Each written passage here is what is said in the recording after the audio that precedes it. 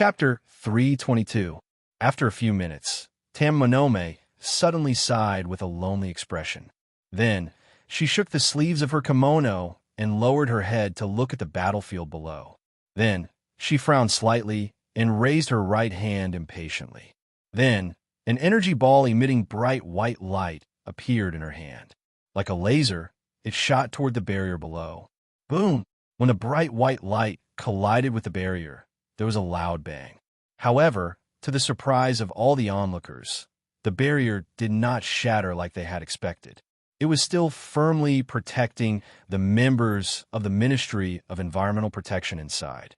Although it looked like that, the dozens of experts who were maintaining the barrier were not in a good state.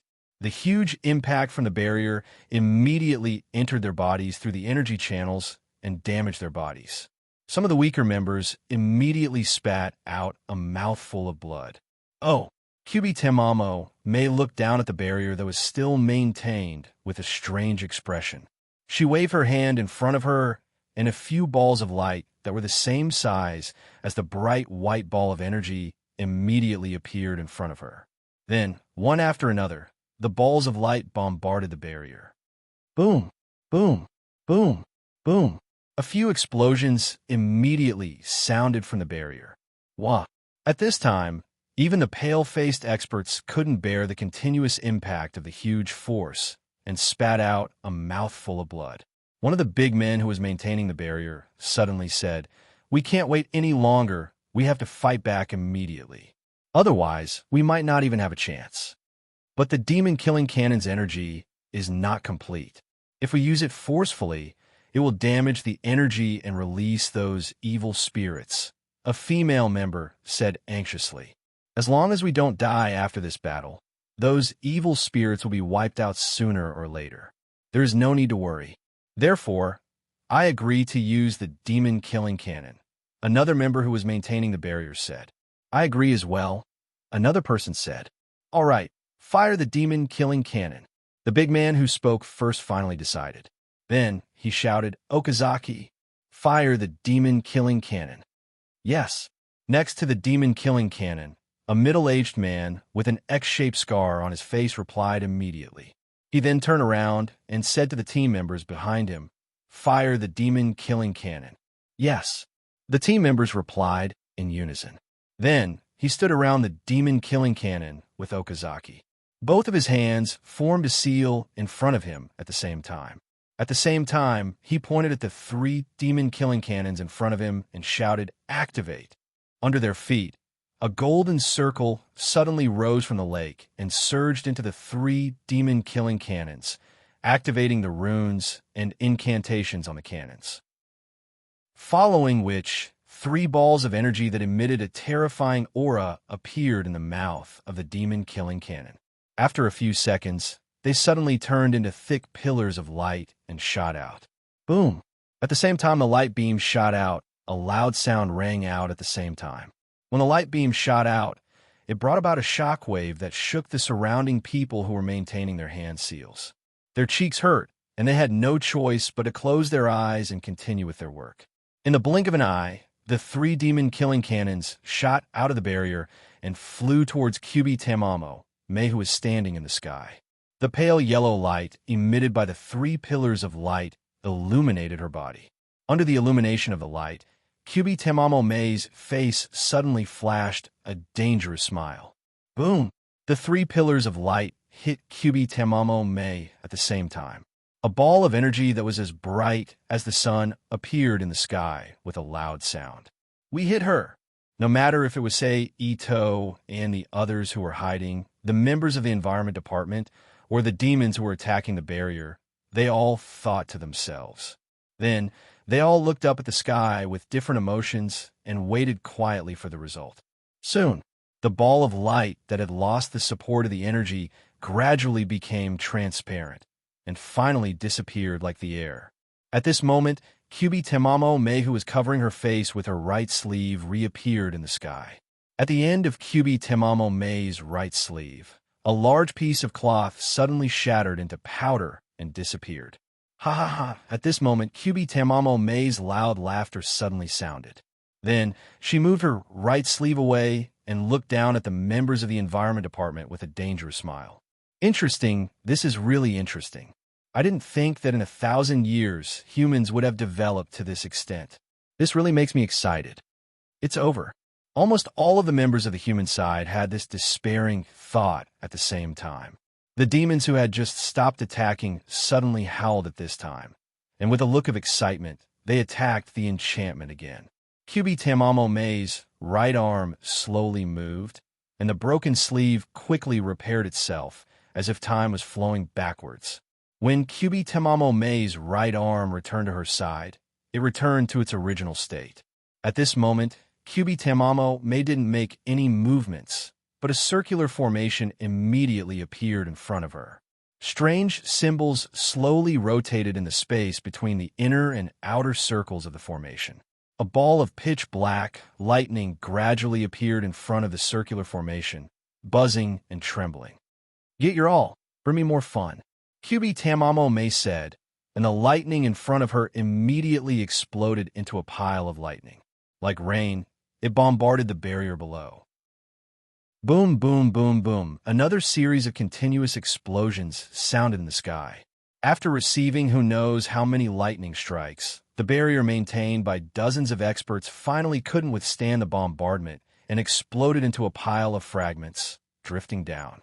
At the same time, because the barrier was shattered, the backlash of the energy caused these dozens of experts to simultaneously spit out a mouthful of blood and fall to the ground. Their pupils constricted as they stared at the black lightning that was rapidly shooting towards them. A sigh abruptly sounded in the field, clearly transmitted into the ears of all the people and demons in the surroundings. Immediately after, a golden light suddenly appeared from the ground. A huge formation that enveloped the entire park appeared on the ground. And at the center of the formation, where the dozens of environmental ministry members were, a transparent energy light enveloped their bodies, helping them to resist the lightning. Soon after, a low and deep incantation sounded. Following the incantation, the huge formation on the ground suddenly lit up and slowly rotated. A pure spiritual energy filled the heaven and earth with the rotation of the formation. Just when QB was feeling uncomfortable because of this energy, that incantation voice suddenly burst out shouting, "For holy descends." Following that person's shout, for strange roars sounded from the void. Soon after, the images of azure dragon, white tiger, vermilion bird, and black tortoise appeared in the sky. They descended to the east, south, west, and north of the huge formation. And following the descent of the 4 holy spirits, the weaker demons on the ground were directly intimidated by the pressure emitted by the 4 holy spirits, trembling as they squatted there.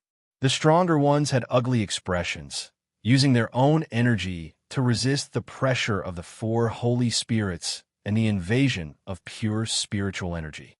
Who has it come out? Under the dual effect of the pure spiritual energy and the pressure of the 4 holy spirits, QB Tamamonome felt very uncomfortable and loudly shouted towards the people below. But that person did not answer, still maintaining the operation of the formation. A moment later, the huge formation lit up and several thick chains completely made of golden spiritual energy rose from the ground, pouncing towards QB Tamamonome in the sky. "Oomph!" QB Tamamonome coldly snorted. Her entire body's demonic energy erupted, forming a pitch-black snake-like creature. It flew towards the incoming chains. Pist, pist, pist, pist. A series of sounds like burning metal sounded. A large amount of white smoke drifted out from the black demonic energy snakes and the golden chains. At this moment, the vermilion bird image in the south suddenly spat out a mouthful of bright red flames towards QB Tamamonome. The flames turned into a flying bird in midair and flew towards QB. QB Tamamonome knew that the vermilion bird's flames were not to be trifled with. Her body quickly floated backwards. At the same time, she swung her sleeves. A black torrent of water rushed towards the vermilion bird's flames. But before QB Tamamonome could relax, the azure dragon immediately spat out a ball of clear water. The ball of water suddenly scattered into countless water droplets in midair, flying towards Kyubi Tamamonome. Kyubi Tamamonome, who was unable to defend in time, was immediately hit by the countless water droplets. The collision of two opposing forces immediately shattered the kimono on her back into powder. Her jade-like fair skin was exposed. At this moment, the white tiger did not show any weakness. Its body trembled. From its body, a real white tiger the size of a real tiger rushed out, pouncing towards Kyubi Tamamonome. While Kyubi Tamamonome was dodging pathetically, its tail whipped Kyubi Tamamonome's face, sending her flying. On the other side, Black Tortoise with a tortoise body and snake tail moved. The scales on its body flickered with a faint light. Its slender snake tail instantly turned into a black shadow, pouncing towards Kyubi Tamamonome. It bit Kyubi Tamamonome's neck. A pitch-black color spread out from the snake's bite. Kyubi Tamamonome frowned and groaned. At the same time, a wave of demonic energy erupted from her body, repelling all the attacks that were approaching her, and then she flew a distance into the sky. Following that, her beast eyes emitting a golden light flashed, and she let out a sharp howl towards the sky. Following Tamamonome's howl, her body was immediately enveloped by pitch-black demonic chi, turning into a huge demonic balloon. Then, under everyone's gaze, it transformed into a huge, ferocious fox with 9 tails wantonly waving in the air. Its beastly face was ferocious, and its golden, beastly eyes flickered with violent emotions. Puke! Then, the 9-tailed beast raised its head and opened its mouth. A ball of jade-colored energy quickly gathered in its mouth and was then spat out. The jade-colored ball of light shot toward the 4 Holy Spirits' phase at a speed invisible to the naked eye. Although the 4 phases were formed from energy, their instincts towards danger still existed. Therefore, when the jade ball flew over, they dodged in all directions at the same time. The jade-colored energy brushed past their energy bodies and bombarded the ground. Boom! A huge mushroom cloud rose from the ground at the same time with a loud bang. A large number of demons and buildings were turned into ashes by the 9-tailed, jade-colored energy ball, blown away by the shockwave. Retreat! Seeing this, even the fiendish demons felt fear. One of the fiendish demons quickly shouted to the other fiendish demons. Then, the surviving demons scrambled to retreat in the direction of the capital. Mother, it seems that it's not safe here. Let's retreat. Seito looked at the huge pit in front of them, which was more than 10 meters deep, and said to Eriko and the others beside him, "Okay." Eriko looked at the huge pit in front of them and nodded with lingering fear. Together with Seito, they retreated a large distance before finding a place to watch the show. At this time, the 9-tailed beast was already in battle with the 4 phase. Its 9 tails were waving about, both to defend against the attacks of the white tiger, the vermilion bird, the black snake, the green stream, and the sealing chains, and also to counterattack. Waves of violent energy fluctuations came from the place where they clashed, blowing the ground like a hurricane, sweeping up a large amount of dust and rubbish. So this is the 9-tailed beast. It's so terrifying. Suzu Ito said in shock as she watched the battle between the 9-tailed beast and the 4 phase. Compared to that, I'm more curious about how the guy who set up the formation is maintaining the consumption of energy. Seito did not care about the battle between the 9-tailed beast and the 4 phase, but he was curious about the method that person used to maintain the formation. He's probably using the spirit vein, Eriko guessed. Spirit vein. Seito and Suzu Ito looked at Eriko in confusion. Yes, spirit vein. It's the path that all souls take to return to. At the same time, it's an important existence that maintains the vitality and spiritual energy of an area, Eriko explained. Spirit vein. It sounds similar to a dragon vein, but a dragon vein does not have the ability to transport souls to their final destination, Seito thought to himself. Then how do we sense the existence of the spirit vein? Suzu Ito asked curiously. Calm down and let go of your senses. Then, Rely on your spiritual energy to instinctively search for the spirit vein's existence, Eriko explained. Seito tried according to Eriko's instructions.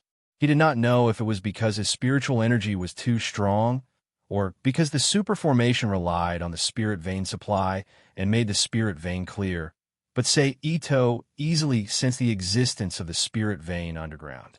When he probed the spirit vein with his spiritual energy, a large amount of noisy thoughts appeared clearly in Seito's mind.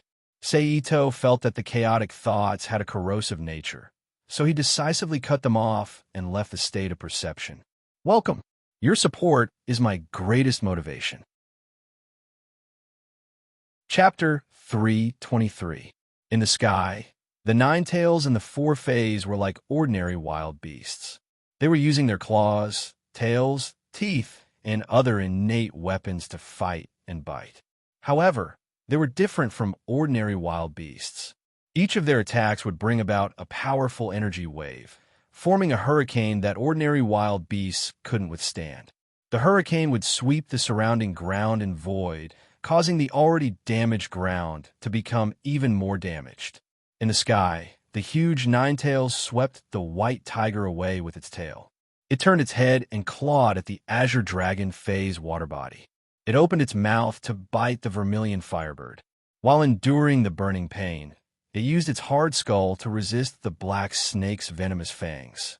After the nine-tails attack, the azure dragon and vermilion firebird, which had reformed their bodies, rushed toward the nine-tails together. They crashed into Nine-Tails' huge waist from both sides. The vermilion firebird and the azure dragon Fae immediately created two hideous wounds on the nine-tailed beast's waist, one charred and the other pitted.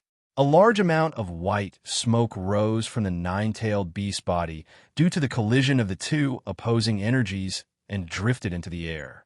After the azure dragon and vermilion firebird, the black snake and white tiger rushed over one after another. In mid-air, the black snake's body that was bent into an S shape suddenly stretched out. Its originally extremely fast speed instantly became invisible to the naked eye. In the blink of an eye, it arrived in front of the nine-tails and circled around its neck. At the same time, it tightened its body and bit the nine-tails' ear. Then, the white tiger roared and pounced on QB's head. Its two sharp front claws ruthlessly scratched QB's face, leaving 8 long wounds. Roar! The nine-tails howled in pain. However, this wasn't the end. The golden chains that had been waving like tentacles under the four fays and the nine-tails immediately seized the opportunity. Nine-tails' limbs, claws, and waist were all tied up. Walalala! Several chains wrapped around the nine-tails' body almost instantly. Roar! The nine-tails, which felt its body being bound, howled again. Its fiery demonic aura suddenly burst out and turned into black light rays that shot at the chains. Piss piss! The sound of red, iron-burning flesh immediately came from the golden chains, and a layer of corrosion appeared on the surface of the chains. A gap appeared as though something had gnawed on it. Although the demonic aura black light shooting at the golden chains was effective, the thickness of the chains wasn't something that could be easily broken. Furthermore, the four fays wouldn't just sit there and watch the nine-tails break the chains and break free. Therefore, after the chains bound the nine-tails, the four fays attacked the nine-tails again at the same time. Nine-tails' four limbs were bound, and the demonic aura was attacking the chains. Apart from its head and tail, it had nothing else to do. It immediately swung its tail frantically, causing an energy storm to be instantly stirred up, shooting towards the four fays like a hurricane. Zhi, a sound that resembled the squeaking of a mouse, came from the place where the hurricane and the four spiritual creatures were clashing. Without the harassment of the four spiritual creatures, the chain on the right claw of the nine-tailed beast's forelimb was finally corroded by the demonic aura and became fragile after a moment. The nine-tailed beast struggled and broke the chain into two. Without the energy to maintain the chain, it immediately turned into countless wisps of golden spirit energy and dissipated into the air. With the first chain, there was a second and third chain. After the right forelimb, the remaining 3 chains were also broken by the nine-tails. The nine-tailed beast, who was once again free, kicked off the void and immediately pounced toward the white tiger that had just broken through the obstruction of the energy hurricane. With the help of the energy hurricane, the nine-tails easily scratched the white tiger's body, leaving dozens of bone-deep wounds. Roar! The white tiger roared in grief and turned its head to bite the nine-tails' claws. The nine-tails leaped to the side and calmly dodged the white tiger's bite. Then, the nine-tails whipped the white tiger's head, turning it into a bloody mess. The nine-tails quickly stretched out its long mouth and crushed the white tiger's head into a pile of energy, returning to the white tiger's body. Without the white tiger as a meat shield and the main combat power, the other 3 fays were even worse. Then, the black snake was torn into pieces by the nine-tails' claws and returned to the black tortoise's body. The vermilion firebird was next. As a phoenix that had inherited the vermilion bird's characteristics, it could be reborn from desire and was not easy to kill. However, under the pursuit of the nine-tailed beast's demonic aura, it still dissipated into a stream of red energy and returned to the vermilion bird's phantom. The azure dragonwood spirit was even simpler. Without the help of the other 3 fays, it could only attack by turning into dense water droplets. It was also blasted into a ball of energy by the nine-tails' energy. Roar! The nine-tails raised its head and roared at the crescent moon in the sky to vent the pleasure of its victory. Then, its golden beast eyes turned and stared at the giant array below. However, the injured experts of the Environment Province in the center of the array had been rescued when the nine-tails was fighting the 4 fays. The nine-tails felt that its prey had been snatched, and its eyes flashed with rage. It opened its mouth and quickly gathered a jade-colored energy ball and shot it at the giant array below. Boom! A huge explosion immediately sounded, and then a mushroom cloud rose from the array like an atomic bomb. Sigh. Suddenly, the previous sigh was heard again, followed by a burst of indistinct incantation. While Ninetails was looking around for the mastermind behind the scenes, the array below Ninetails fiercely burst out with dazzling light. Just as everyone instinctively closed their eyes to protect themselves from this sudden light, an explosion several times louder than when QB shot out the energy ball suddenly rang in everyone's ears. Under the gaze of Ito Sei, who used his power to protect his eyes, the huge array suddenly burst into countless glass-like energy fragments in the explosion sound.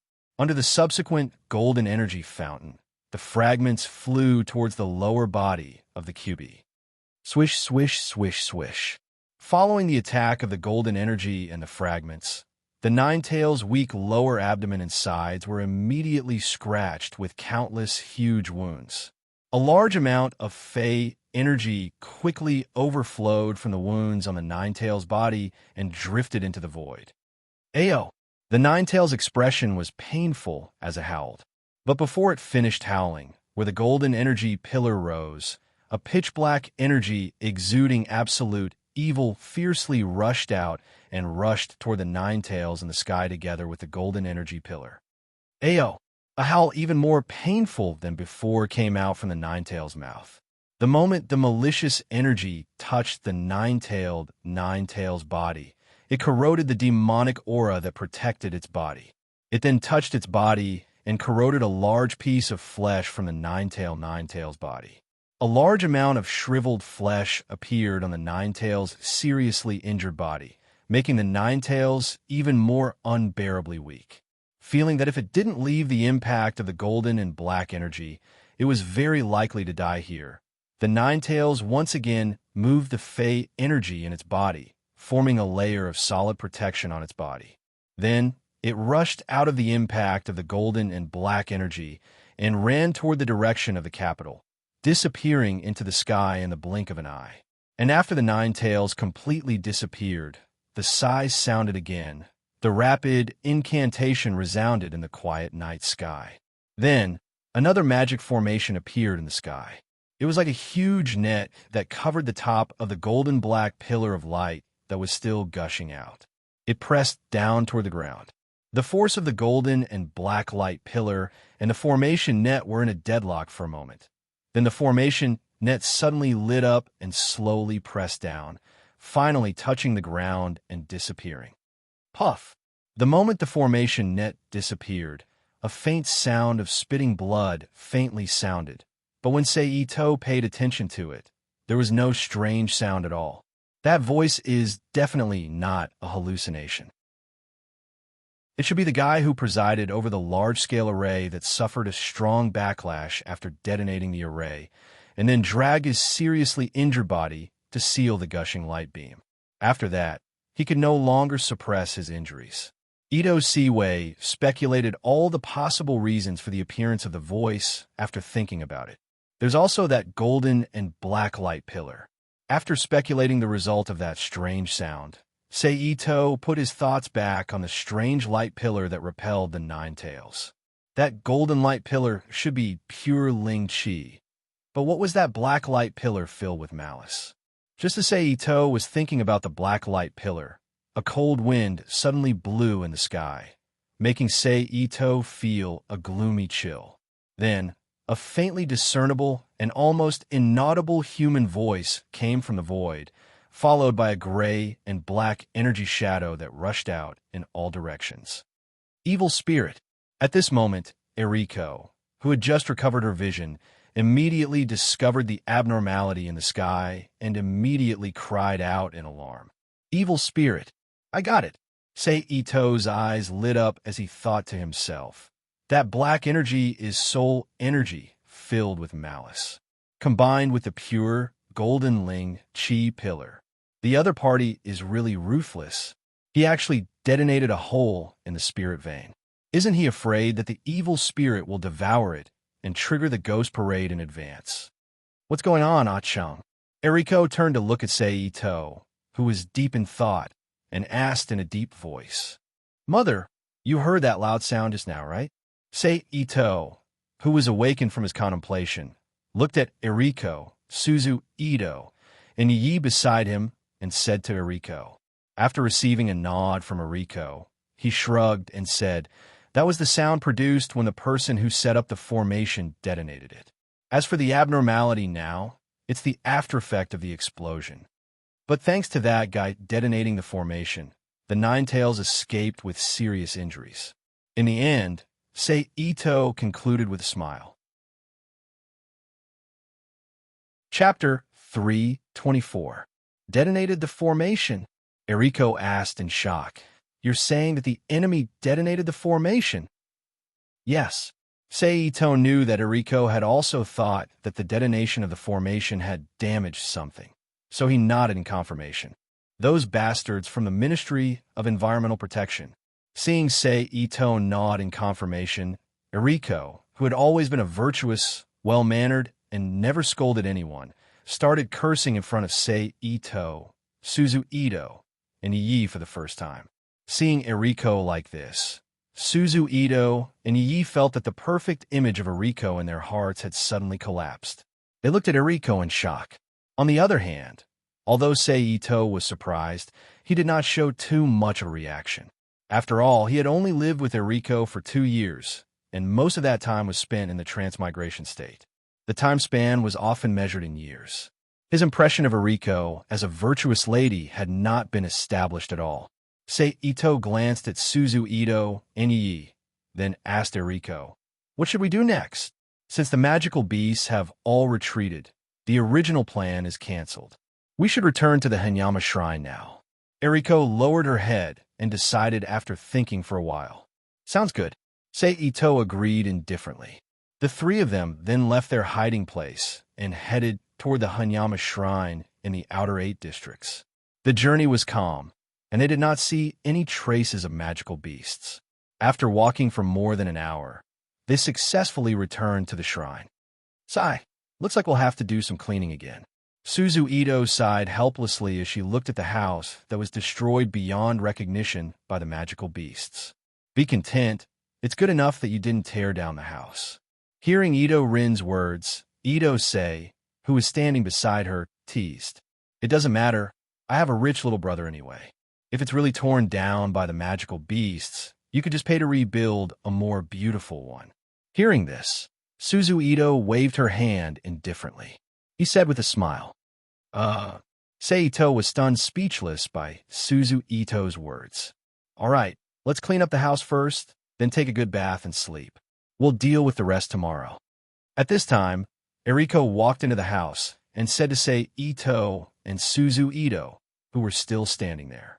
Yes, the two of them replied at the same time. She walked into the house with Yi and began to clean the room. The four of them were not ordinary people. Cleaning the house was really a simple task. Even if the house was damaged by the magical beasts, Seito's alchemy helped to repair it, ensuring that it would be restored to its original state without any traces. After a while, the four of them finally cleaned up the house.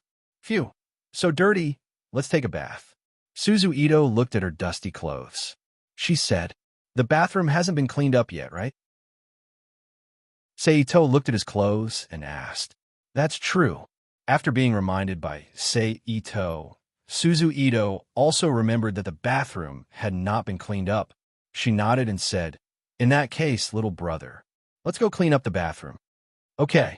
Seito nodded and followed Suzu Ito to the big bathroom. The shrine's bathroom was very big, just like the bathhouses in ancient China. The surrounding walls and floor were all made of wood. In the middle of the bathroom, there was a hole about 80 centimeters deep, and the bottom and the sides were all covered with wooden planks. The water outlet and the water inlet were on the left side of the pool and underground respectively. It's really dirty. Suzu Ito looked at the muddy water in the pool and the broken wall around it, and said with a frown, let's drain the water first. Seito said. Then he walked forward and found the switch to drain the water and turned on the water outlet. Following the sound of water flowing down, a whirlpool immediately appeared on the dirty water surface. Then Seito and Suzu Ito began to clean and repair the big bathroom together. Soon, the bathroom was clean again, and the pool was filled with water again. Then they turned on the temperature control device in the bathroom and slowly heated the water in the pool. Then the two of them left the big bathroom and returned to the room. Let's eat. Eriko put a plate of steaming dishes on the table and said to Seito and Suzu Ito, who walked into the room. Mom is so thoughtful. Suzu Ito looked at the dishes on the table and smiled happily. Then she pulled Seito to the side for a simple wash, then returned to the table and sat across from Eriko. I'll start eating. After everyone sat down, Eriko led the four of them to do the pre-meal etiquette and began to enjoy. I'm so full. After a while, Suzu Ito, who finished eating, stretched lazily in her seat and said lazily, Ah-chung, wait a few days. If the situation stabilizes, bring Reina back. Eriko, who was sitting at the table, looked at Seito and said, okay. Seito nodded and agreed. Mom, what do you think will happen next? Suzu Ito looked at Eriko and asked. Before Eriko could answer, Seito took the lead and said, based on Kyubi's injuries, the fiendish demons in other places will probably stop for the time being. However, Kyoto will definitely be in chaos. Some people will probably follow the royal family to Tokyo. When that time comes, it will be hard to say. After all, he was the only one among the four of them who had seen Kyubi get injured and escape. He also knew the extent of Kyubi's injuries. Ah-chung, to what extent is Kyubi's injuries? Eriko asked with a frown. It's hard to say, but the three types of high-purity energy clashed. In addition to the damage from the battle between the four Fays, Kyubi is definitely seriously injured. As for how serious the injury is and how long it will take to recover, I'm not sure. After all, Kyubi is a 1,000-year-old fiend. It's hard to say if it has any special means. Seito said helplessly. Sigh, Kyubi's survival is always a troublesome matter. Eriko sighed. Mom, you don't have to think so much. When Kyubi appears again, the guys from the Ministry of Environment will naturally take care of it. We should just live our lives well. Suzu Ito comforted. Yes, even if the sky falls, there will be a big one to hold it up. If Kyubi really rules Japan, we could just go to China. Anyway, the world is so big. There will be a place to stay. Seito also said. Next, the four of them chatted for a while. After that, They finished eating and went to the bathroom to wash up. Just as the Ito family was enjoying the warm water to moisturize their skin and relieve their fatigue, Kyoto was indeed in chaos. After the seriously injured Kyubi fled Tokyo and returned to Kyoto, it immediately issued an order to the many fiendish demons that had also fled to Kyoto. It was going to use the blood of living creatures to eliminate the evil spirit's thoughts that had contaminated its body. Then, it would use the essence contained in the blood to heal its injuries. After receiving Kyubi's order, the fiendish demons that were already prepared to attack Kyoto, which was already completely unprepared, almost immediately gathered and rushed toward Kyoto. Kyoto, which was completely unprepared for the attack of the fiendish demons, was instantly killed and injured. Even if the people later reorganized the team to resist, they were defeated by the huge gap in numbers and the lack of masters. In the end, they had to hurriedly escape from Kyoto with the members of the royal family and run to the nearest Tokyo. After this battle, many small inheritances based in Kyoto were destroyed by the fiendish demons. Most of the inheritances suffered heavy casualties, and countless important information was lost. Even if the inheritances were rebuilt after the disaster, it would be difficult for them to return to their current peak state. If there was no powerful person in the future to restore the information and inheritance of the Shinto system, it was believed that after a few decades, when the old generation of masters died for various reasons, and a new generation could not take over, it would gradually lose the capital to compete with the Ministry of Environment, fiendish demons, and other local forces. It would be reduced to a vassal force of the Ministry of Environment. However, that had nothing to do with the Ito family. Anyway, the inheritance of their family was in Tokyo. As long as no one made trouble, it would not be destroyed. Even if it was destroyed, Seito could go to other worlds to snatch it, and the inheritance he obtained would only be better than the existing one. For the time being, they did not know about the bloodshed in Kyoto. After Seito and the other three finished washing, they returned to their rooms to rest. In the room, Seito looked at Yi, who had not seen him for almost 2 years, and his eyes flashed with passion. Then he suddenly reached out and pulled Yi, who was wearing a bathrobe and a kimono, and pushed him down on the floor. After looking at Yi, whose face was crimson and eyes were watery for a moment, he leaned over and kissed Yi's lips, and then a dexterous tongue probed into each other's mouths and entangled. At the same time, his flexible right hand skillfully pulled open the belt of Yi's bathrobe, opened the bathrobe, and immediately attacked Yi's round breasts exposed in the air. His 5 fingers like a prank played with the red particles at the top of the round breasts, provoking Yi's emotions. After a while, Seito and Yi's lips separated from each other. Yi, who breathed fresh air again, breathed quickly, reached out his hands and hugged Seito's neck, whispering softly, "Ah Chung, love me." Hearing Yi's request, Seito chuckled and leaned over again. Next, naturally, it was spring in the hibiscus tent, and all kinds of light and low voices were endless. After such a night of passion, the naked 2 people fell asleep in each other's arms with a satisfied face. In the blink of an eye, it was morning. The 2 people, who were refreshed, got out of bed early. After a simple wash, they changed into a set of simple home clothes and went to the hall together. After greeting Eriko and Suzu Ito, who came one after another, and had breakfast together, they began to renovate the shrine. It took almost the whole morning, and the shrine was finally restored to its original state with the efforts of the 4 people. After lunch, the 4 people began to check the defensive enchantment of the shrine. Although when they left at that time, in order to prevent the existence of the enchantment from arousing the demons' greater desire to destroy, they could not guarantee that the demons did not destroy the enchantment, so the necessary inspection was necessary.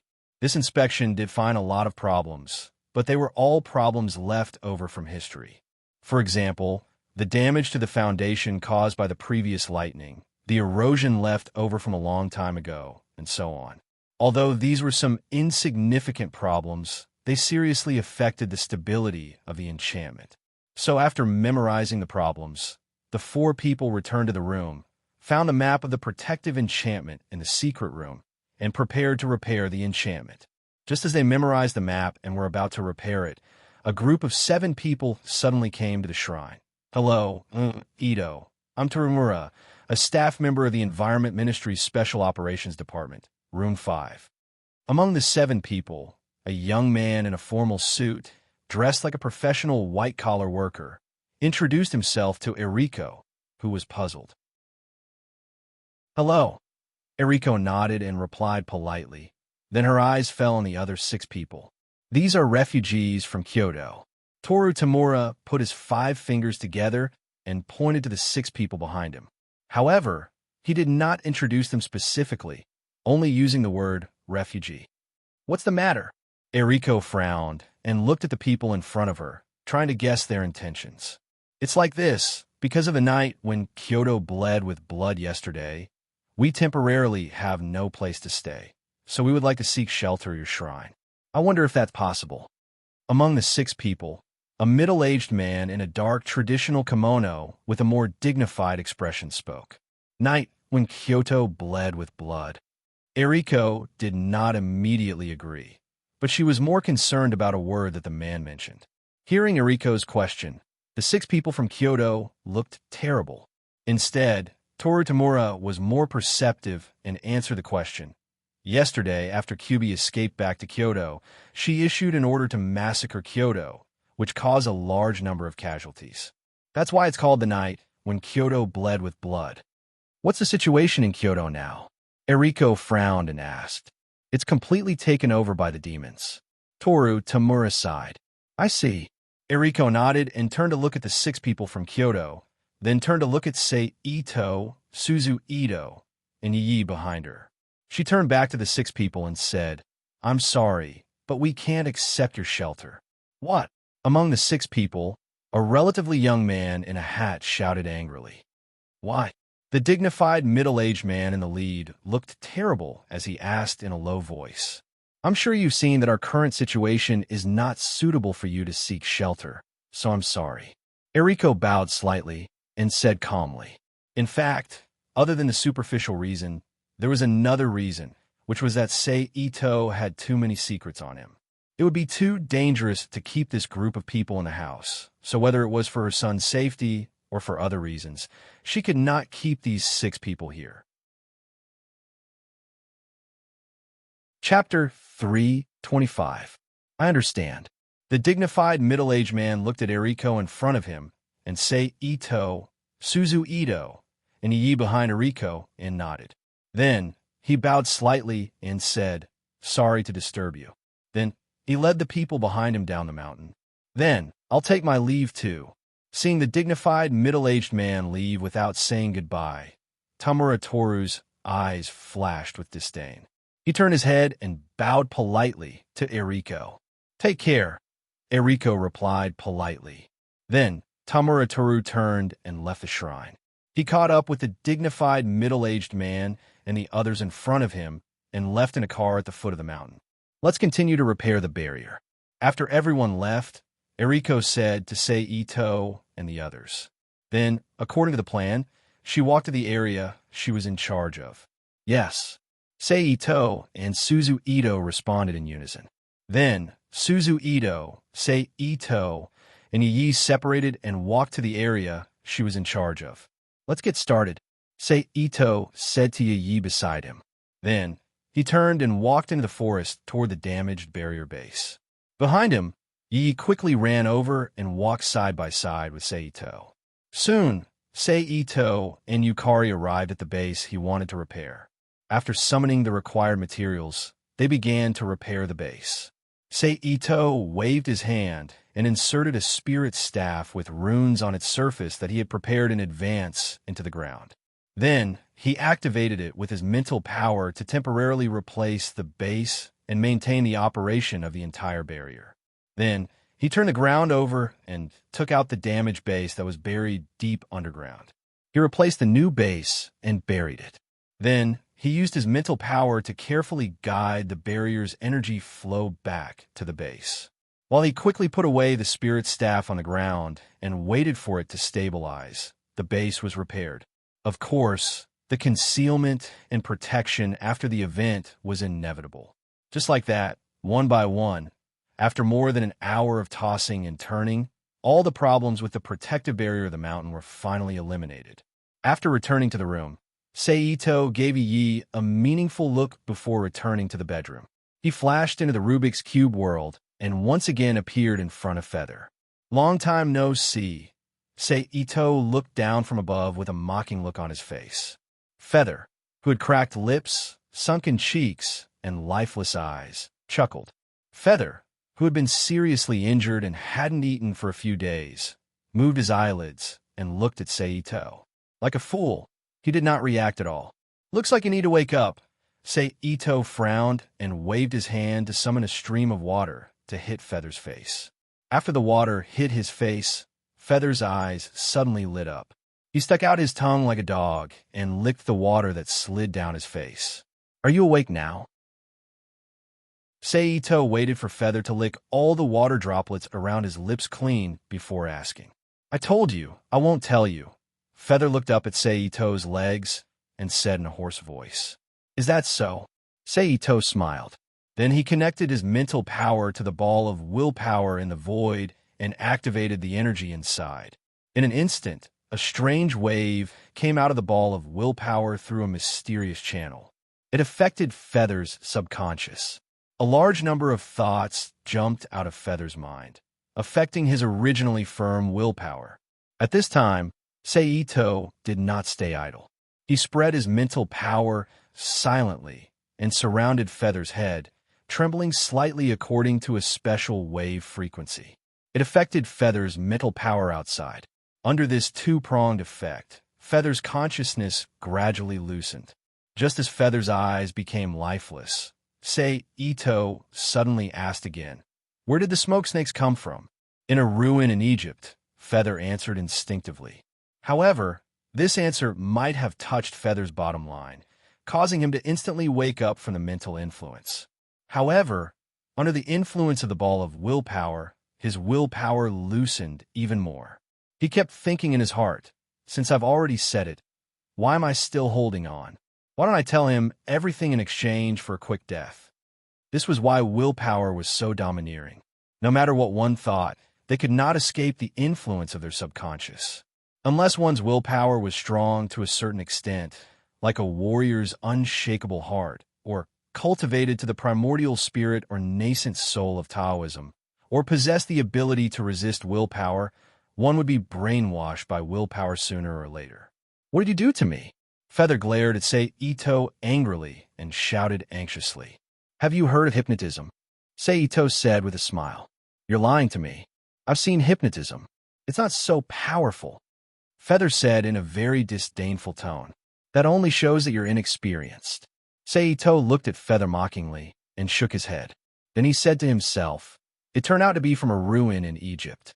It seems that I should go to Egypt to have a look when I have time. I haven't seen the pyramids yet." After that, without waiting for Feather to speak, he flashed out of the Rubik's Cube world and returned to the living room. The following afternoon was basically uneventful, and the day passed peacefully. Of course, the so-called peacefulness was relative. On this night, the Black Sphere room that had stopped the mission because of the Environmental Ministry's large-scale mission opened again.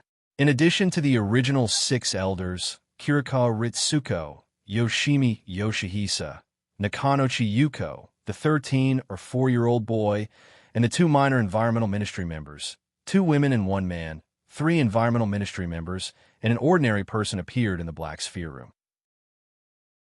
Under Yoshimi Yoshihisa's explanation, the 4 newcomers who understood the current situation wisely chose to accept Yoshimi Yoshihisa's leadership. They changed into black tights, took their weapons, and were sent out by the Black Sphere to carry out the mission. This time, the mission target was no longer the Environmental Ministry members that Yoshimi Yoshihisa and others were familiar with, but the members of the Shinto system who had moved to Tokyo to take refuge because of the night of Kyoto's bloodshed. However, the number of mission targets was slightly more. It was a group of monks composed of 11 people. After a hard battle, the 4 newcomers were all killed in battle. The 2 minor Environmental Ministry members and the 13 or 4-year-old boy also died in battle. Nakano Chiyuko was cut in half at the waist, and Kirikawa Ritsuko lost an arm. They finally completed the mission. I didn't expect this Nakano Chiyuko to have made so much progress. It's like she changed into a different person. If she obtains a special ability, she will probably grow into a better combatant than both Yoshimi Yoshihisa and Kirikawa Ritsuko.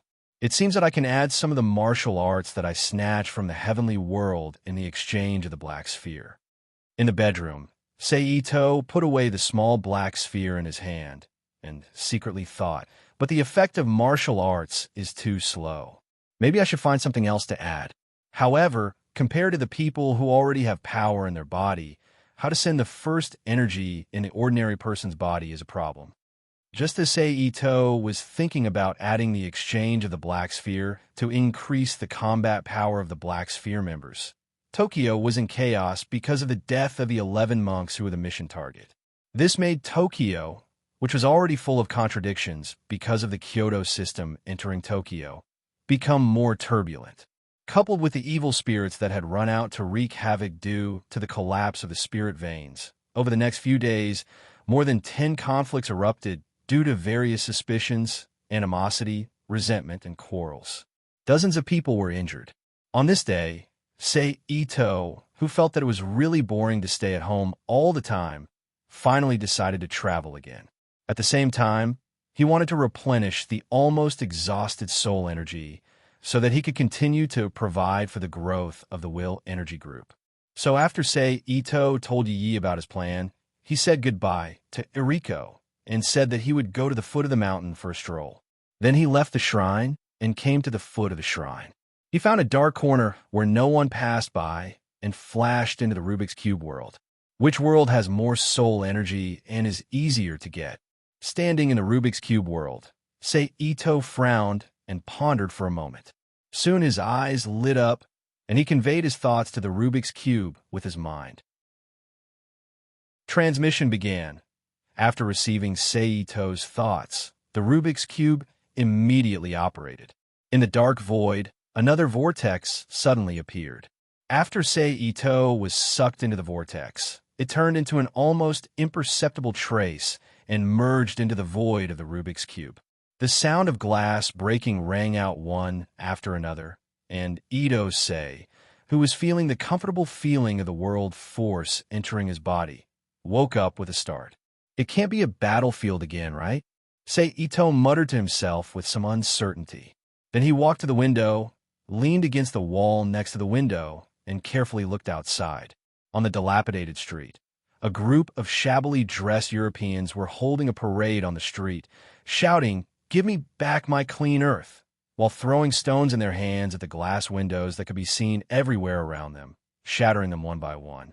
They didn't care whether the other party was innocent or not. What year is this? I've just arrived, and I'm already encountering a parade of blue Persian chrysanthemums. It can't be the year CE 6X, right? That's really F*** up. Seito muttered in his heart as he looked at the situation outside the window. Then he left the window and looked at the room he appeared in. This was a small bedroom, and it was a bedroom that had been abandoned for a long time. This could be seen from the overturned bed, the dirty floor, the scattered furnishings, and the thick layer of dust in the room. However, although this bedroom was dirty and messy, at least there was one thing that was useful to Seito at the moment. The calendar of CE 68. Seito picked up the dusty old calendar on the table and looked at it. When he saw the year number on the calendar, he whispered softly. Chapter 326. CE 68 calendar. This page is from June, and based on the situation in this room, is it CE 69 or CE 70? Seito threw away the calendar in his hand and thought to himself, I hope it's CE 69. This way, I still have a chance to sneak into the Atlantic Federation and join the Bloody Valentine Project to collect the souls of 700,000 people. Seito, who knew that the most important thing now was to determine the time period, immediately left the room and walked downstairs. Expel the regulator. Give us back our blue planet. As soon as Seito left the room, the originally acceptable volume immediately became louder. Ito, who had just walked out of the building, frowned slightly. Then, he walked away against the crowd and disappeared into the crowd in the blink of an eye. Ding-ling-dang-lang. A bell rang. "Welcome," a deep male voice greeted. Ito, who pushed the door into the bar, went straight to the bar, casually ordered a glass of wine, and turned his head to observe. The bar was very spacious, about 100 square meters. One-third of the space was occupied by the bar counter. High chairs were neatly arranged in front of the bar counter for customers to use. Above the bar counter near the wall, a 21-inch color TV was broadcasting the news. As for the remaining two-thirds of the space, it was filled with dark-colored round wooden tables. 4 round armchairs were neatly placed around the round wooden tables. Latest news: due to plants' disregard for the warning of the governing countries, they are still conducting satellite farming. Satellite agricultural production is still being carried out. In this regard, the member states have indicated that they will not rule out the possibility of using force to solve this problem. On the television screen, a female announcer was sitting upright as she reported the news. On the small screen in the upper right corner, there was a live broadcast of a member state's press conference. There, a middle-aged man in a dark blue suit was making a statement in a dignified manner.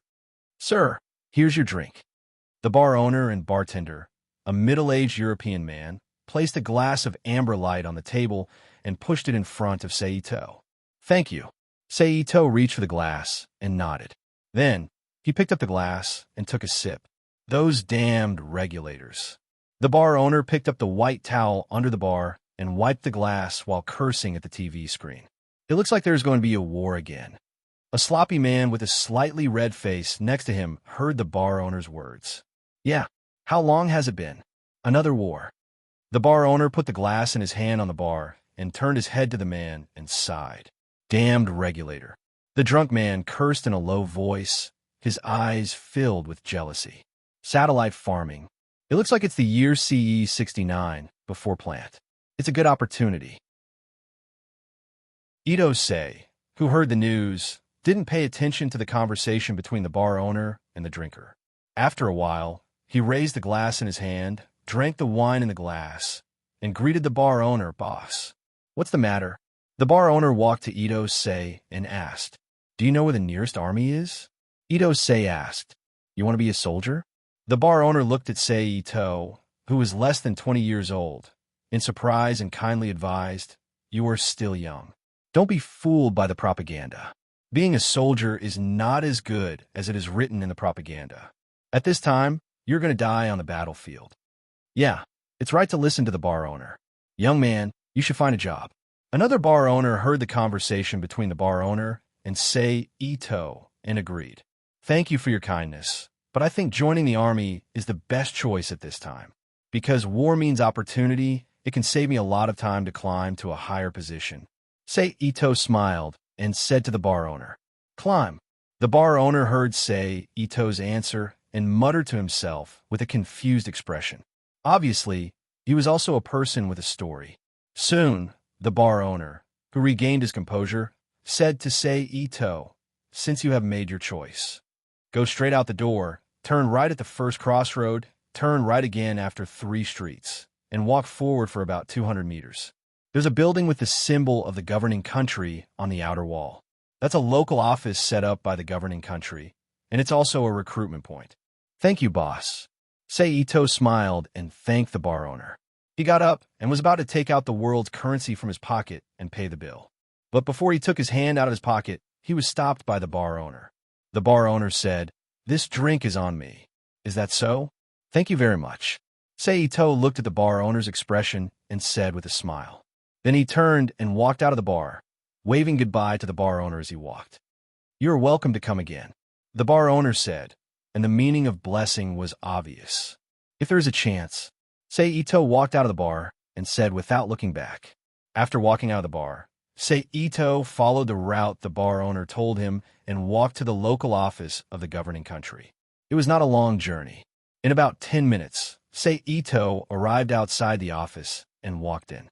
Instead of calling an office, it was more like a hotel reception desk. Ito walked straight to the young woman sitting behind the reception desk and doing something with her head down. "Excuse me." Seito looked at the woman at the front desk, who was playing games. "Hmm?" Hearing the greeting, the woman at the front desk immediately threw the phone into the open drawer in front of her and quickly closed it. She looked up at Seito. Then she asked with a professional smile, "What can I do for you?" "I want to sign up for the army. I don't know where to go and who to look for," Seito said. "Join the army? Wait a moment. I will inform the person in charge to pick you up." The woman nodded and dialed the internal phone in front of her. After a while, she looked up at Seito and smiled. "The person in charge will come down to pick you up. Please wait a moment." "Okay." Seito nodded and agreed. About 5 minutes later, a capable young woman in a white military uniform walked out of the corridor on the side of the hall. She walked up to Seito and sized up Seito. Then she said, "You are the one who wants to join the army?" "Yes." Seito nodded. "Well, come with me." After that, he said. Then she turned around and walked back the way she came. Behind her, Ito-sei shrugged uninterestedly and quickly followed her, under the guidance of the female soldier. After a while, they came to a room on the second floor. After the female soldier knocked on the door and got permission, she opened the door and walked in with Seito. "Report. The person is here." As soon as they entered the room, the female soldier immediately saluted and said loudly to a middle-aged male officer in the room, "Uh-huh." The officer nodded, stood up from his seat, and walked over. At this time, Seito finally had the time to carefully size up the officer in front of him. He was wearing a white military uniform, was more than 8 meters tall, and had typical European features. His facial features were well-defined, but his big nose ruined his overall image, making him look gloomy. "Asian?" The officer stood in front of Seito and frowned after seeing Seito's figure and appearance. Obviously, this person had a bad impression of Asians. "Yes," Seito admitted. "Forget it. Let's go for a physical examination first." The officer frowned and sized up Seito. Finally, he said, "Follow me." Then, together with the female soldier, he took Seito out of the office and walked to another room on the same floor. After more than a minute, the three came to a room full of various equipment. 3 male soldiers in white coats were sitting there, bored. First Lieutenant George, test his physical fitness. The officer walked to a chair in the room while pointing at Seito behind him with his thumb and said to one of the 3 soldiers, "Yes, Major Anderson." One of them, a very capable young male soldier with blonde hair and glasses on his face, stood up and responded. Then he looked at Seito and said, "Come here." Seito nodded silently. He slowly walked over. "Fill out this form." George took a piece of paper from a stack of white papers on the side table and handed it to Ito-sei and said. Seito, who was already prepared, took the form obediently, walked to the table, took the pen on the table, and leaned over to fill it out. The content of the form was basically the general information used by all the world's armies, such as name, age, blood type, date of birth, nationality, etc. Done. It didn't take long for Seito to fill out the form and said as he handed it back to George, "Okay, let's start the test." George took the form, casually glanced at it, and then put on the pile of white papers next to the table. He turned to the other 2 soldiers and shouted, "Billy, Cook, time to work. Coming." The other 2 soldiers in white robes responded and walked over.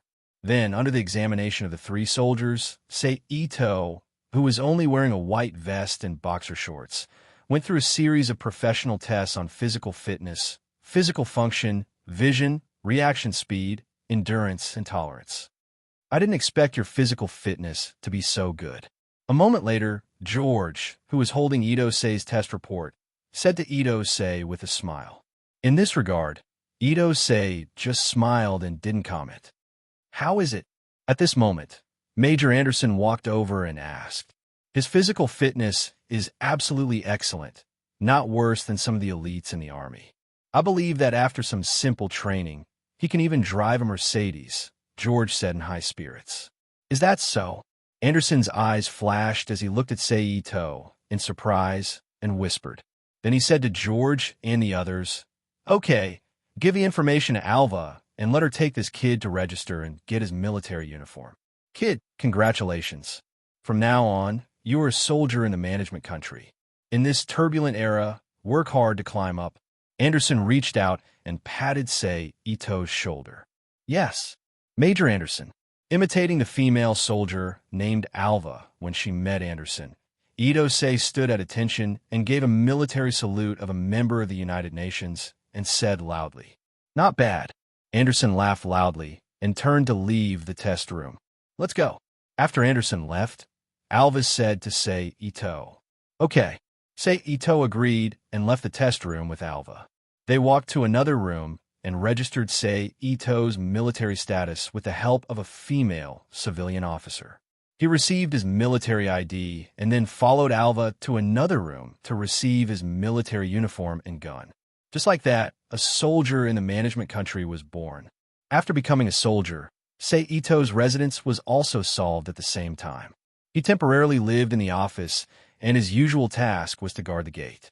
3 days later, after guarding the gate for 3 days and getting familiar with almost all the soldiers in the office, Sei Ito finally received a transfer order and was sent to a military base for driving training. After packing his luggage, Sei Ito simply said goodbye to a few soldiers he was familiar with. He boarded the military transport plane and flew to the unknown military base. In this way, after a midway transfer and a total of more than 2 hours of air travel, Ito Sei finally arrived at the destination on the order. "Welcome, Private Sei Ito." As soon as he got off the transport plane, a young male officer greeted Sei Ito with a smile. "Sir, Sei Ito is now a private, the lowest rank in all the military ranks. Basically, he has to call everyone sir. Don't stand on ceremony. As long as you can endure this training, I believe your military rank will definitely become the same as mine. If your performance is good enough, you may even be higher than mine." The male officer raised his hand and saluted back with a smile. "Is that so?" Sei Ito said non-committally. He didn't care much about the promotion of his military rank. His purpose in joining the army was to find a way to participate in various battles and collect soul energy. Of course, if he could promote his military rank, he wouldn't mind. At least it would be a lot more convenient to collect materials, and it would be easier to get access to some secrets. Then the two chatted all the way to the military base. "Here we are. This is the room you will be living in." In front of a steel door, the young man named Emoer took out a magnetic card from his pocket and swiped it quickly against the card reader on the wall. After that, he pointed at a small room of more than 30 square meters that was exposed behind the wall by the door and said, "I'm sorry." Chapter 327. Sei Ito took the door card that Moore tossed to him and walked into the room. He tossed his luggage onto the steel bed and returned to Moore's side. "Let's go," Sei Ito said to Moore. Moore led Sei Ito on a tour of the entire training base. He also led Sei Ito through the login procedures and the meal card. Finally, he led him to an office and walked in. "Lieutenant Colonel Cecil, Private Sei Ito is here." Moore immediately became serious as soon as he entered the room. He saluted and reported loudly. Hearing the report, Lieutenant Colonel Cecil stopped what he was doing and raised his head to respond faintly. He then looked at Sei Ito and allowed Sei Ito to see Cecil's face clearly. She was dressed in a white military uniform. She was of European descent, but her facial features were not as well defined as those of European men. Instead, she was more like an Asian. At the very least, Sei Ito felt very comfortable looking at her. He had short brown hair and a pair of deep eyes. His gaze was very sharp. "This woman has a murderous aura. She must have been on the battlefield," Sei Ito thought to himself. Although he was thinking about something, it did not affect his physical movements. Sei Ito stepped forward and saluted Cecil. He said loudly, "Lieutenant Colonel Cecil, I am Private Sei Ito. I am here to report for duty." "Not bad." Anderson recommended a good seedling, Cecil said with satisfaction after quietly observing Sei Ito for a moment. Then he said to Emoer, "Let's put him in your team. You can take him away." "Yes, Lieutenant Colonel Cecil." Emoer immediately responded loudly. and then together with Ito, Sei gave a military salute to Cecil, and then left the room. After leaving Cecil's office, Moore, who was already the captain of Sei Ito, took Sei Ito to his squad's training ground and introduced Sei Ito to his squad members. This is Sei Ito, a newcomer to the base. He will be a member of our squad from now on. Everyone, please welcome him, Moore said to the men and women in front of him. Hello, everyone. I'm Sei Ito. Please take care of me in the future. Sei Ito stepped forward and introduced himself. Show a little boy. A burly man, who looked even bigger than Moore, immediately whistled when he saw Sei Ito and teased him. Finally, I'm not the youngest anymore. Another baby-faced blonde man said happily. Then you're done. Shirley will probably change her target. Next to the baby-faced man, a man with a frivolous face put his arm on his shoulder and teased. No way, Shirley. Shirley. The baby-faced man immediately looked nervously at the tall woman, who was a body's length away from him, and said pitifully, since there's a new choice who still wants you. Shirley said with disdain as she glanced at the baby-faced man from the corner of her eyes. Shirley, are you serious? Do you really want to take him? It's not easy to find someone you like, and you want to snatch him away. How am I supposed to live? Another woman with short black hair and pale skin looked at Shirley beside her and said exaggeratedly, Vita, you may have taken a fancy to the newcomer, but the newcomer might not have taken a fancy to you. Next to Vita, another man with short blonde hair said. The man with an artistic temperament raised his eyebrows and said, Oh. Vita also raised his eyebrows and looked at Sei Ito with a threatening gaze. In response, Ito Sei smiled awkwardly and retreated to Moore's side, looking at him. Okay, don't scare the newcomer. Moore clapped his hands and said, and then introduced the people in front of him to Sei Ito. The one who whistled is Gray Rodney. Yo, just call me Gray. Gray Rodney raised his hand and greeted with a smile. The baby-faced man next to Gray is Violet Turner. Although he looks young, he's much older than you. He's 24 years old. Moore pointed at the baby-faced man and said, Captain, don't expose me like this. The baby-faced Violet said with a gloomy face and then smiled at Sei Ito. I'm Violet Turner, Shirley's boyfriend. Fisk, don't listen to his nonsense. Before Moore could continue the introduction, Shirley spoke first. She winked at Sei Ito and said, I'm Shirley Evelyn's. You can call me Shirley. I'm currently single. Can you go for a drink with me later? Aha! Sei Ito looked at Violet, who was staring at him fiercely, and laughed dryly. Shirley, you know her. The man next to her is Sarah Oliver. Moore smiled and pointed at the flirtatious man who still had his arm on Violet's shoulder. Hello, newcomer. Sarah greeted Oliver with a wave of her other hand. That's Jane David. Moore pointed at the woman with dark skin and introduced her. Newcomer, if you don't like Shirley, you can find me. Jane David winked at Sei Ito and said. However, her behavior was bolder and more provocative. She purposely posed seductively and sent him a flying kiss. Looks like you're very popular with women. You've attracted the attention of the two flowers in our team. Moore looked at Sei Ito and teased him. Then he pointed at the man with the temperament of an artist and said, The last one is Gilbert Gerald. Gilbert Gerald nodded reservedly as a form of greeting.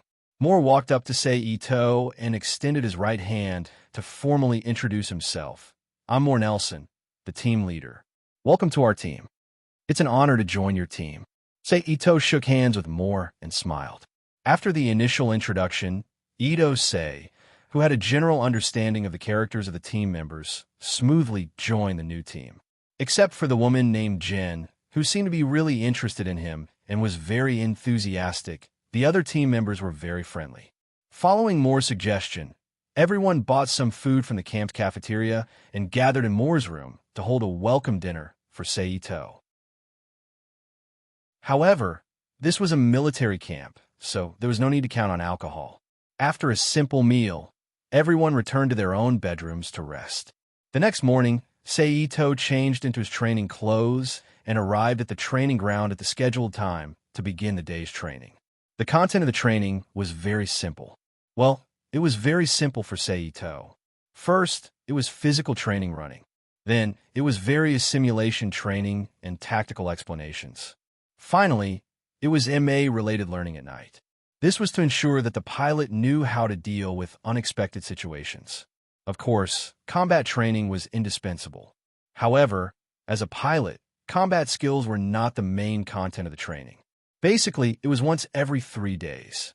It was enough to let the pilot have the basic survival skills after a plane crash. 1 month passed in the blink of an eye. Seito's training results were excellent.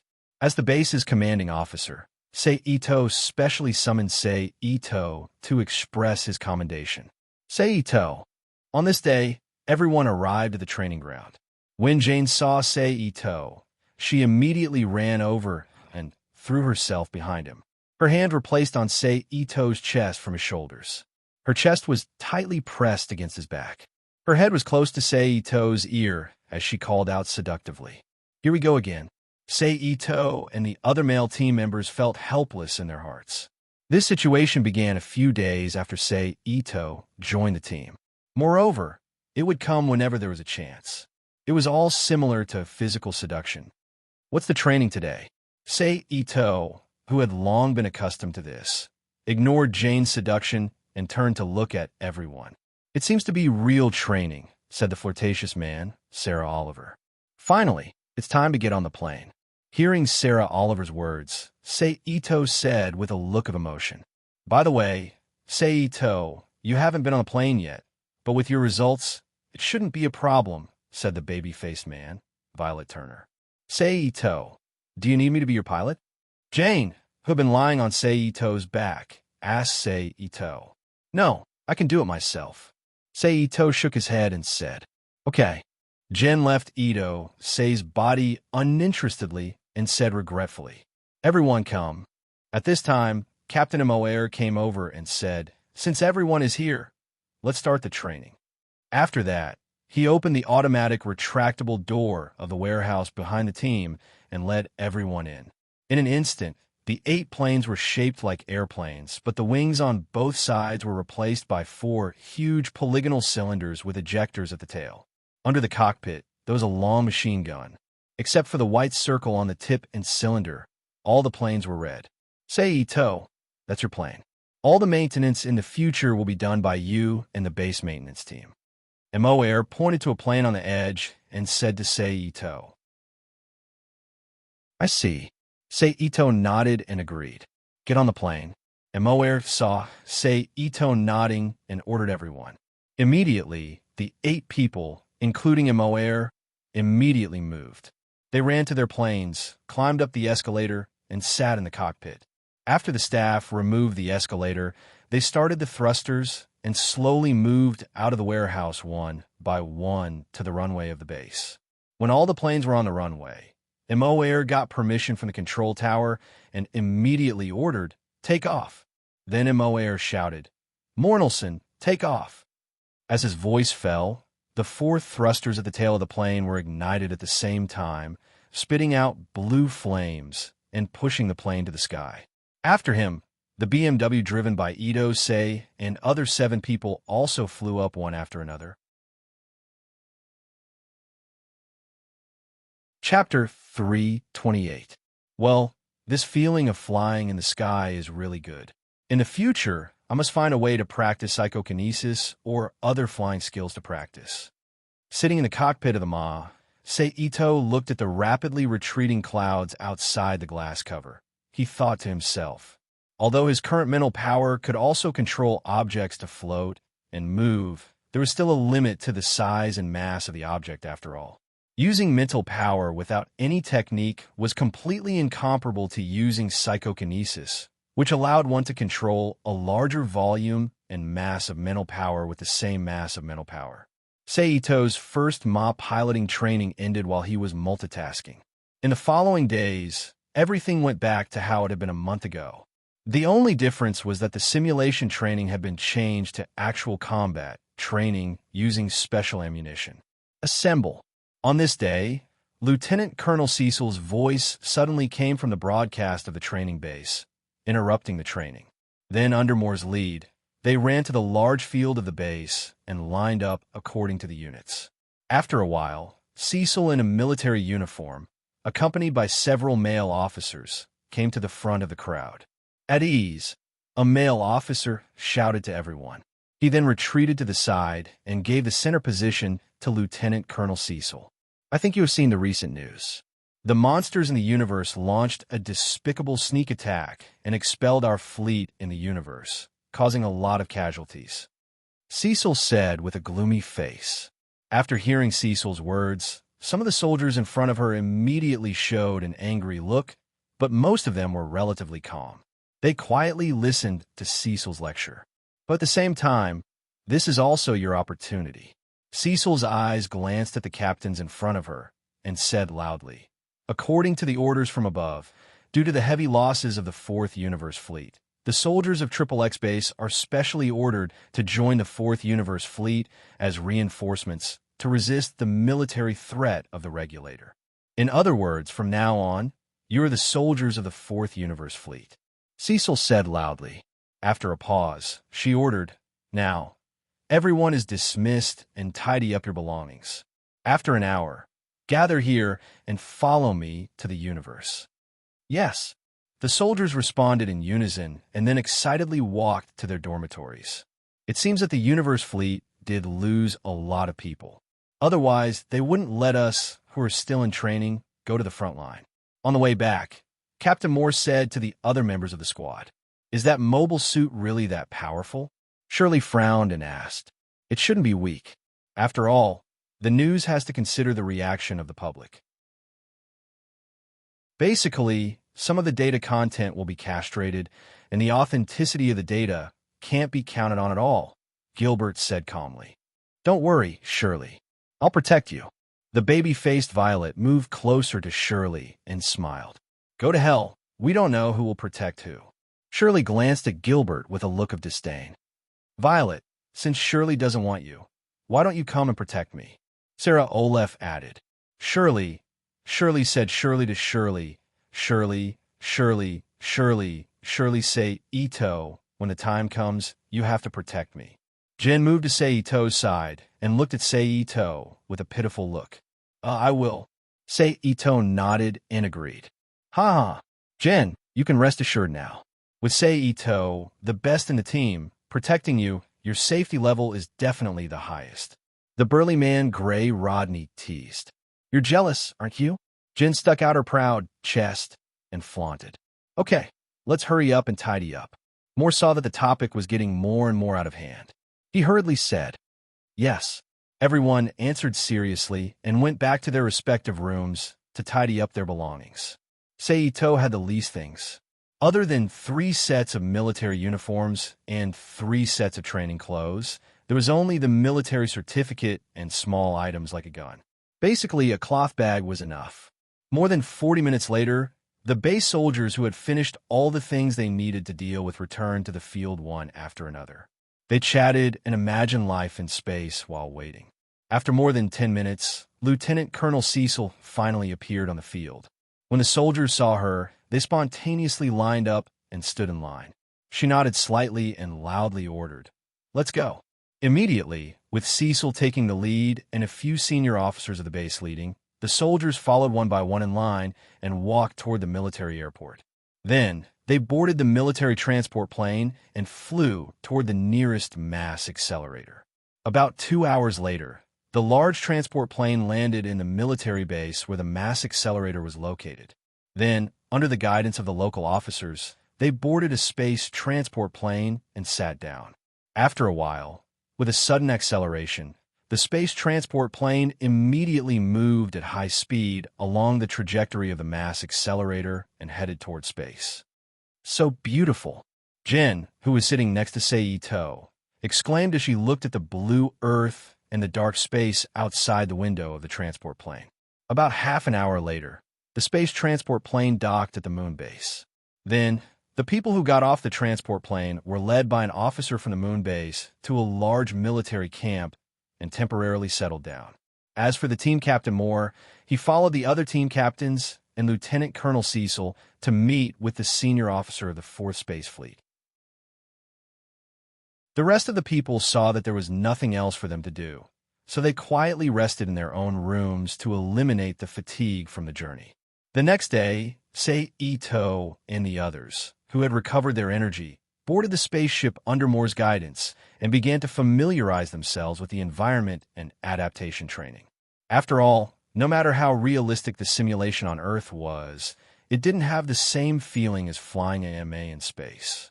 After another week of adaptation, whether it was fleet repairs or replenishment of personnel and supplies, the 4th Space Fleet once again left the moon base and headed toward the border with Plant. The first few days were very peaceful. Although the Earth Management Country and Plant were in a state of war, before the final warning period, both sides were very restrained. Therefore, on normal days, even if the MS scouts saw Plant, they would at most be on alert and ignore each other. But as the year CE 70 approached, the nerves between the two sides became more and more tense. Almost every time they met, there would be an exchange of fire, just like today. Today, Sei Ito and Violet were responsible for the patrol mission. So after a simple greeting in the garage, they each piloted a MA out of the spaceship and patrolled according to the predetermined route. But when Sei Ito piloted the MA to avoid a meteor that drifted into the patrol route, a laser beam suddenly shot out from behind the meteor and headed straight for the unprepared Sei Ito. Fortunately, Sei Ito wasn't a normal person. The moment the alarm in the MA sounded, he immediately pulled the lever and pushed the MA's speed to the maximum and flew out of the laser beam's attack path. Then, in an S-shaped trajectory, he appeared behind the meteor. Then, a green MS appeared in front of Sei Ito's eyes. The red electronic eye in the center of the MS's head instantly locked onto Sei Ito. She raised her hand and fired a shot at the MA that Sei Ito was piloting. Sei Ito twisted his wrist, and the MA immediately slid to the side. At the same time, 2 of the 4 cylinders at the back opened up, revealing the dense cluster of missile launchers. As Sei Ito pressed the launch button on the lever, a dozen small missiles with long trails of smoke flew towards the MS. The MS immediately left the meteorite before the missile could reach it. After it left, the meteor was smashed into a pile of rubble by Sei Ito's missiles and drifted in the universe. Seeing the MS leave, Sei Ito wasn't surprised. After all, the MS's performance was very good. It couldn't be so easily destroyed. So Sei Ito didn't hesitate and immediately pulled the lever and began to chase the MS at a speed that could almost cut off the thrusters. Only Sei Ito could do this. If it was a normal person, even if they wore 3 layers of driving suits, they wouldn't be able to withstand the impact of the G-force generated by this speed. Even if they could withstand it, their dynamic vision wouldn't be able to keep up. With the MA's speed skyrocketing, the superior performance of the MS was finally offset. It was like a target being attacked by Sei Ito in circles, and finally exploded into a pile of space debris, floating in space. 0086. What's the situation on your side? Just after Sei Ito finished off the MS, the communication at the main station rang. Discovered a plant's MS destroyed. Sei Ito picked up the communication and reported. Really? That's great. The female correspondent shouted happily. Ito-sei understood the emotional changes of this female correspondent very well. After all, since the beginning of the war in the universe, as long as there was a firefight, it basically ended with the defeat of the United States. Now, there is suddenly a message that the United States was destroyed. It was equivalent to throwing a small stone into a calm lake. No wonder the female correspondent was excited. And Sei Ito dared to guarantee that as long as this achievement was reported, he would immediately be valued. If he could destroy 1 or 2 more MSs to prove that it wasn't a coincidence, he would probably be praised as the star of the army. He would definitely be more popular than Mu, who would be known as the Eagle of Endymion in the future. Chapter 329. 0086. Please record the scene of the battlefield. It will be kept as the report data. The female correspondent quickly reminded him after she got over her excitement. Got it, Sei Ito replied, and immediately turned on the recorder to save the scene. After patrolling for a while, he returned to the warship. As soon as he opened the cockpit cover of the Ma, before Seito could climb out of the cockpit, the other members of the squad swarmed up and looked at Seito excitedly. Among them, Jin directly said, Seito, I heard that you destroyed a plant's mess. Is that true? Well, yes. Seito climbed down the escalator and raised his hand to take off the helmet on his head. He turned around and nodded to Jin in front of him. Good job. Hearing Seito's acknowledgement, the burly man Gray stepped forward and patted Seito's shoulder vigorously and praised, You've brought honor to our squad. Yes. Captain Moore also nodded with a smile on his face. How do you feel? If you don't have any questions, I'll go and see the captain. Okay, let's go. Seito shook his head and handed the helmet in his hand to a member of the maintenance class who came up to him with a smile. Okay, let's go. Moore nodded and left the garage with Seito. The two came out of the garage and walked to the side of the warship's passage where the X symbol was painted on the ground. The moment their feet stepped on the symbol, their bodies involuntarily floated up. The two reached out to hold on to the crossbar handrails on the wall and were pulled into the distance. Just like that, after drifting through 2 turns, it finally stopped in front of the passageway. The two stepped on the ground again and walked into the passage. Finally, they stopped in front of a steel door. After the door was opened, they walked in one after another. Reporting to Captain Edward, Corporal Seito is here. Moa reported to the officer who was sitting with his back facing him, and Seito. As for Seito's rank of corporal, it was because he was a qualified pilot of Ma. He was automatically promoted after he boarded the universe. If it wasn't because he was a soldier for a short time, he would have been promoted. In fact, he could have been promoted directly to sergeant or staff sergeant. Let me see what the elites in our army look like. Hearing Moore's report, Captain Edward immediately turned his chair. Instead of facing Seito from his back, he pushed the table in front of him with one hand and stood up from his seat. He walked towards Seito while speaking in a heroic voice. Report. Corporal Seito reporting for duty. Seito saluted Captain Edward, who was walking towards him. Edward stopped in front of Seito and looked up and down at Seito before he praised, I didn't expect the elite who did such a brave deed to be such a young person. It is the blessing of the 4th Fleet. You flatter me, Captain Edward. Seito put down his saluting hand and smiled humbly at the burly Captain Edward, who was about 50 years old. Not bad, not arrogant, and not impatient. Good soldier material. Edward smiled with satisfaction. You've done well this time. You've boosted the morale and prestige of the 4th Space Fleet. Even the fleet commander, Brigadier General Halbarton, knows about you. I believe your promotion and commendation will be announced soon. Speaking of this, Captain Edward paused. He put on a serious expression and continued. However, that's not the reason why I called you here this time. I want to know if the destruction this time was accidental. If it wasn't, it's very important to know if the next time you meet Plants MS, can you destroy it again? Please answer me seriously. Reporting to Captain Edward, the destruction this time was not accidental. It was the result of my own strength. I believe that even if I encounter Plants MS next time, she can do it. Idose replied loudly without hesitation with a serious face. Ha ha ha, that's good, that's good. Edward quietly looked into Seito's eyes for a moment before he suddenly patted Seito's shoulder and laughed. After a moment, he stopped laughing and smiled at Seito. I know. I believe you are tired. I won't keep you here. Go and rest. Yes, Captain Edward. Idose and Moore gave a military salute to Captain Edward before turning around and walking out of the captain's lounge. After Seito and Moore left, Captain Edward immediately walked back to his seat and pulled out the top drawer on his right. He reached out and pressed on the bottom of the table inside the drawer. Then, a laser light expanded into a screen and floated on the table. A man with a dignified face appeared on the screen.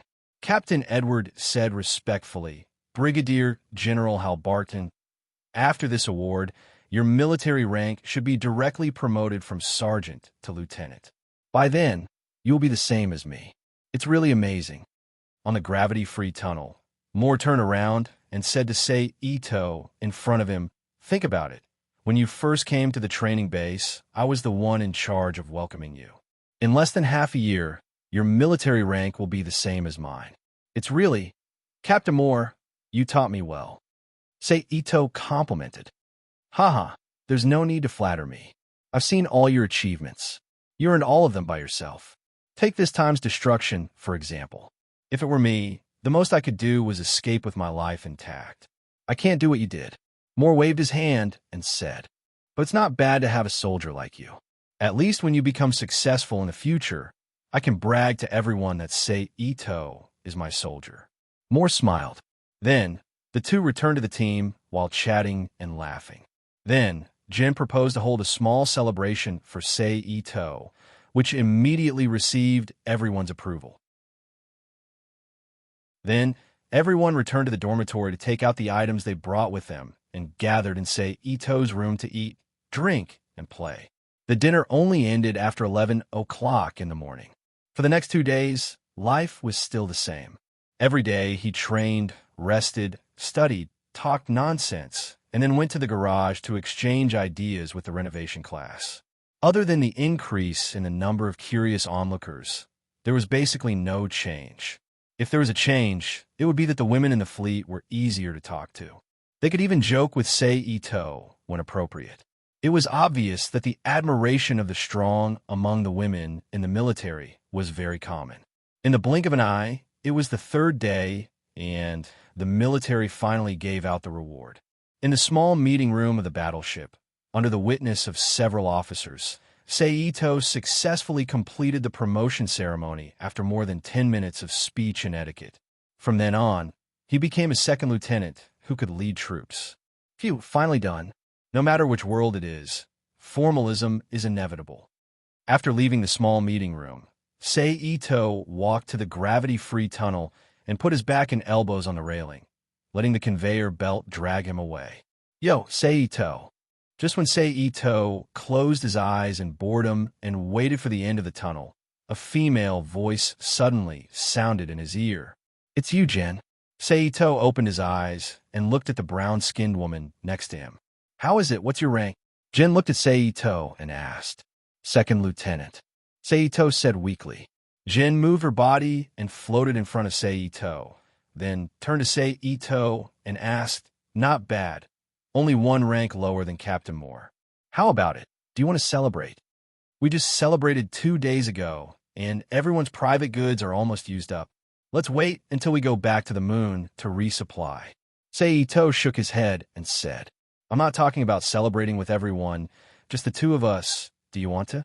Jin put her head close to Sei Ito's ear and said ambiguously, Oh. Sei Ito raised his eyebrows, looked at Jin, who was wearing a female military uniform with the characteristics of the country in front of him, and looked at her with interest. The so-called female military uniform with the characteristics of the country is the female military uniform of the future Earth United Army. It is a military uniform jacket that is all white except for the black cuffs and red collar. The lower part of the uniform covers above the knee, and the legs are wrapped in black stockings. Just the two of us. I want to see how you celebrate for me. Sei Ito teased. Let's go to my room. Your room will probably be disturbed in a while. Seeing Sei Ito agree, Jin immediately said, then turned around and floated with Sei Ito to her dormitory. After a while, the two came to the dormitory area, walked back to Jin's dormitory, and walked in. After waiting for the door to close, Jin immediately turned around and pressed on the small keyboard next to her, locking the door and setting the Do Not Disturb mode. After everything was done, Jin immediately rushed to Sei Ito and jumped into Sei Ito's arms. How about using me as a celebration item? Jin hugged Sei Ito's neck with both hands, looked up at Sei Ito's eyes, and licked her soft lips gently with her pink tongue, and said in a charming voice, Since you said so, if I don't accept it, wouldn't it show that I have a problem? Then I won't be polite. Sei Ito said, then hugged Jin's waist, turned around, and put her on the steel bed next to him. He supported his hands on the bed, looked down at Jin's eyes, and slowly leaned down and kissed Jin's lips. Then a dexterous tongue probed into Sei Ito's mouth, entangling with his tongue, and a strange sound rang in the room. However, Jin was not a martial artist like Yi. She took a long breath, and, after a while, she couldn't stand the feeling of being a turtle.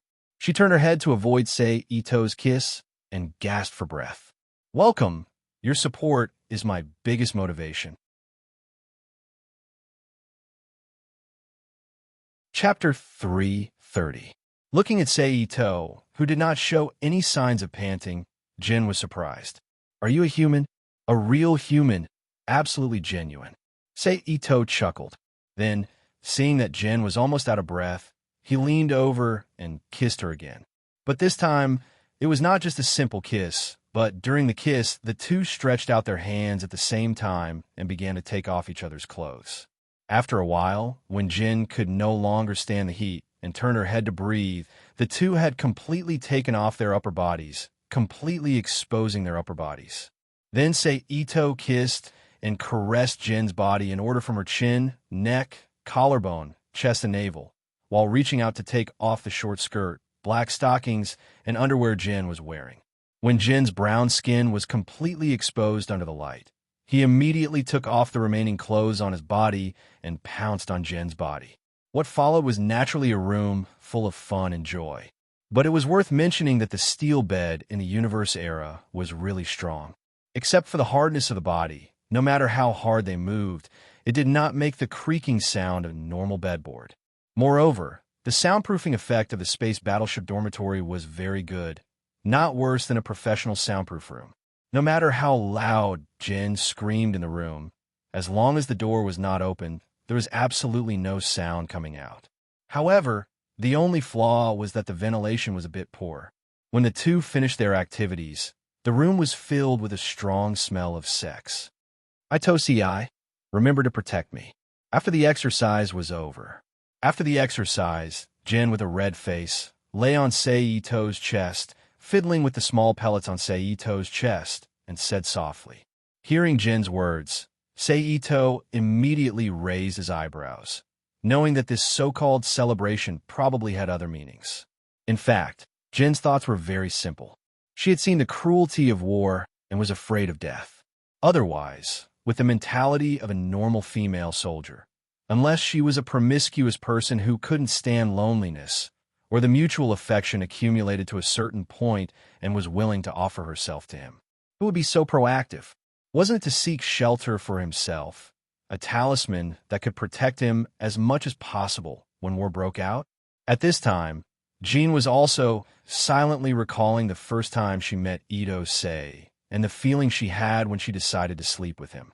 At first, she had the same good impression of Sei Ito as the other team members. It was just a good impression. She felt that Sei Ito was a good person and could get along well with him. After all, no matter how mischievous Jin was, she was still a proper soldier. She was still very rational and emotional. She wouldn't chase after someone without knowing the other party's character just because she liked him or her. She wouldn't act like a love-struck fool. After a long period of contact, she found that Sei Ito was not the kind of man who would be touched by a woman. Moreover, he was very talented, which made Jin's feelings change, from a simple good impression to an appreciation of a good man. However, it was just appreciation, not love. After all, Jin's age was several years older than what was written in Sei Ito's information. Then, because of the transfer order from the higher-ups, they were transferred into the universe. In this tense atmosphere where a battle could happen at any time, Jin's emotions were suppressed. She suppressed the feelings that could have turned into love after a long time together and began to live in fear every day in the universe. During this period, she saw the powerful ability of the MS and the powerlessness of the MA, especially after the two sides exchanged fire. The strong sense of oppression of the possibility of death during every patrol mission filled Jin's heart from time to time, making her feel completely insecure. She desperately wanted to find someone or something to make her feel safe. At this time, Jin thought of Sei Ito and the joke when she left the training base. However, Jin, who knew that training results and actual combat were two different things, did not rush to find Saito. Instead, she looked for a target among all the familiar fleet members. Her initial target was the Captain Moore. However, before she could do anything to Moore, the news of Saito destroying the MS spread in the battleship. It immediately made her heart move, and she made a vague decision. In the end, when Saito was returning to the dormitory after the promotion ceremony, she stopped him and pulled Saito back to her dormitory in the name of celebration. She used her body as a gift to Saito to deepen the relationship between the two and achieve the purpose of seeking protection. After a moment of silence, Saito's right hand gently stroked Jin's smooth back and said softly, "I know." Saito still responded to Jin's words with the answer he gave when he left the base. After all, no one could be sure about the things on the battlefield. Saito could not ignore his own safety for the sake of one night of pleasure. But if possible, he could still protect Jin. Jin also knew that Saito's answer was not true, but she was also a serious soldier. She knew that things on the battlefield were unpredictable. She was not stupid enough to think that Saito would value her more than his life just because of one night of pleasure. After all, their relationship had not reached that level yet. The two quietly cuddled on the bed for a moment. Then, Jin got up from Ito-sei's body, turned over, and walked to the small bathroom that was only the size of a wardrobe. She did not even close the door and directly took a shower. Seeing this, Saito did not hold back. He turned to his side and supported his head with his hand as he admired her. After a while, Jin walked out of the bathroom and wiped her body with a towel. Seeing this, Saito did not continue to lie down. He got up and walked past Jin into the bathroom to shower. 10 minutes later, the two finished showering and put on their clothes again. They walked to the cafeteria together to eat. Although Jin and Ito-seiji had sex, Jin did not stick to Ito-seiji like an ordinary woman because of her purpose. Instead, she acted as usual. She did what she should do and continued to play with him ambiguously. Although Saito's side was having an easy time, the Fourth Universe Fleet side was not having an easy time because Saito destroyed an MS. The other pilots in the same team as the MS pilot often attacked the MS that was patrolling the Fourth Universe Fleet in the name of revenge. They caused several deaths, including the flirtatious man in Saito's team, Sarah Oliver. Second Lieutenant Saito, please come to the bridge. Second Lieutenant Saito, please come to the bridge. On this day, Saito, who was chatting with a female soldier, suddenly heard the broadcast in the ship. "I'll go first. Talk to you next time." Saito waved at the female soldier and walked to the bridge. After a while, he came to the bridge and saw the battleship Captain Edward. Report. "Greetings, Captain Edward." Saito saluted Captain Edward, who was sitting in the captain's seat with his back facing him. "Oh, it's Second Lieutenant Saito." Captain Edward's chair turned around and smiled at Saito. "Captain, I wonder why you call me here." Saito asked. "You should know about Plant's MS attacks on our MS, right?" Captain Edward looked at Saito in front of him and asked in a deep voice. "Yes, Captain." Saito nodded. "In order to suppress Plant's arrogance, I'm going to let you be the leader and launch a counterattack against Plant's MS team. Do you have the confidence to take on this mission?" Captain Edward looked at Saito and said, "I have confidence." Saito immediately stood at attention and said seriously, "Well, tomorrow you will be in charge of leading the counterattack against Plant." Captain Edward decided. "Yes." Saito responded loudly. Then Captain Edward and Saito talked about the mission and waved Saito to leave the bridge. After leaving the bridge, Saito stood at the door and thought for a while, then walked to the garage. About 10 minutes later, Saito came to the garage and walked to his personal MA. "How is it?" Saito asked the people in the renovation team. "The basic repairs are almost done. If necessary, I'll give you a call. If needed, we could go to the battlefield at any time." The team leader responsible for renovating Saito's MA looked up and said to Saito, "That's good." Saito smiled. "Why is there a mission?" The team leader asked in surprise. Since it's not a secret mission, Saito nodded indifferently and confirmed the team leader's guess. "Don't worry. I promise that your MA will be properly repaired by tonight." The team leader didn't ask more about the details of the mission. He looked at the MA in front of him and said with a smile, "Thank you." Seito thanked him. Then, he chatted with the captain of the maintenance team for a while before leaving the garage. He went back to his room to rest. The night passed uneventfully, and the next day came in the blink of an eye. At 9 o'clock in the morning, Seito finished washing up, put on his military uniform, and walked to the garage. When he arrived there, he instantly found several soldiers who had already changed into protective suits. They were standing in the garage and chatting. One of the soldiers was Captain Moore, whom Ito-sei was familiar with. Seeing this, Ito didn't stop. He quickly walked to the changing room, changed into protective clothing, and walked out again. Not long after he came out, Captain Edward came to the garage. Subsequently, Captain Edward gave instructions to the people lined up in a row, then waved his hand fiercely and shouted to everyone, "Set off." "Yes, sir." Everyone responded in unison and ran to their MA. With the help of the maintenance team, they climbed into the cockpit through the escalator. They started the engine to check the data while waiting for the MA to be sent into the tunnel. "The tunnel is clear. You can take off." The female information controller's voice came from the communicator. "Seito, MA Mobi's attack." Following Seito's order, the MA he was piloting spewed out blue flames from its 4 exhaust ports, propelling the MA out of the tunnel and into the vast universe. Behind him, 8 other Ma-47s flew out from the other tunnels. "It's only been a few days, and I'm going to be under your leadership. It's really unfair." In the communicator, Moore teased Seito. "It's okay. As long as this mission is done well, Captain will definitely be promoted. By then, I won't be under your leadership." Seito replied with a smile. "Let's hope so," Moore said and ended the call. "Attention, everyone. First, get into formation. Target X asterisk asterisk asterisk Y asterisk asterisk asterisk Z star. Set off." Seito opened the communicator and ordered. "Yes, sir." The others replied and controlled the MAs to get into formation. After a while, they formed a 3-dimensional formation and flew towards the coordinates given by Seito.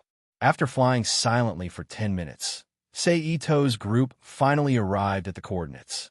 Looking at the red dots flying towards them on the radar, Seito quickly ordered, "Attention, everyone. Use Tactic 3. "Yes, sir." As soon as the words fell, Ito-sei and the others instantly dispersed, rushing toward the heat source that was gradually visible to the naked eye in different routes. Phew! In an instant, a long-range laser beam was fired at Seito. Seeing this, Seito lightly flicked the control stick. The MA's body immediately turned sideways and easily dodged the laser beam. At the same time, it opened 2 of the 4 rocket launchers at the rear and fired a dozen small missiles with smoke trails at the 5 MSs. Sparks flew everywhere, and countless physical bullets flew towards the missiles like meteors. They hit a few of the missiles, and then a huge fireball appeared in space, illuminating this small part of space. "Everyone, pay attention. After the rockets are fired, Tactic 2 will engage the enemy." Ito-sei ordered again. Following that, he increased the power of the thrusters to its maximum, and its speed increased again, rushing towards the MSs. Then, together with one of the MAs, they started firing at the MSs. Seito only felt the MA's body moving slightly, and a large number of bullets flew out from the front of the MA's machine gun, shooting towards the MS's body. They then hit the MS's leg, which was quickly dodging, and turned it into a pile of space debris. The MS without a leg raised its hand, and a huge missile flew out from its arm, chasing after Seito's MA's tail. Seeing this, Seito raised the MA's nose and directly pulled the MA's body up. At the same time, it flew in an arc in space, and quickly flew past another MA.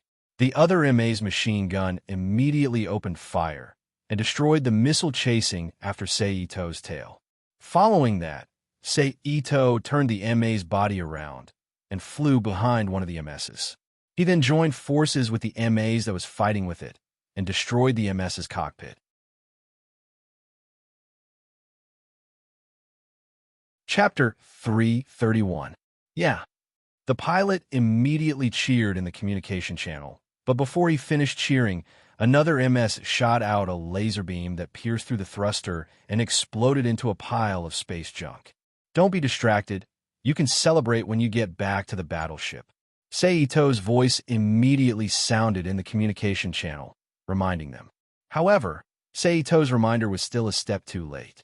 During this time, another Ma was shot down by Plant's MS, and another Ma had 2 missile launchers destroyed.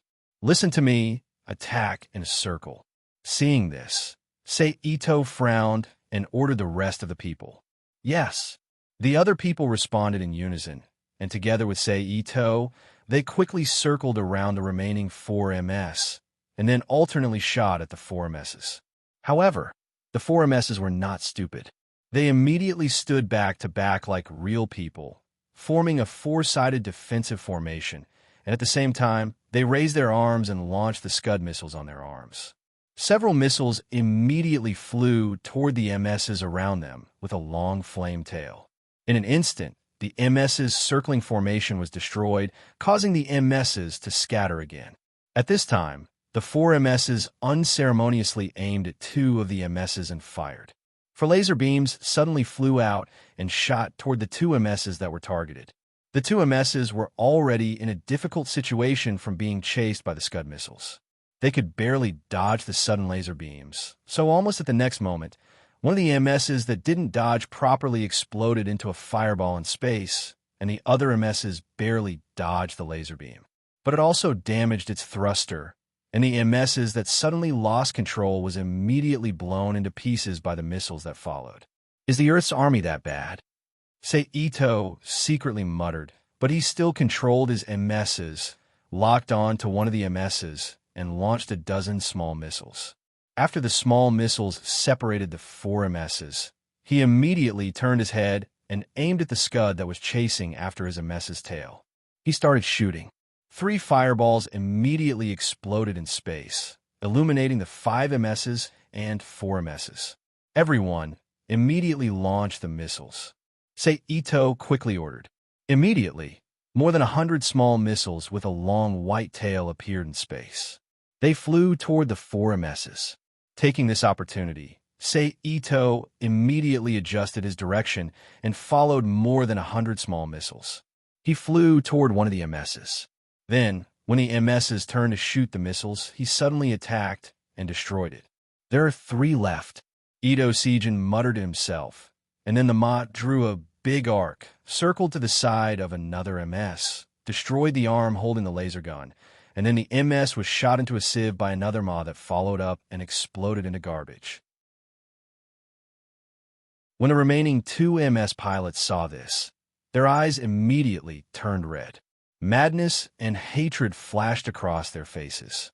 Immediately afterward, one of the MS fighters chased after a Ma fighter on Ito Sei's side regardless of anything. Then, in the pinch between the 2 Ma fighters, it killed 1 Ma fighter and injured the other Ma fighter. After that, it was also destroyed by the injured Ma fighter. Seito was familiar with Captain Moer, who was piloting the destroyed Ma. Captain, after Ito Sei saw the explosion of the Ma, he immediately shouted. A surge of anger filled his heart. As a result, the last remaining MS was quickly destroyed by the furious Seito and the other Ma. In this battle, Seito's team had lost 5 MAs, and 2 of the MAs were half crippled, but they had eliminated one of Plant's MIS reconnaissance teams. Among them, Seito destroyed 2 MS-class fighters, assisted the other team members to destroy 2 MS-class fighters, and another team member destroyed 1 MS-class fighter. Although it seemed that the loss was somewhat unequal, it was the first time in the war between Plant and Plant. So when they returned to the warship, they were immediately met and praised by Captain Edward, and promised that the reward would be given soon. After the meeting, Seito returned to the team, and together with the other team members who received the news, they mourned for Captain Moer's death. After the mourning, Jin, who felt more depressed, found Seito again and had a crazy fight with him in Sei Ito's dormitory to vent the depression in her heart. At the same time, as a counterattack with the least loss ratio, the battle report of Ito, Sei, and others was immediately conveyed to the higher-ups of the army as quickly as possible. Then, the higher-ups of the army embellished it and directly publicized it to increase the public's confidence in the war.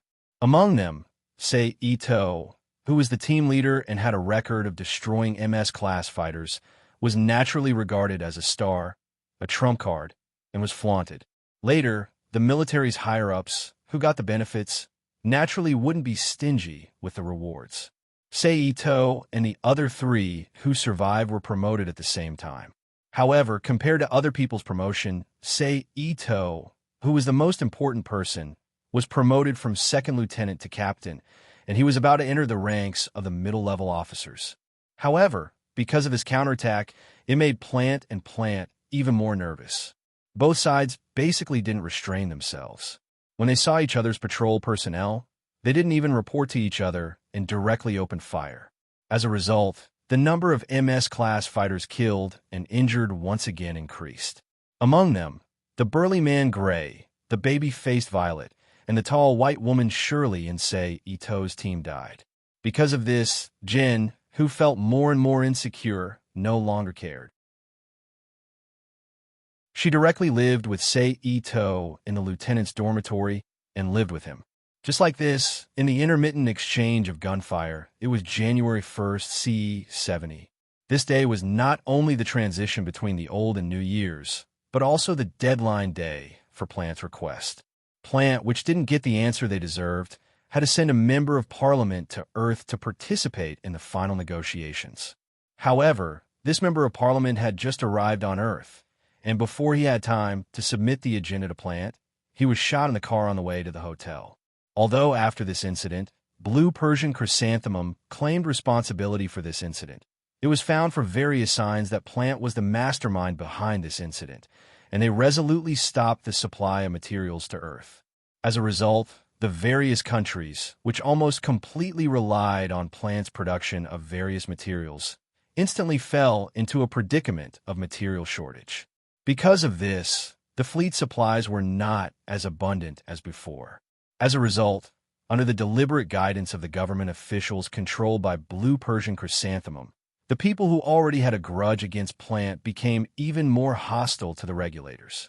This made the entire Earth's anti-Plant and anti-regulator consciousness even more deeply rooted in the people's hearts. After more than a month of this stalemate, seeing the situation becoming more and more tense, the United Nations, as the current highest government organization on Earth, had to step in to mediate. They called for representatives from both sides to sit down and talk. This was the Moon Conference on February 5th, CE 70. However, on February 5th, the Moon City Copernicus once again had a bomb terrorist attack. The representatives of the various countries on Earth who were originally scheduled to participate in this conference, as well as the heads of the United Nations below the President of the United Nations, were collectively attacked and killed. However, Plant's representative, Siegel Klein, escaped because of a malfunction in his spacecraft. 2 days later, on February 7th, the Atlantic Federation, as a representative of the United Nations, announced that the terrorist attack on the Moon Conference was caused by Plant. They concluded that this was Plant's declaration of war against Earth and all natural people. At the same time, along with this statement, they announced the establishment of an international organization, Earth United, to replace the already collapsed United Nations. At the same time, the Fourth Universe Fleet was officially renamed the Earth United Eighth Universe Advance Team, which was the 8th fleet that would be destroyed in the future because of the Archangel. On February 8th, the Atlantic Federation, which had just announced the establishment of Earth United, didn't have time to gather its forces before it welcomed the declaration of neutrality by the representative of the United Nations of OB. The representative of the United Nations of OB declared, "No matter how the situation develops in the future, OB will always adhere to the principles of freedom and neutrality." The next day, on February 9th, Sei Ito, Jean, Gilbert, and the other MA pilots were urgently recruited to the moon base, to Illumi, for reorganization. On February 10th, all kinds of supplies were being mobilized in the Tuolumne base, and the tense atmosphere before the war filled the air. On February 11th, Earth United officially declared war on Plant and started the attack from the moon base Tuolumne. As the MA pilot and team leader, Sei Ito naturally participated. In addition to the two original team members, Jean and Gilbert, there were 4 other new members who joined in the midst of the chaos. It was February 14th, Valentine's Day. As the MA aircraft carrier Roosevelt sounded the tight assembly alarm, everyone, including Sei Ito, immediately put down the work in their hands and ran to the large field inside the ship. Then a few officers and a man in a suit walked in front of everyone and began to speak. The content was nothing more than launching a surprise attack on Plant's agricultural satellite, UNS-7, and the arrangement of combat operations. After the speech, everyone immediately ran to the garage, changed into protective clothing, climbed onto their MA, and waited for the battle to begin. More than 20 minutes later, with Sei Ito's command, Sei Ito MA Mobi's attack, a large number of MA pilots flew out of the MA aircraft carrier Roosevelt and densely formed a 3-dimensional formation, launching a surprise attack on the agricultural satellite UNS-7 in front.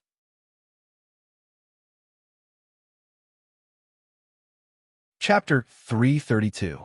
Attention, everyone, prepare the missiles. In the military channel, a man's command came. Immediately, all the MA pilots opened the missile box cover at the tail end of their MA, pressed the launch button with their fingers, and waited for the order.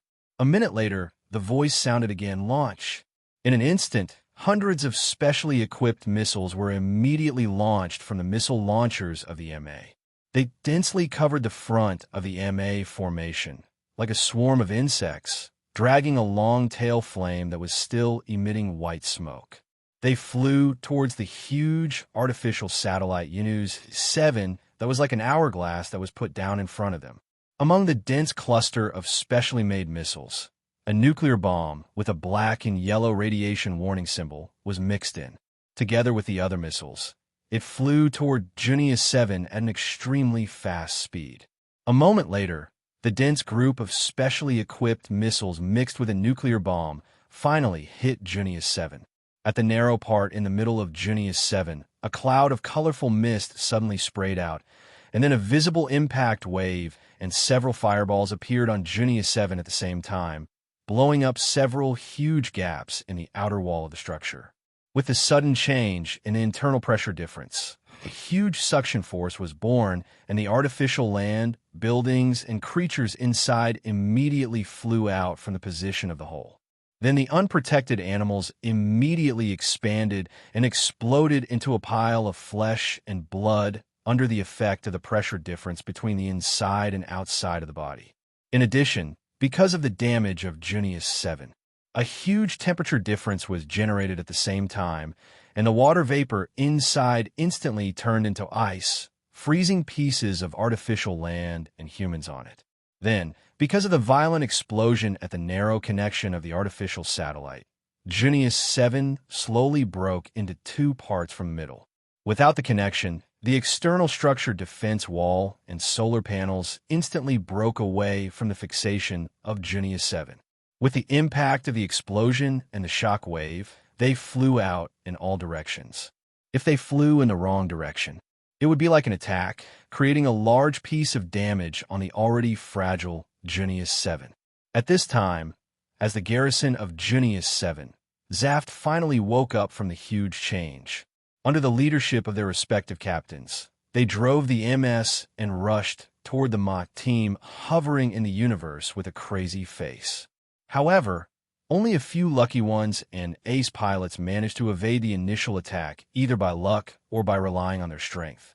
The others were all killed by Ma's lasers as they rushed towards Ma's main force, dying along with UNS-7.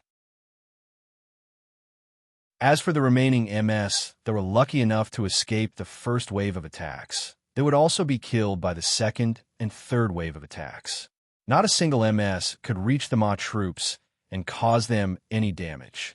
If I remember correctly, the Ma unit that launched this attack was completely wiped out by the pursuing force of Plant. It seems that after absorbing these souls, I need to think of a way to leave the main force and move to the nearby colonial satellite. I hope that at this time, there are already arms dealers or scavengers on the colonial satellite in the Alpha universe. Saito sat in the cockpit of the Ma as he watched the optical image of the shattered UNS-7 satellite being broadcasted on the screen. After waiting for more than a minute, the male voice that issued the order sounded again and ordered, "Return at full speed." Damn, I just absorbed less than 100,000 souls. How can I leave like this? Saito cursed in his mind. However, as a soldier, obeying orders was necessary. Therefore, Saito could only expand the absorption range of the magic cube as much as possible, absorb as much soul energy as possible that was drifting into the universe, and then drive the mob back to the mothership Roosevelt. Just on the way to the mothership Roosevelt, Saito quickly scanned the inside and outside of the Ma's body with his spiritual force. After finding a place that could be tampered with, he immediately reached out and put his hand on the side wall of the Ma's cockpit. The refining array was launched. Immediately, the Ma's tail engine, which was flying well, immediately flashed, and the two thrusters' ejectors spurted flames intermittently. "What's wrong?" Jean's voice immediately sounded in the communication channel and asked with concern. "I don't know. Maybe it was affected by the shock wave, and the thruster malfunctioned." Saito casually made up a reason and replied. However, as a precision machine, it is reasonable for this kind of malfunction to occur at this time. After all, it is the first time that Ma is involved in the destruction of artificial satellites. It is normal for one or two of them to have problems during the process. "Can you handle it?" Jean asked. "No, it needs professional tools to repair it." Saito denied. 0086, what's going on over there? The voice of the army commander suddenly came from the communicator. "Reporting to Sir, the Ma I drove may have been affected by the shock wave of the explosion of UNS-7. The thruster device has malfunctioned and is being dealt with." Saito immediately reported. "I see. Solve it as soon as possible." After the commander said that, he cut off the communication. "Jun, you go back with the army first. I will go back later." Saito still controlled the thruster's speed of propulsion. Gradually leaving the Ma, he drove to the back of the army and said to Jun in the communication channel, "Okay." Jun agreed, and then closed the communication channel. Later, Saito simply stopped the operation of the two thrusters directly, slowly opened the distance between him and the army, then hovered in the universe and began to absorb the soul power. 0086. What's the situation over there? After more than a minute, the commander of Saito's Ma still didn't follow him and asked again. "Sorry, I may need the maintenance team to pull me back," Saito said regretfully. Well, hearing Saito's words, the commander was silent directly and finally said, "I see," and turned off the communicator. Obviously, the commander gave up on Saito. After all, the battle plan this time is a surprise attack. If they don't leave the scene immediately after the surprise attack, they may only die. It takes about 2 minutes to return to the mothership Roosevelt from UNS-7, and then it takes at least half an hour for the mothership to withdraw from the universe where UNS-7 is located. This time is enough for Plant to send troops and rush to UNS-7. As a commander, it is impossible for him to send a maintenance team to delay time for a military star. Otherwise, he would be a commander for nothing. "It seems that I have been abandoned," Saito said self-deprecatingly, then activated the refining formation to repair the Ma's thruster and drove the Ma closer to UNS-7. At the same time, he muttered in a low voice, "I hope you can return to the moon's surface alive. And Jun, I'm sorry." Saito's Ma was not far from UNS-7, so under the Ma's high-speed flight at full speed, it took less than a minute to arrive in front of UNS-7. He chose a hidden place composed of several huge pieces of debris and hid the Ma in it, then turned off the thruster and the communication system and silenced the entire Ma in order to prevent the radar, heat source, and electronic detection of the ZAF troops that may arrive at any time. He then absorbed the soul power with peace of mind. About 3 minutes later, a large group of sparks appeared in the universe where Junius 7 is located, and after a while, hundreds of MS appeared near Junius 7 and hovered. Damn naturals. I'm going to kill them all. In the public channel, an angry male voice came out. Kill all naturals. In an instant, a large group of people echoed, and then gradually, everyone followed suit and shouted. Leave 3 teams to see if there are any survivors. The rest of you, follow me and catch up with those naturals who are worse than animals and kill them all. In the public channel, a male voice who was obviously the leader said, Yes. Many of the ZAF troops responded in unison, and then 15 out of the hundreds of MS moved towards Junius 7's body that was still disintegrating. The rest of the MS, under the lead of one of the MS, fiercely rushed into the distance.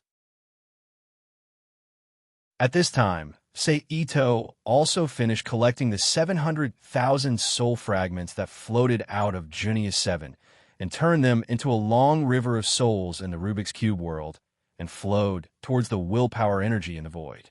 Outside, the 15 MS that stayed behind roughly checked Junius 7's body, and after confirming that there were no survivors, they turned around and chased after the MS troops. Phew, finally gone. After the 15 MS completely disappeared into the universe, and not even a spark could be seen, Ito quickly restarted the Ma, ignited the thruster, and flew out of his hiding place. And then without stopping, he flew towards the nearest L4 universe region. After about 3 hours, using various means such as meteorite drifting, he finally arrived at the L4 universe region before the Ma ran out of fuel and flew towards the nearest colonial satellite landing port. The L4 universe region, at this time, the war that almost destroyed the entire universe region's colonial satellites hasn't happened yet. So, it hasn't been abandoned and is still under the control of the East Asian Federation. There are dozens of large and small artificial resource satellites of the East Asian Federation all over it. It's a prosperous scene.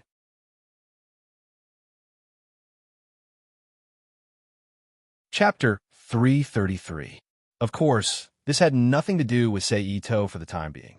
What he needed to care about now was how to deal with the inquiry from the East Asian Federation Army. He needed to obtain permission to board the colonial satellite and fuel supply, and then find a way to return to Earth through a special channel. Of course, it was best to do this after the Roosevelt mothership was destroyed.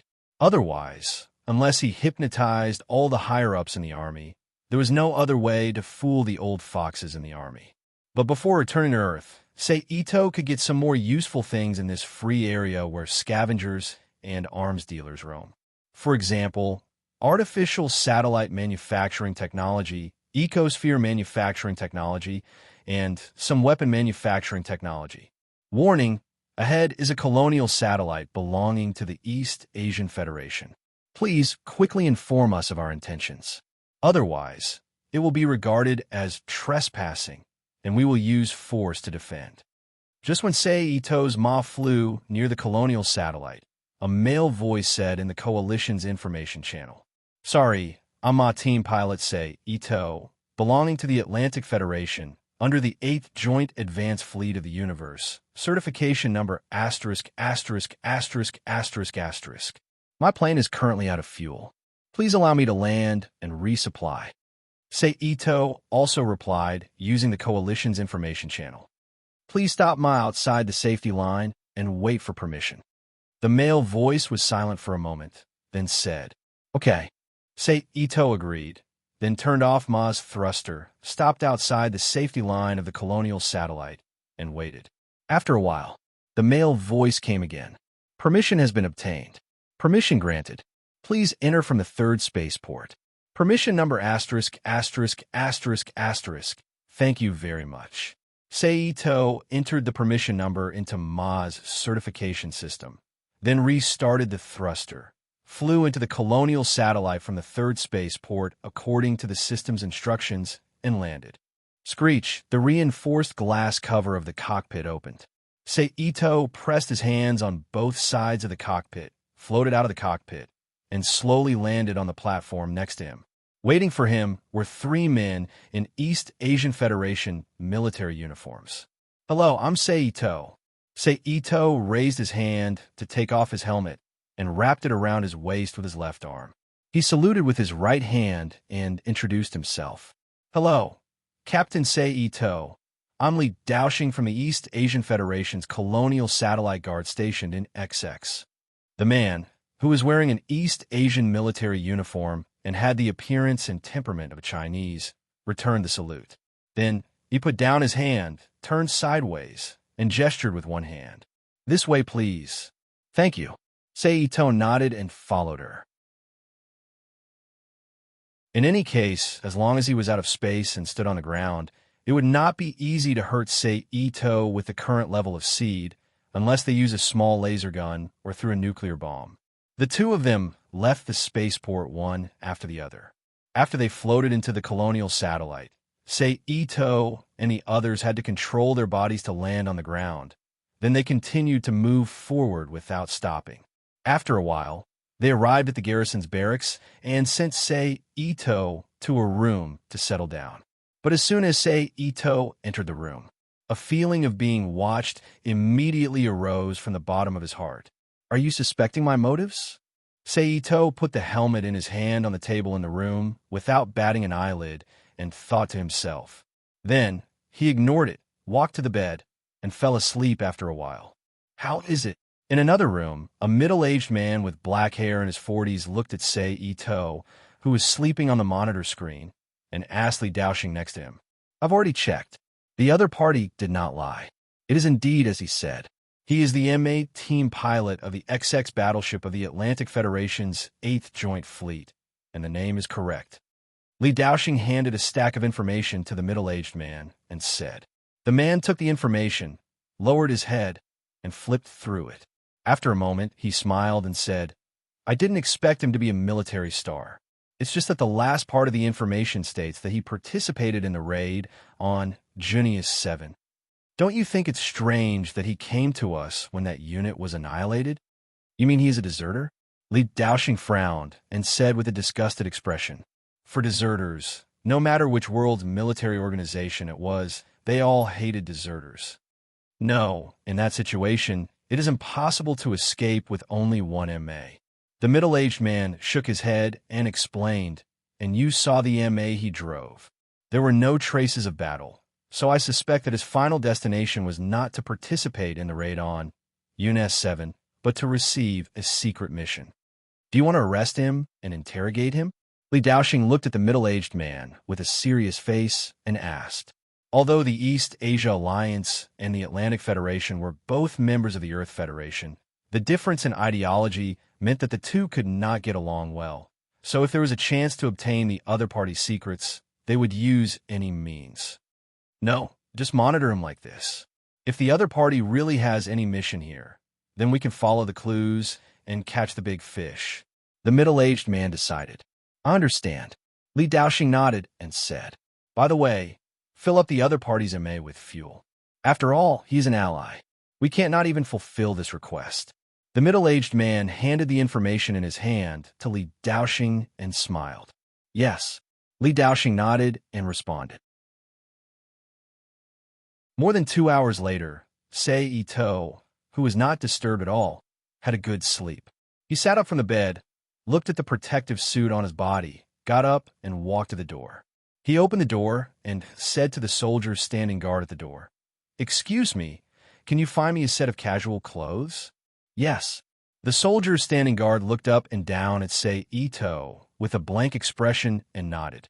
Then he turned and left the door, walking not far away.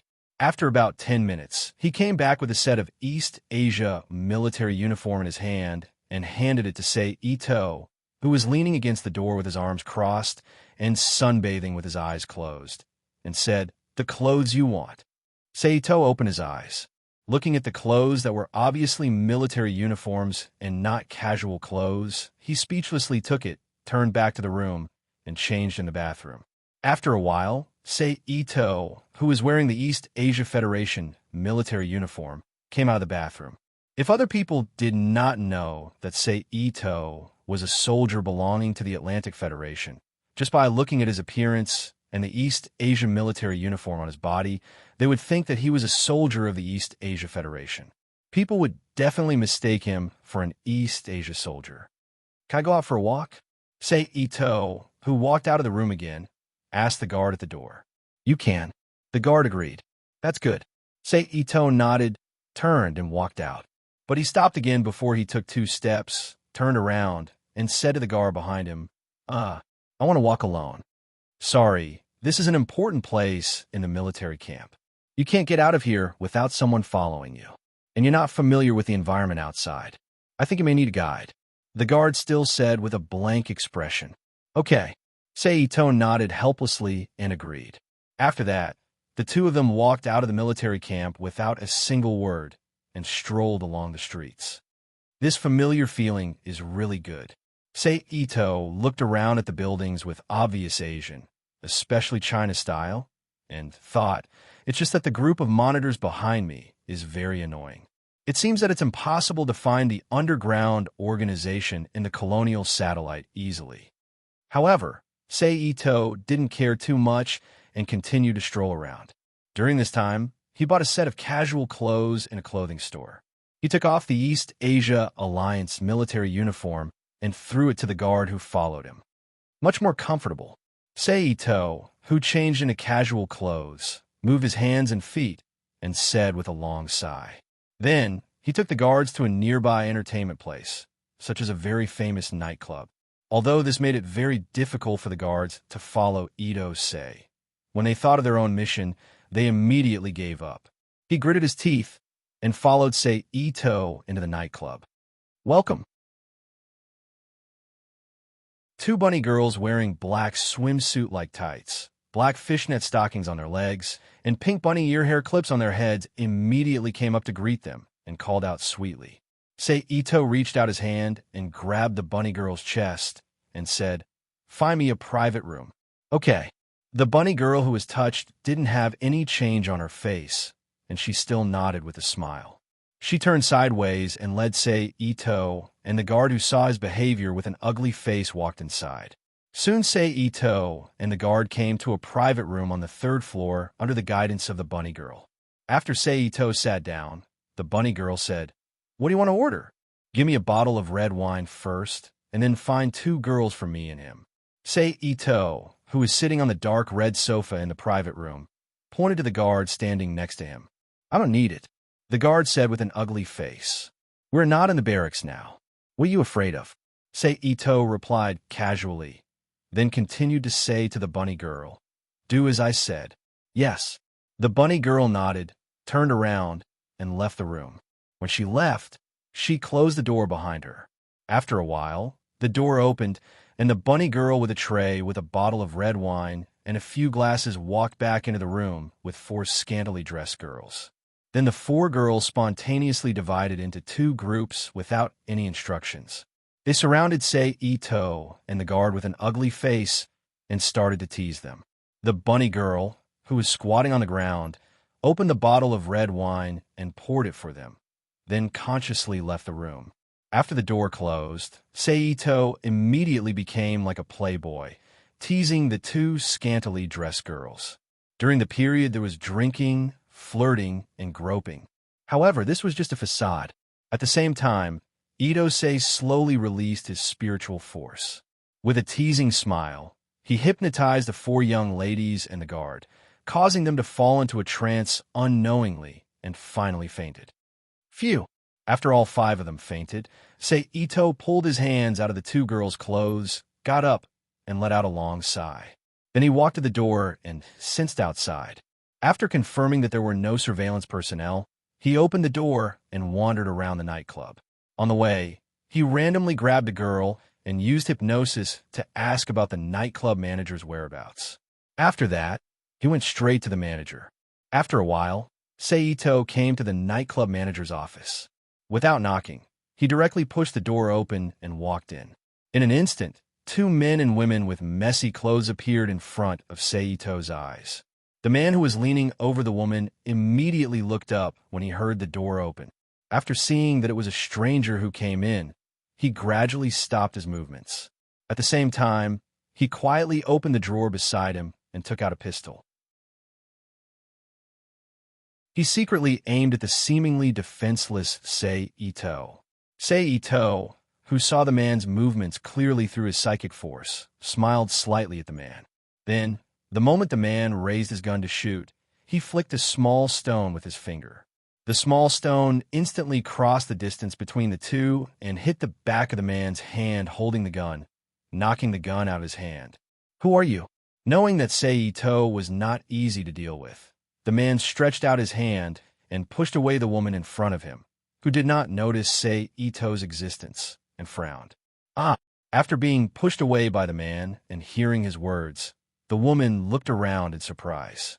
When she saw Sei Ito in the room, she immediately screamed and jumped off the desk. She covered her chest and lower body with both hands and ran out. When the woman ran to Sei Ito's side, Sei Ito suddenly slashed the woman's neck and knocked her out. At this time, Sei Ito, who had been looking up at the man's eyes, suddenly flashed two silver lights in his eyes. A powerful psychic force immediately spread out from his eyes and pierced into the man's eyes. It broke through the man's psychic defense and forcibly controlled him. "Tell me who your behind-the-scenes boss is, his occupation, his contact information, etc." Sei Ito ordered. "My behind-the-scenes boss is Chun Diren, the CEO of XX Company. His contact information is..." The man's eyes were lifeless as he answered mechanically. "Contact him and call him here." Sei Ito frowned and ordered. "Yes." The man answered, grabbed the phone next to him, and dialed it. Then a deep and dignified voice came out of the communication channel. The man said a few simple words, nothing more than that he had found some good goods and wanted to invite the boss over to have a taste. After pondering for a moment, the man agreed and said that he would be there in a moment. He then ended the call. Seeing that the matter was settled, Sei Ito casually found a place to sit in the room and quietly waited for the other party to arrive. He waited for more than an hour. During this time, in order to prevent the surveillance personnel from checking the situation in the room, Sei Ito took some time to go back and stay for a while. "Welcome. Your support is my greatest motivation."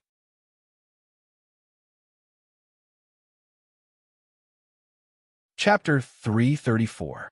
At this time, two heavy and steady footsteps suddenly came from outside the door, and then the closed door was immediately opened from the outside. A slightly chubby middle-aged man, about 1.75 meters tall, with a ruddy face and a dignified expression, walked in under the protection of another 1.80 meters tall, burly man with a serious expression, and his eyes always looking around. The bodyguard-like man immediately rushed out from behind the chubby man when he saw the woman on the ground. He stood in front of the chubby man and put on a defensive posture. His eyes were fixed on Sei Ito, who was sitting on a chair. "Who are you?" The fat man glanced at the situation in the room behind the bodyguard. Finally, his eyes fell on Ito's Sei and asked in a deep voice, "Chun Diren." Sei Ito stood up from his seat and did not immediately answer the other party's question. Instead, he looked at the other party and asked, "That's me. I wonder who you are." The chubby man, Chun Diren, frowned and asked again, "It's good that it's you." Sei Ito did not talk nonsense after getting confirmation. He immediately rushed in front of the bodyguard-like man. The latter's face changed drastically, and he suddenly reached out and grabbed his neck. "Kacha!" The bodyguard-like man, who was still in shock, immediately died. "You!" Chun Diren's face changed drastically, and he shouted in shock as he pointed at Sei Ito. But Sei Ito did not wait for him to finish and immediately restrained him. His eyes, infused with Jing force, instantly stared at Chun Diren's eyes. The powerful Jing force only paused for a moment, and it broke through the other party's Jing force defense. Sei Ito was restrained. Seeing that the other party was under his control, Sei Ito let Chun Diren go and ordered him, "Tell me your identity, occupation, everything." "Yes." Chun Diren responded mechanically and said, "My name is Chun Diren, a resident of the East Asian United Nations on Earth. Now living on XX Colonial Satellite, I have a resource mining company and a transportation company under my name, and I control 2 nightclubs, a large shopping mall." Hearing Chun Diren's self-introduction, Sei Ito frowned. He didn't expect the other party to be different from what he thought. He's a member of the underground forces, but a legitimate businessman. Even if he obtained control of the nightclub, he used other means instead of using illegal means. Then do you know any arms dealers? Itsunari, who had no other choice, could only ask directly. Yes, Diren replied. Oh, Itose looked at the other party in surprise, but then he thought of the two companies under the other party's name. Whether it was resources or transportation, they all needed a certain amount of military protection, so it was not surprising that he knew an arms dealer. Contact them and tell them that you have a big deal to do. Itose immediately ordered. Yes. Diren responded, turned around, walked to the desk, picked up the phone, and dialed. Where should I choose the transaction location? East Asia's colonial satellite definitely can't do it. I believe they will send me away in 2 days. If it's on Earth, the war has been going on for the past few days. At the very least, there won't be any peace until October. It seems that I can only strengthen my control over Diren. Let him get what I need first and wait for the right opportunity to give it to me. While Diren was calling the arms dealer, Sei Ito thought his mind. Okay. At this time, Diren hung up the phone and looked up at Sei Ito. Uh-huh. Sei Ito nodded, turned around, and walked to Diren. In the other party's blank expression, he slowly released Jing Force. He began to perform deep hypnosis on Diren. After a while, Sei Ito snapped his fingers, and Diren, who had been in a daze, suddenly trembled. His eyes regained their color, and when he saw Sei Ito in front of him, he immediately said respectfully, Sir, Diren, when you see the arms dealer, buy artificial colonial satellite construction technology, biosphere construction technology, and nuclear fission technology from them. After you buy these technologies, return to Earth and wait for my news, then give me the information. Sei Ito ordered. Yes, sir, Diren responded, then raised his head and said cautiously, Sir, what if the arms dealer can't provide all the technologies? Get what you can get first, and think of a way to get what you can't get later. Sei Ito said, I understand, sir. Diren nodded and agreed. Also, if possible, sell all your assets on this colonial satellite before June. Sei Ito looked at Diren, who was under his control, and kindly reminded him. No matter what, Diren was now working under him, and he was doing this kind of work that used a large amount of money to help him buy information. Whether it was to ensure the success of the transaction or other things, it was necessary to remind Diren. Diren looked at Sei Ito in front of him in confusion and said in surprise. However, Sei Ito didn't explain. He left the office and returned to his room. Then, he quietly woke them up and continued to play. We should go back. The drunk guard looked at the time displayed on the electronic clock hanging on the wall of the box. He pushed the woman beside him aside and said to Itose, Okay. Sei Ito also pretended to be drunk. He pushed away the two women in disheveled clothes wrapped around him, stood up from the sofa shakily, and walked out with the guard. Check. When passing by the lobby on the first floor, Sei Ito staggered to the counter, slapped the surface of the marble counter, and said to the well-dressed female cashier behind the counter, Sir, your order has been bought. The cashier checked the record on the computer, looked up, and said, Really? Someone actually bought me a meal. That's great. Sei Ito seemed to be really drunk. He muttered a few words with a silly smile, left the counter, and left the nightclub with the day's guard. Then, he took a free-flying car back to the barracks and returned to his room. After returning to the room, Sei Ito didn't even take off his clothes. He directly laid on the bed and fell asleep in a short while on the other side. In the room with the surveillance camera, the soldier who followed Sei Ito for the day stood in front of Li Daoxing and reported Sei Ito's movements for the day. Just went to the nightclub for a day. After listening to the report, Li Daoxing, who was sitting on the chair, frowned and repeated in surprise. Yes. The guard who was standing straight immediately replied. I see. You can go rest first. Li Daoxing nodded and waved his hand to let the guard rest. Yes. The guard saluted, turned, and strode out of the surveillance room. Is Ito really a drunkard in private? Li Daoxing stood up from the chair and walked to the surveillance screen. He looked at Ito, who was sleeping on the bed, and whispered to himself. The next day, Ito didn't get out of bed until it was late in the morning.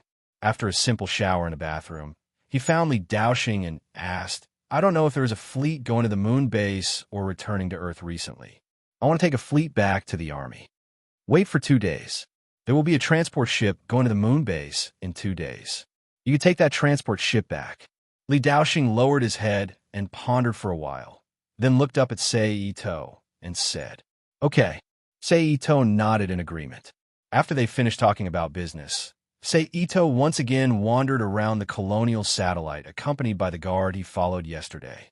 Then, in the afternoon, he walked into the nightclub again and found a few ladies to drink and play like a playboy.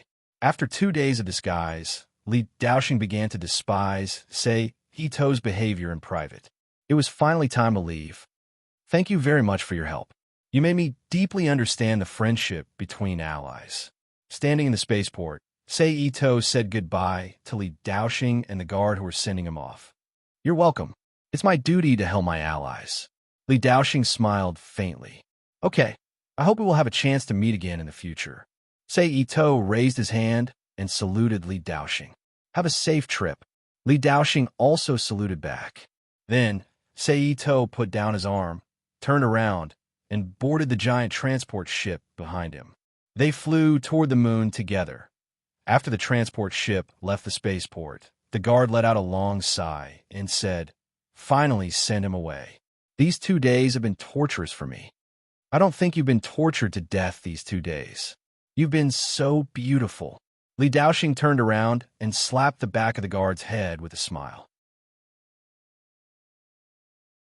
No, I can only look, touch, but not do it. That kind of suffocating feeling is too uncomfortable. The guard raised his hand and rubbed the back of his head. Okay, I'll give you a day off. Relax. Li Daoxing smiled. Yes, thank you, sir. The guard immediately responded loudly and left the spaceport with Li Daoxing. On the other side, after a few hours of travel, the transport ship finally arrived near Earth and stopped at the East Asian territory of the moon base. Then, Ito changed back into his protective suit and drove his mob back to the Atlantic Alliance's territory. After passing the serial number verification, he landed in the military base. However, after Ito left the cockpit, 6 to 7 armed guards immediately surrounded him and pointed their guns at him expressionlessly. One of them, a lieutenant, stepped forward and said, Lieutenant Ito, please come with us.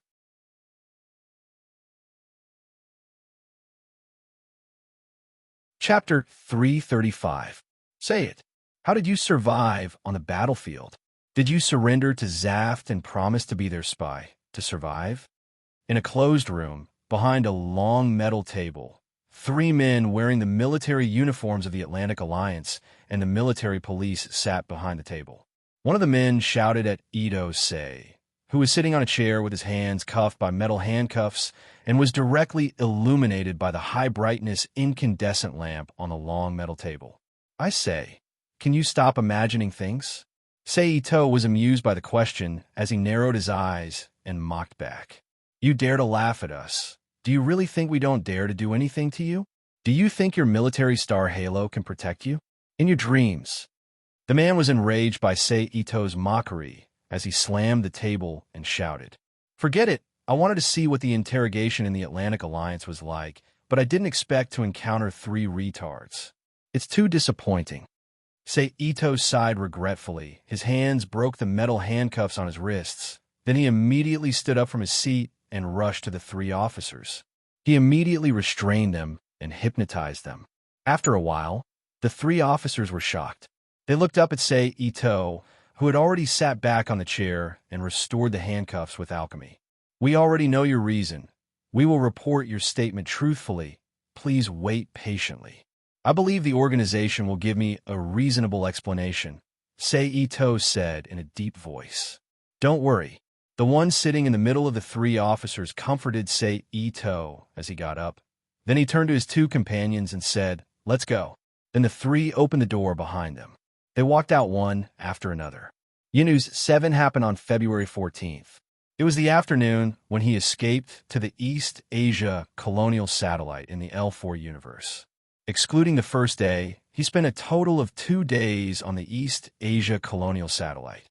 Then the next day, which is today, he took the transport ship back to the moon base. February 17th. Sitting in a room, Seito looked up at the metal ceiling and faintly pondered. In the silence, more than an hour passed in the blink of an eye. At this time, the door that had been closed during the silence suddenly opened. Then 2 military policemen walked in and said to Seito, "Brigadier General Halbarton wants to see you." "Got it," Seito replied. He stood up from his seat and followed the 2 gendarmes out of the detention room. On the way, a military policeman led the way, Seito followed in the middle, and another military policeman monitored from behind. Silently walking through the corridor where the detention room was located, turning at a few forks, he took the elevator to the upper floor and stopped in a room where he could see part of the facilities of the lunar base from the innermost window. In the room, a man with short blonde hair, a well-built body, a square face, and a rather angular face, who looked very dignified, sat quietly on a black high-back chair with his fingers crossed. With his legs crossed, he calmly examined Seito, who followed the military policeman into the room, with his eagle-like sharp eyes. Next to him, there was a woman about 1.7 meters tall, with a slim figure wearing a white female military uniform with long brown hair that reached her shoulders. A woman in her 20s with a gentle face and a warm feeling stood quietly on the right side of the man with her hands under her abdomen, looking at Seito with a slightly curious gaze. And Seito immediately knew her name as soon as he saw her. Mary Elamias, the future captain of Archangel. Brigadier General Halbarton, Captain Seito is here. The 2 military policemen solemnly saluted the man in the room. "You may leave," Halbarton said calmly. But his eyes still didn't leave Seito. "Yes." The 2 military policemen saluted, turned around, and left the room, closing the door behind them. Seito, male, 20 years old, East Asian United Nations citizen, appeared in XXX for unknown reasons and joined the Army at XXX office. Because of his excellent physical test, he was directly assigned to XXX base by the recruiter, Major Anderson, for M-class piloting training. During the training, his performance was excellent, and he was rewarded by Lieutenant Colonel Cecil, the person in charge of the base. 3 months later, due to an emergency transfer order, he was transferred to the 8th Joint Advance Team of the 4th Space Fleet with the same batch of students. Later, he went to the plant border with the fleet. On October 25th, CE-69 destroyed an MS during patrol. Due to special circumstances, he was promoted to 2nd lieutenant. On November 12th, CE-69, as the leader of a special operations team, he led 8 elite members to ambush a reconnaissance team from plant. At the cost of losing 5 MAs and 2 MAs, he destroyed 2 of the enemy's MAs and cooperated with them to destroy 2 of the enemy's MAs. Due to his military exploits and special circumstances, he was promoted to captain. On February 9th, CE-71, he was transferred to the moon base, Tuwalumi. On February 11th, he attacked with the MA mothership, Roosevelt. On February 14th, he blocked the Junius weapon in the universe and carried out the mission to attack Junius 7. Finally, he lost contact during the mission. With a gesture from Brigadier General Halbarton, Mary Elamias, who was standing next to him, immediately picked up the document in her hand and read it out. She described all the deeds of Seito since he joined the Army. "That's a great achievement. You've been promoted from a private to a captain in less than a year. Apart from the so-called special needs that I know of, there's nothing wrong with it.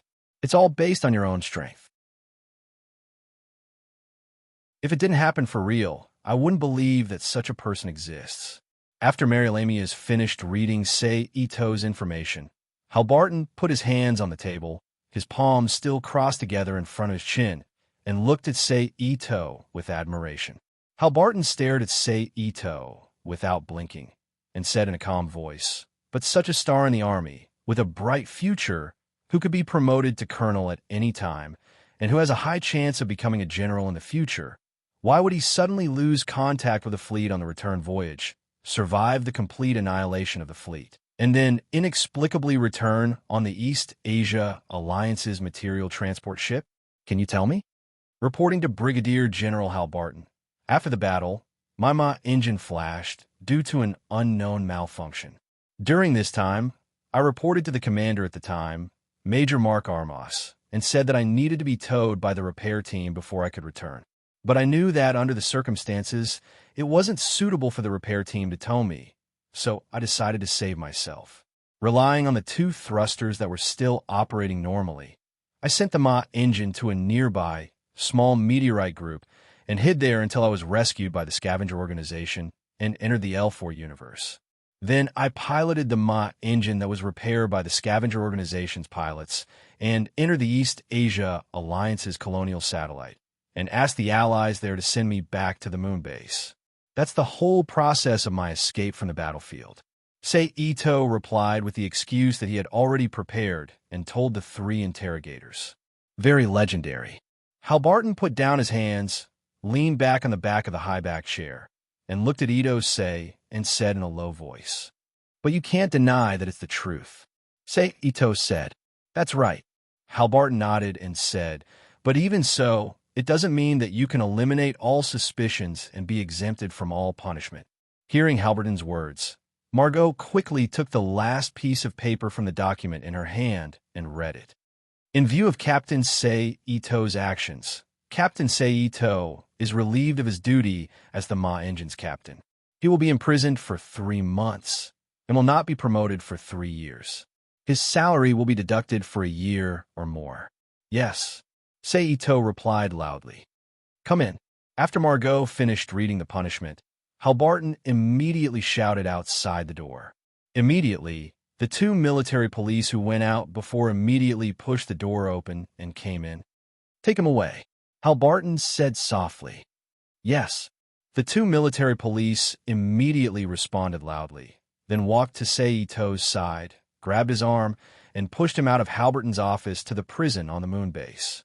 General, isn't this too hasty? After all, there wasn't even an investigation. It's too simple to decide the punishment based on his one-sided statement. After the door closed again, Margot asked Hal Barton, "How do you want to investigate?" Hal Barton turned his chair and asked Margot with a smile. Of course, Margot was about to tell him her investigation method, but then she realized that all the people who seemed to be related to Sei Ito had turned into space dust with the mom mothership Roosevelt. Without witnesses and communication records, it was impossible for her to find a vagrant scavenger to get testimony. How was she going to investigate? Did she have to use the intelligence system buried in plant to investigate one person? Not to mention how long it would take, the manpower and material resources consumed, and the risk of exposing the intelligence personnel was not worth it. Do you understand now? Hal Barton saw Margot's expression and knew that she understood. He then said, "Instead of detaining him in prison and wasting his excellent ability, it's better to sentence him early and send him to the battlefield to increase our strength. As for those suspicions, there will naturally be surveillance personnel to keep an eye on him." So it's like that. Margaret nodded in realization. So, sometimes things don't have to be done step by step according to the rules. It's also a good choice to be flexible. Hal Barton looked at Margot and smiled. I understand. Margot seriously remembered Halberton's words in her heart and nodded.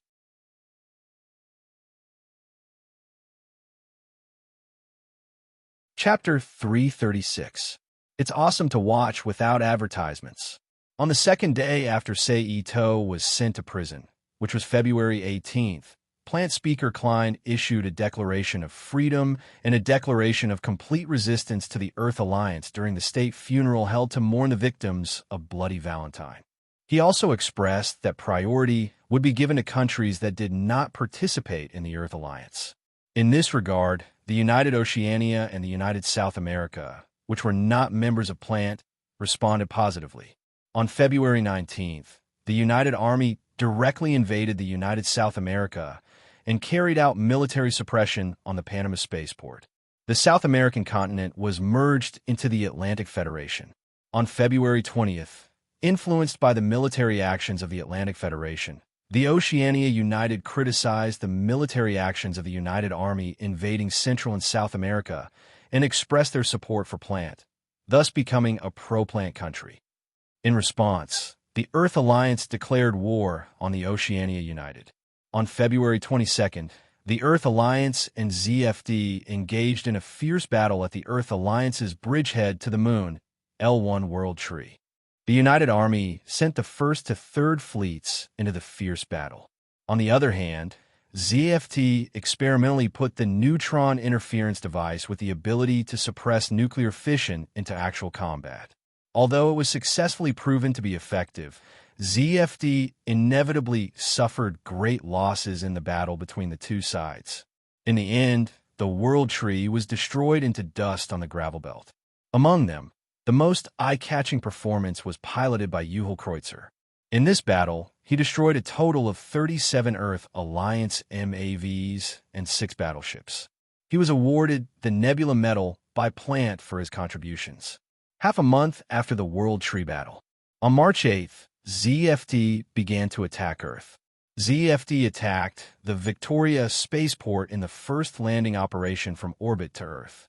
However, this operation ultimately failed because they did not have the support of ground forces. On April 1st, April Fool's Day, ZFT began to spread seed interference devices on Earth. Due to the influence of this neutron interference device, the United Nations on Earth experienced a serious energy crisis, causing the United Nations on Earth to fall into a state of shortage of supplies. Some people even starved to death. The public's anti-plant sentiment reached its peak. On April 2nd, ZFD took advantage of the chaos. From orbit, they landed the base facilities in batches in the port of the pro-plant countries Oceania and Australia, Carpentaria, and completed the infrastructure of the Carpentaria base within 48 hours. During this period, the United Pacific Fleet to meet the attack. However, it ended in a crushing defeat. On the 17th of April, the 5th and 6th Fleets of the Joint Forces launched an attack on the moon base of Tuolumne, targeting Plant's home country. They clashed with ZFT near the resource satellite Yakindu Way under the management of Plant. After this incident, the Plant Council decided to change Yakindu into a defensive fortress from the point of view of defending the country. On the 3rd of May, ZAF began their attack with Ptolemy as their target. They set up a base in the Lorenz crater on the inner side of the moon. The two sides divided the moon into 2 parts with the Grimaldi crater as the boundary. From then on, the lunar front is known as the Grimaldi Front. On May 18th, Sei Ito finished his 3-month sentence and was released from prison. However, the higher-ups did not call him back immediately. Instead, they allowed him to move freely. However, Sei Ito could feel the gazes of the surrounding existences locking onto him at all times. May 20th, Earth's base Carpentaria was officially completed, and the MS Dean, which had been developed in advance as a ground combat force, was equipped with it. On the 22nd of May, ZAF used the base Carpentaria as a bridgehead and officially began their attack on Earth's strongholds in the Mediterranean. This was the first Casablanca naval battle. On the 25th of May, the joint forces with the Eurasian Federation Army as the main force, Mediterranean fleet clashed with ZAF's submersible carrier fleet. ZAF's MS Dean was used in actual combat for the first time. The victorious ZAF invaded the Mediterranean and began to invade from the north coast of Africa to the south. ZAF began to build a base in Gibraltar. On the 30th of May, the joint forces and ZAF's ground forces began a war in El Alamein. Facing the large tank forces of the Eurasian Federation, ZAF fell into a difficult battle. However, under Andy Baltfield's strange plan, the MS Baku was able to achieve great results. From then on, ZAF began to invade from the north coast of Africa. After this battle, Andy Baltfield received the title of Tiger of the Desert. On the 2nd of June, the Joint Forces' important resource base, Indamai at the Grimaldi battlefront began a war. Although they suffered a painful blow from the annihilation of the Third Fleet, the joint forces deliberately made the equipment Cyclops, which was originally used to destroy mineral deposits, facilities, and melt ice containing rare metals, go out of control and defeated the Zaft army. However, the joint forces also suffered heavy losses. In this battle, the MS Morbius piloted by Mullah flagged down 4 Jins and was known as the Eagle of Endymion. This battle was the first battle after Ito was released from prison. While downing 7 MS, he also collected more than 10,000 soul fragments. Because of the impact of this battle, Zaft abandoned the Grimaldi battlefront and temporarily retreated from Moon. On the 14th of June, the joint forces and Zaft began a war on the L4 resource satellite, Nova, under the management of the United Nations of East Asia. However, neither side gained a decisive advantage. In nearly a month, there were continuous small-scale confrontations, during which most of the L4 colonial satellites were damaged. In this battle, Ito collected about 3,000 soul fragments. On the 12th of July, the joint forces abandoned Nova, and Zaft decided to convert it into a military fortress and moved it to L5, Plant Country. From then on, large-scale military operations between the two sides decreased, but whether on Earth or in space, small-scale confrontations continued to occur, and the war entered a stalemate. In order to open up the war, the Joint MS Development Plan, Project G, proposed by the 8th Fleet Brigadier General Hal Barton, was readopted, and Aubrey's company Dawn Society was also involved. Together with the MS Archangel, which was used as a carrier ship, it began to be officially developed in Heliopolis. In August, Ito, who felt that there was less surveillance, applied for a vacation. After being approved, he took a transport back to Earth and secretly met with Chun Diran on Earth. From the other side, he obtained the biosphere construction technology and the nuclear fission technology that was already considered useless. At the same time, Ito once again asked Chun Diran to contact the arms dealer and ask for the neutron interference device parts, MS manufacturing technology, MA manufacturing technology, space battleship manufacturing technology, and other technologies. Of course, Ito didn't think that Chun Diran could obtain these technologies with only his financial resources, so this request was just in passing, and he wanted to get as much as he could. As for the rest, he would naturally find a way to make up for it. Ito, who obtained the biosphere construction technology and nuclear fission technology, directly entered the Rubik's Cube world and threw the 2 pieces of information into the Gate of Truth. He found Lakshata, Lloyd, Cecil, and Nina and handed over the nuclear fission technology to them. At the same time, he asked them if they could find a way to solve neutron interference. After receiving the new information, the 4 of them immediately immersed themselves in research and advanced the miniaturization of nuclear power one step further. During the research and development period, they thought about the feasibility of neutron interference.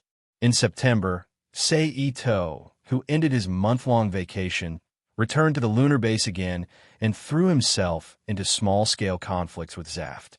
He absorbed dozens of soul energy at a time to replenish his willpower. On October 22nd, in order to break the stalemate and improve the state of hunger, the goal was to end the war.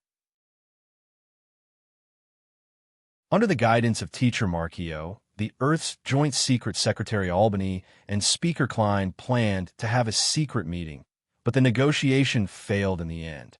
Teacher Marchio, that mysterious guy, he's in almost every field. I really don't know who he is. Ito looked at the news about Teacher Marchio and thought to himself, however, from the idealistic words he often talks about fate, he might be the representative or leader of the religious system that has completely fallen in the seed world. That's the only way to explain why he has so much influence and resources. It's already December, and there's only a month left until the year CE 71, which is only 3 months away from the beginning of the plot. It's time to find a way to go to Heliopolis. Ito ended his speculation about Marchio's identity and shifted his attention to the plot. After all, if he followed the Great Heaven, it would be easier to obtain some things. For example, Gundam's OS and data, and some of OBS technology. However, before he could do anything, the order from above came down. He was to escort a batch of supplies to Heliopolis and temporarily stay in Heliopolis for a month while waiting for the next batch of escorts to arrive. Someone really sent me a pillow when I'm sleepy. Seito held the transfer order and shook his head in amusement. He returned to his room and roughly organized his belongings. Then, he went to the spaceport, met with the personnel in charge of the transport, and boarded the transport ship to wait for departure. After a while, with a slight vibration, the transport ship slowly left the lunar base and flew at high speed toward Heliopolis, the satellite that all belonged to. About 3 hours later, with another vibration, the transport ship landed on a military spaceport in Heliopolis. Seito and the personnel in charge of the transport ship walked out of the transport ship and met the officer who came to greet them. The middle-aged officer who came to greet them extended his right hand and shook hands with Seito and the person in charge of the transport ship.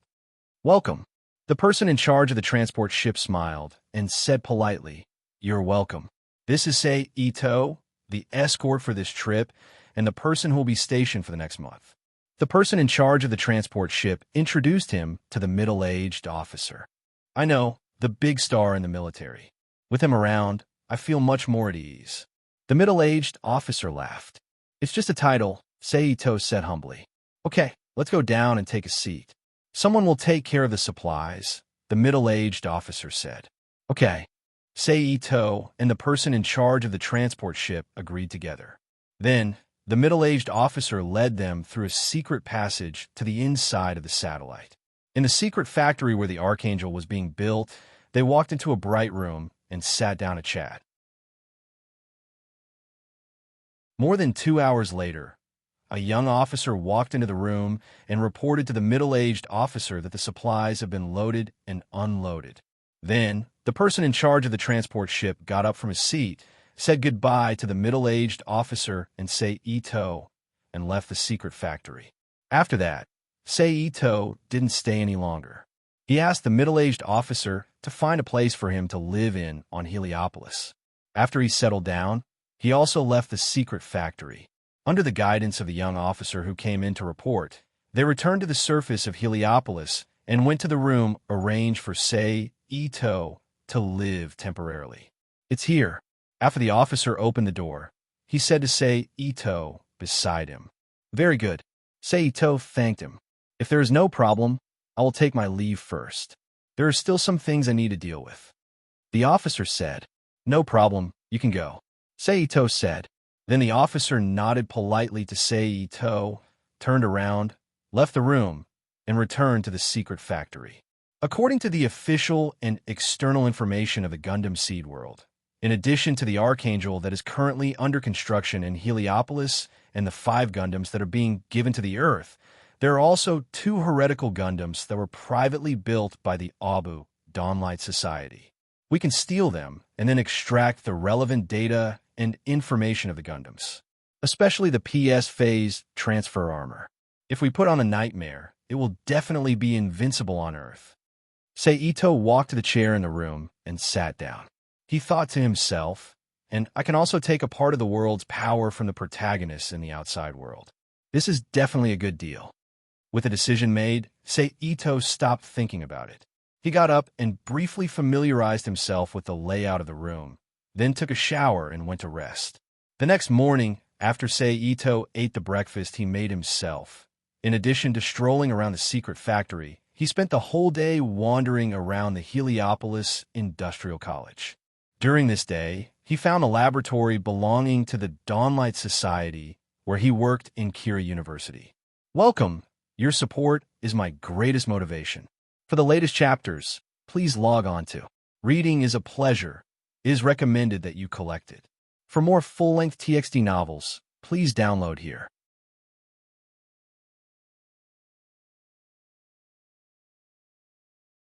Chapter 337. After confirming the location of the laboratory, Seito didn't take action immediately.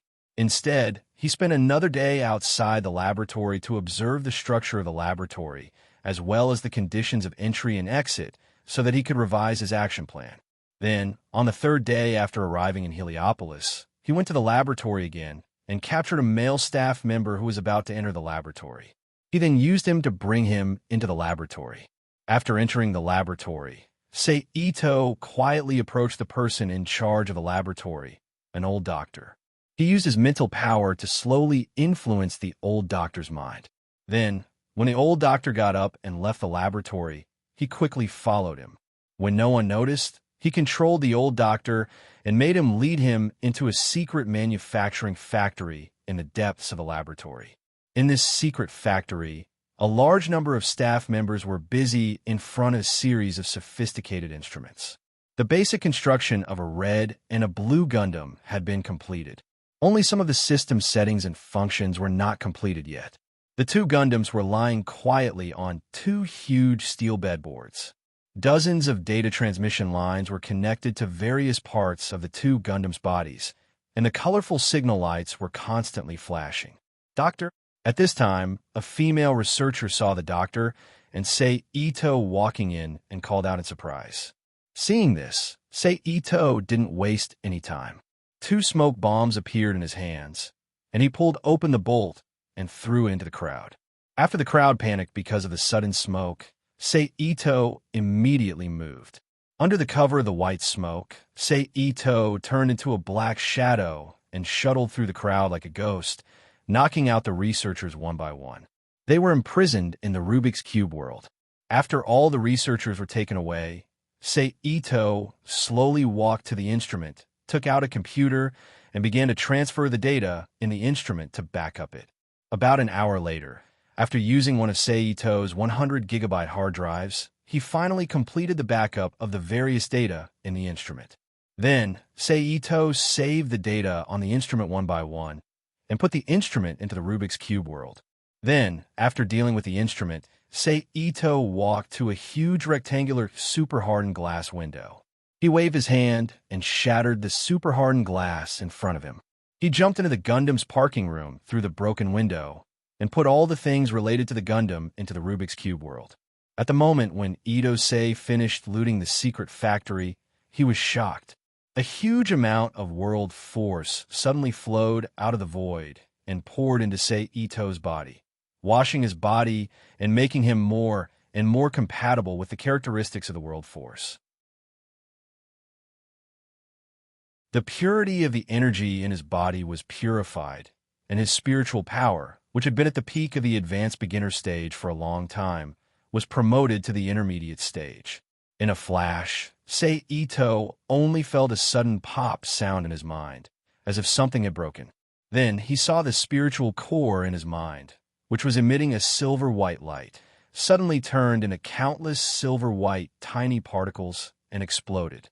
After spreading to a certain extent, they suddenly stopped and then flocked to the most central position at a faster speed than when they exploded. In the blink of an eye, they turned into a crystal-clear core emitting a magnificent silver-white light, guarding the pitch-black brain space. Then, Ito felt his spiritual power suddenly explode by a large margin, and it spread out uncontrollably, instantly breaking through the outer wall of the secret factory. It penetrated the laboratory above and continued to spread toward Heliopolis. Is it because I'm in the universe? This range is almost 10 times larger than on Earth. Ito felt the huge spiritual perception space that suddenly spread out and thought to himself, that's the Archangel. 5 Archangels. Margot, Daiwa Kira, Flay, and those supporting characters. Feeling the huge amount of information that was suddenly transmitted to him through his spiritual perception, Ito, who had the experience of being shocked in World C, immediately blocked off the useless information and began to use his consciousness to control his perception to observe. Soon after, he discovered the main and supporting characters in Heliopolis. TSK. Flay's figure is not bad.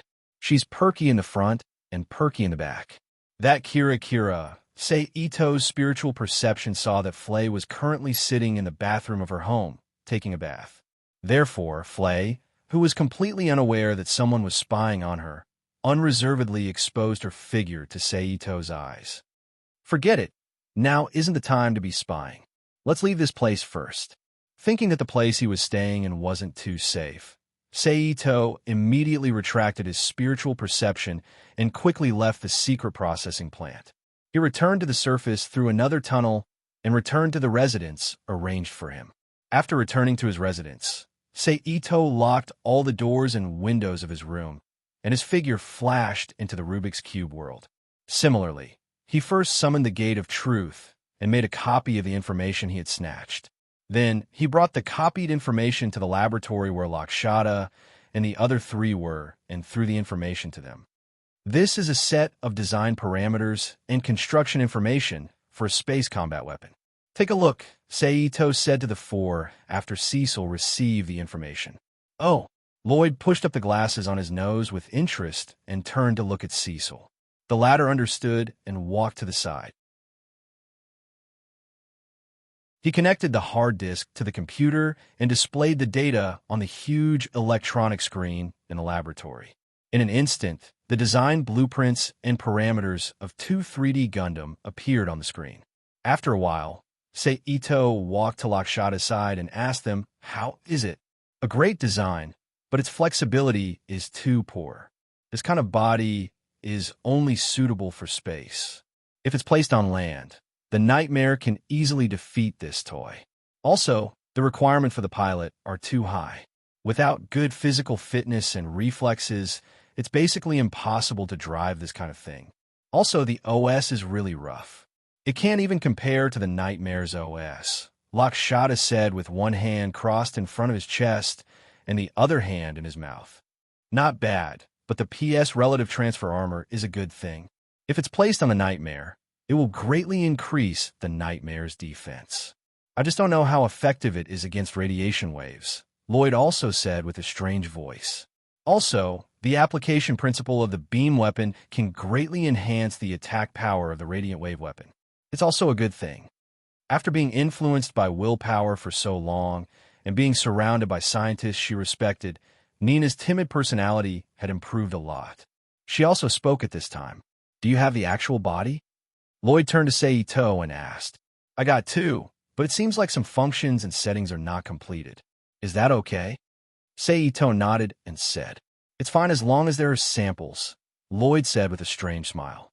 "Since you got the body, you didn't let go of the researchers, right?" As the person who had been in contact with Seito for the longest time, Lakshata understood a bit about his methods. He looked at Seito with a half-smile and said, "Well, I caught a batch, but they were just sent in and haven't been trained yet. They might not be of much help to you, so you have to rely on yourself for most things," Seito admitted straightforwardly. "All right, send the mech over," Lakshata said. "Okay." Seito agreed, closed his eyes, and merged his mind into the Rubik's Cube. In an instant, the two Gundams and all the related instruments were transferred to the open space behind the laboratory.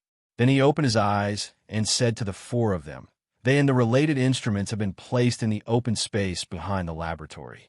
Then Seito's mind moved again. Valletta, who was watching TV at home, and Karen, who was chatting with her mother, suddenly appeared in the laboratory.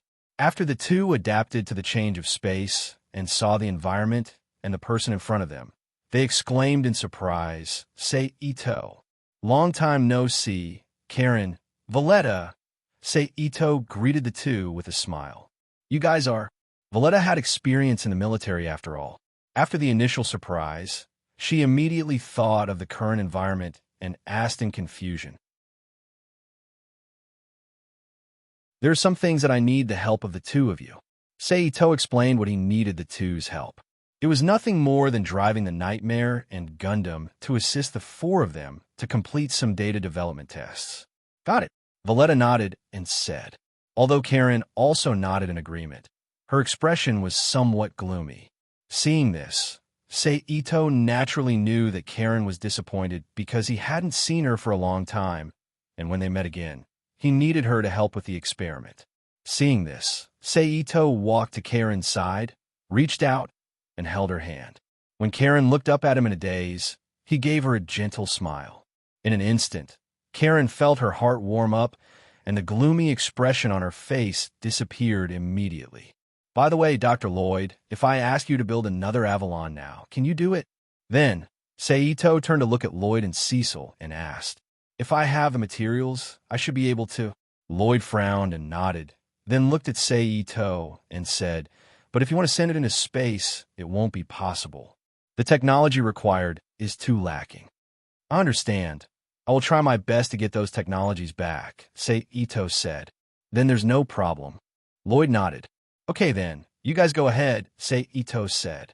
Lloyd and the other three nodded tactfully, then left Saito's side, giving space to Saito, Karen, and Valletta. Welcome. Your support is my greatest motivation.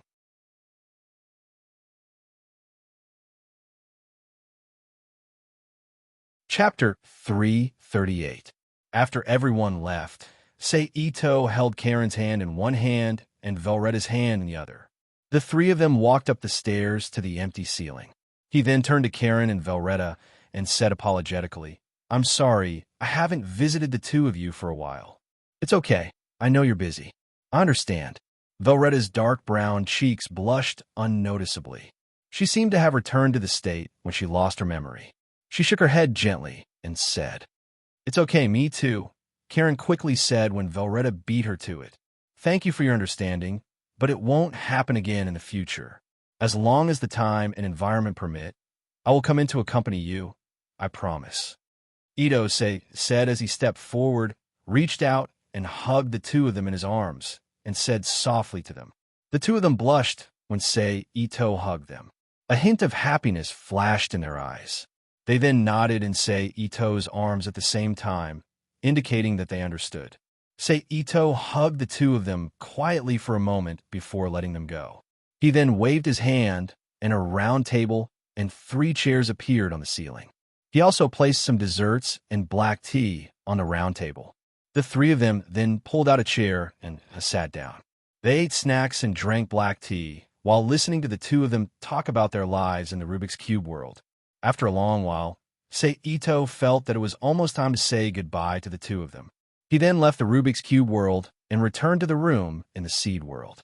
Of course, when Ito left, he naturally didn't forget to extract willpower from the captured Dawn Society researchers and put them into the willpower energy cluster to brainwash them like boiling frogs in warm water.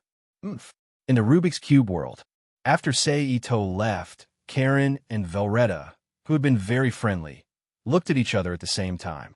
After they looked at each other quietly, they snorted at each other and returned to the laboratory to assist Lloyd and the others in their experiments. Outside, after a night of rest, Ito once again contacted Chundiran, who was on Earth, and asked him to bring the information he had obtained to Heliopolis for the transfer. Then, he began to train in the room.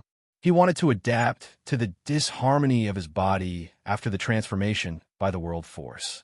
3 days later, after 3 days and 65 hours of training, Ito, who was familiar with his body, met Chundiran again.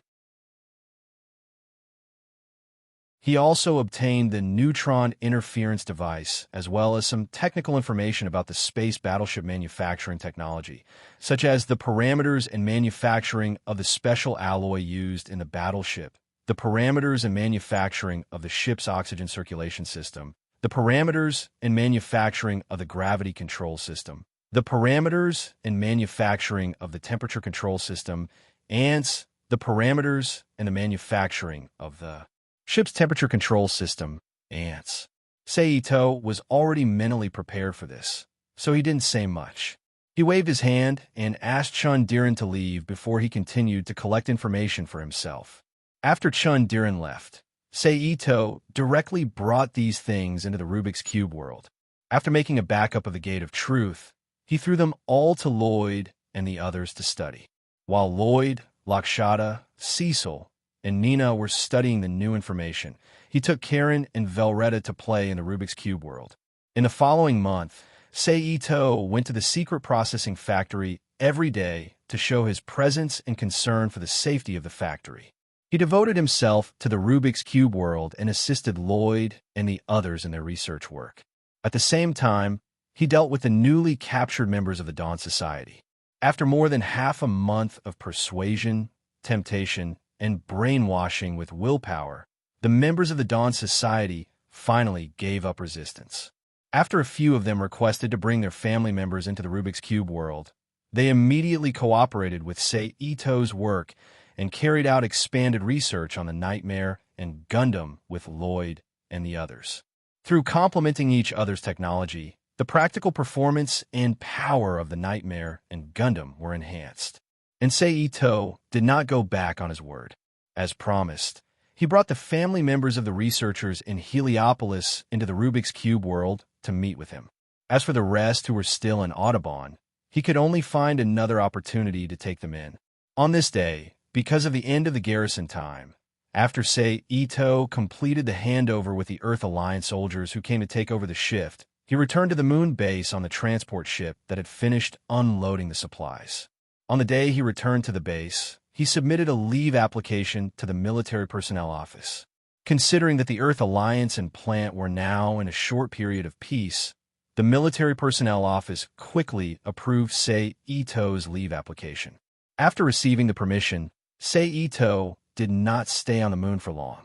He quickly took the civilian transport plane from the moon to Earth and returned to Earth. Then, he took a plane to Audubon. Since I'm an Audubon, I have to break into the Dawn Society no matter what. Then, I'll try to settle the matter in Audubon in the shortest time possible. I'll go to the DCESD organization to steal information, stargazers, and those scientists. As for the future protagonist, Real Flying Bird, forget it. He's just a guy who's too much of a Chinibyu. Anyway, if everything goes well, he probably won't stay here until CE 73. Sei Ito sat in the unmanned hovercraft that was heading to the city of Audubon in the airport while admiring the distant sea view. More than half an hour later, the hovercraft drove into the city of Audubon and stopped in front of the largest hotel in the city. Sei Ito walked out of the hovercraft and was led into the hotel lobby by the doorman. He asked for a room at the front desk and checked in. Then, he left the hotel around 9 o'clock in the evening. According to the address provided by the captured researchers, he found the residence of the relatives and captured them into the Rubik's Cube world. Fortunately, there were only a few researchers who proposed to pull their relatives into the Rubik's Cube world. Other than wasting some time moving back and forth, it did not take much time to capture them. At around 1 o'clock in the morning, all the researchers were captured into the Rubik's Cube world. Then, Sei Ito rushed to the location of the Dawn Society provided by the researchers. After a while, Sei Ito came to a place near the coastline of Audubon. It was surrounded by a tall iron fence that was about 6 meters tall. It looked like a warehouse, but it was not a warehouse. It looked like a military camp, but it was not a military camp. Then, Sei Ito chose a place. After a simple run-up, he jumped over the iron fence and landed on the ground on the other side of the iron fence. Then, Sei Ito immediately released his spiritual power and scanned the entire building complex. Sure enough, the Earth is different from the universe. The range of my spiritual power is 9 times smaller than when I was in the universe. He felt the difference between the universe and the Earth before and after the upgrade of his spiritual power. Sei Ito thought to himself, "Found it."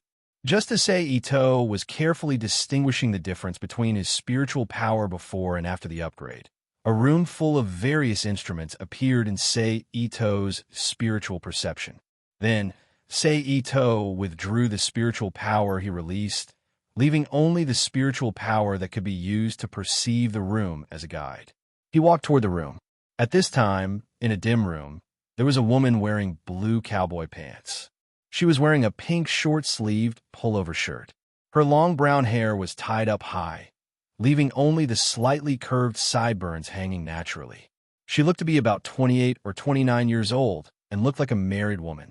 She was holding a cup of coffee and sitting on a small swivel chair. She crossed her right leg and looked at the data on the computer screen in front of her. She seemed to be researching something. Just as she was about to put the coffee cup in her hand to her mouth, a slow and rhythmic sound of footsteps suddenly came in. Then, her expression changed. He quickly ran to the table at the side and opened a drawer. He took out a handgun and removed the magazine. After checking the condition of the bullets, he immediately reloaded the handgun. He loaded the handgun and held it to his ear with both hands. He quietly walked to the front of the door and listened with a serious expression on his face. At this time, she heard the footsteps getting closer and closer. Soon, it sounded like it was right next to her ear. Suddenly, the footsteps stopped outside the door. Seeing this, the brown-haired woman slowly took a deep breath. She fiercely turned around and aimed at the door, waiting for the door to open so that she could launch a surprise attack. Schwa. After waiting quietly for 2 to 3 seconds, the sensor door suddenly retracted into the wall beside her. The brown-haired woman immediately pulled the trigger several times while facing the door.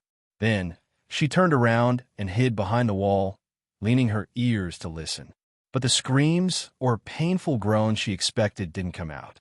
The brown-haired woman immediately knew that her previous attack had failed. At the same time, she also knew that the enemy was difficult to deal with.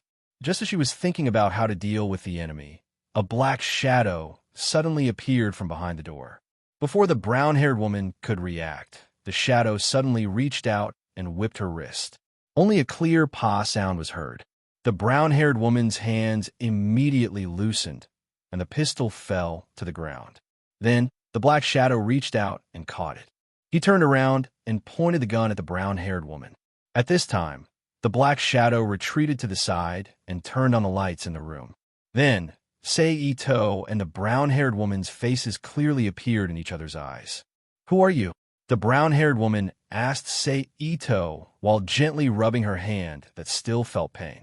"Erica Simmons." Sei-Ito looked at the woman in front of him and said, "You know me?" Erica Simmons looked at Sei-Ito in surprise. Then, she quickly thought in her mind, "My true identity is a secret to the outside world.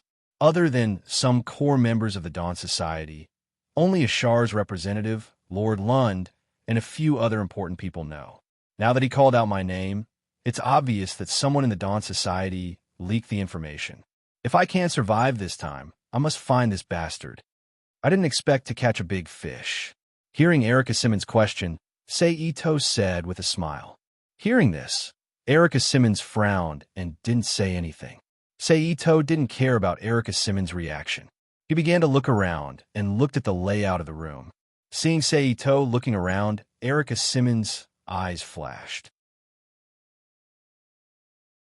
Then, she suddenly took a step forward and jumped into Sei-Ito's arms. She reached out her hands to remove the gun in Sei-Ito's hand. But Erica Simmons didn't know that even if Sei-Ito wasn't looking at her, he could still see her every move. So, when she rushed into his arms, he immediately raised the gun in his hand and dodged Erica Simmons' hands. At the same time, he reached out with his other hand and pulled Erica Simmons' body into his arms. The sudden force immediately broke Erica Simmons' balance. Her upper body fell uncontrollably into Sei-Ito's arms, causing all of her attacks to fail. Are you feeling lonely because you're alone in an empty room? You actually took the initiative to throw yourself into my arms. What a good thing. After Erica Simmons's plump breasts were tightly pressed against his own chest, Ito-Sei's hand that was holding the gun quickly fell back and pressed against her temple. He then lowered his head and teased Erica Simmons, who was in his arms. "Yes, I'm very lonely." Erica Simmons' expression immediately changed, and she smiled gently. "Is that so? It just so happens that I'm very free now. We can have a deep conversation and discuss the origin and reproduction of life." Sei-Ito moved his head closer to Erica Simmons' ear and licked her earlobe. When the latter's body instinctively trembled, he opened his mouth to tease her. "Sure, there's a big bed inside. Let's go there." Erica Simmons quickly suppressed her body's instinctive reaction and continued to smile gently. "Okay." As Sei-Ito spoke, he took a step forward and stabilized Erica Simmons' feet on the ground. Then, he took another step forward and pushed Erica Simmons' body backward. The moment Erica Simmons fell backward, she suddenly extended her left leg between Sei-Ito's legs and hooked it. At the same time, she wrapped one hand around Sei-Ito's neck and raised the other hand to place it on Sei-Ito's wrist holding the gun. Then, she suddenly twisted her body, and a force was born. If, say, Ito really fell from this sudden attack, Erica Simmons could use the force to push, say, Ito and flip over to straddle him. At the same time, her hand on the wrist holding the gun could be removed from Seito's hand. Then, she could counterattack Seito. However, this was all based on the fact that Erica Simmons was dealing with an ordinary person. Seito was not an ordinary person, so he did not react to Erica Simmons' attack at all. He looked at Erica Simmons with a faint smile on his face.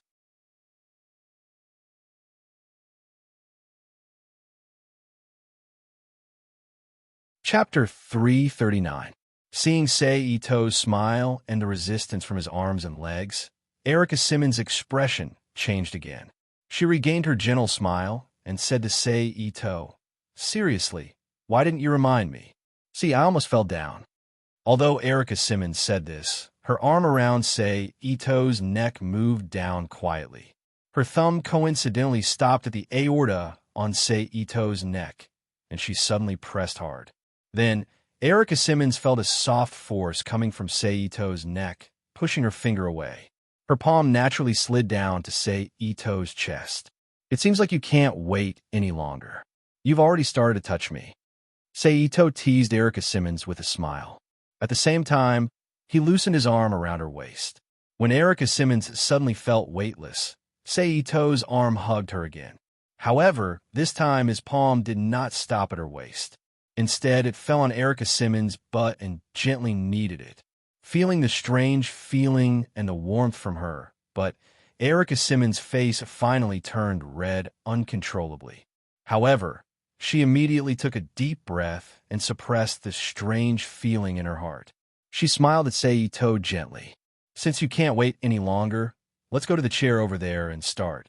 Seito turned his gaze to the quantum computer in the room, whose screen was still bright, and said to Erica Simmons. Then, without waiting for Erica Simmons, whose expression changed slightly, to object, she was forced to walk to the chair. Then, Seito sat down on the chair and reached out to let Erica Simmons sit in his arms. Then he raised the arm that had been around her and placed it on Erica Simmons' chest. He gently kneaded it while turning the chair to face the computer screen. "You're indeed a dedicated scientist. It's so late, but you're still studying the various experimental data of Gundam alone." Seito casually threw the computer in his hand onto the table and teased Erica Simmons, whose face had turned red because of his actions. "Who are you? How do you know about Gundam?" Erica Simmons suppressed the strange feeling in her heart and body. She asked in a deep voice, "For the time being, I'm a soldier of the Earth United." Ito said casually as he flipped through the information on the computer with his hand that was free because he threw away the phone. "A soldier of the Earth United?" Hearing that, Erica Simmons instantly narrowed her eyes. A shrewd look flashed in her eyes, but it was immediately suppressed by the strange feeling in her body. Then she asked, "Since you're a soldier of the Earth United and know about the existence of Gundam, then your position in the Earth United must not be low. At the very least, you can know about the detailed manufacturing plan of Gundam and the existence of the Dawn Society that cooperates with it. But I don't understand why you would take the risk to come to Aubrey and invade the Dawn Society."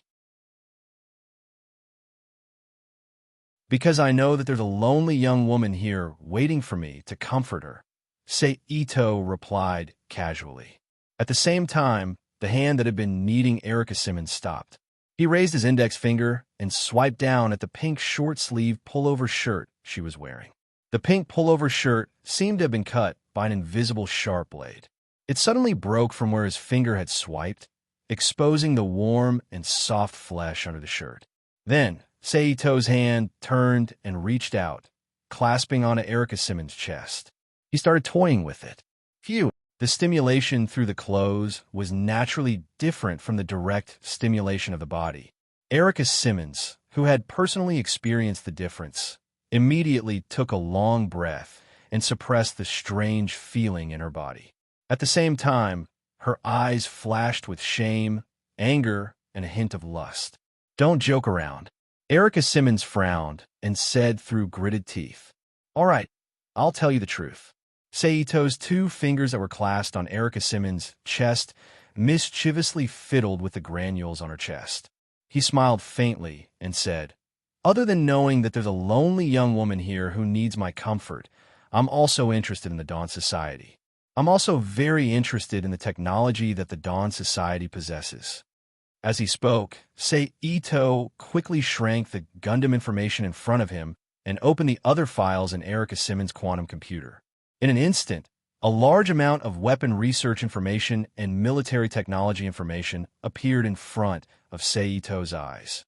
However, there was something that Seito regretted. There was no information related to the Chu-class battleship that he was looking forward to. However, Seito thought about it and felt relieved. After all, the information on the space battleship was a secret among secrets.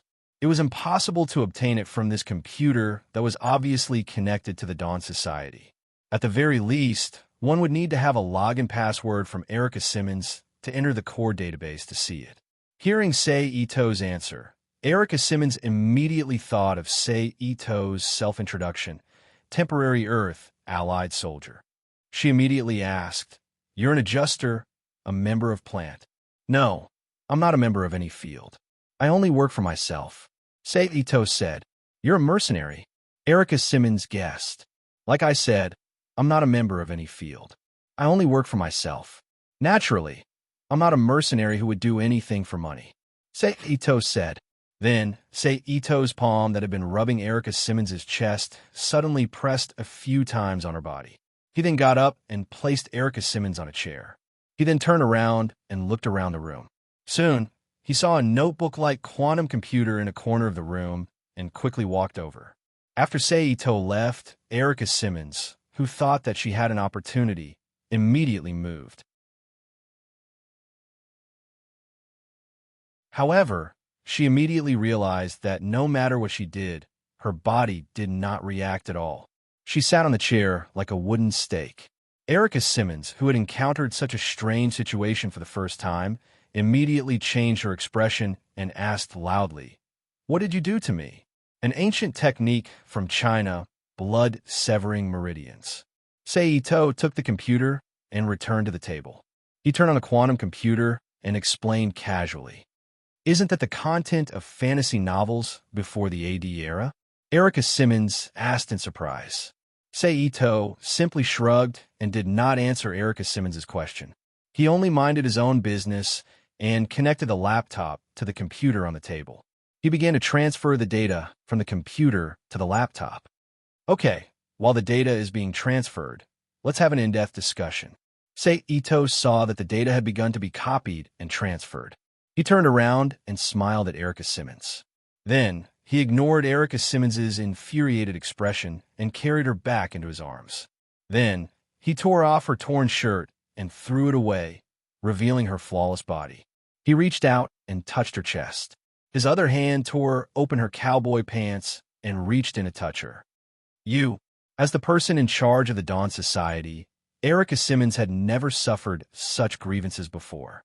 Tears welled up uncontrollably in her eyes. She was in charge of the Dawn Society, and the people she interacted with were either representatives from Ashar or the people in charge of the Aubrey family like Lund. Seito kissed Erica Simmons' back gently and whispered, "You were the one who seduced me first. Bastard, don't give me a chance. If I have the chance, I will definitely kill you." Erica Simmons cursed in her heart. Then, she controlled herself and did not let herself show the intoxicated expression that arose from Seito's actions. After all, Erica Simmons had been a widow for many years. Her withered body could not withstand Seito's teasing. However, after enduring for more than 10 minutes, Erica Simmons finally could not resist her body's reaction and suddenly screamed. "TSK." Seito made a strange sound.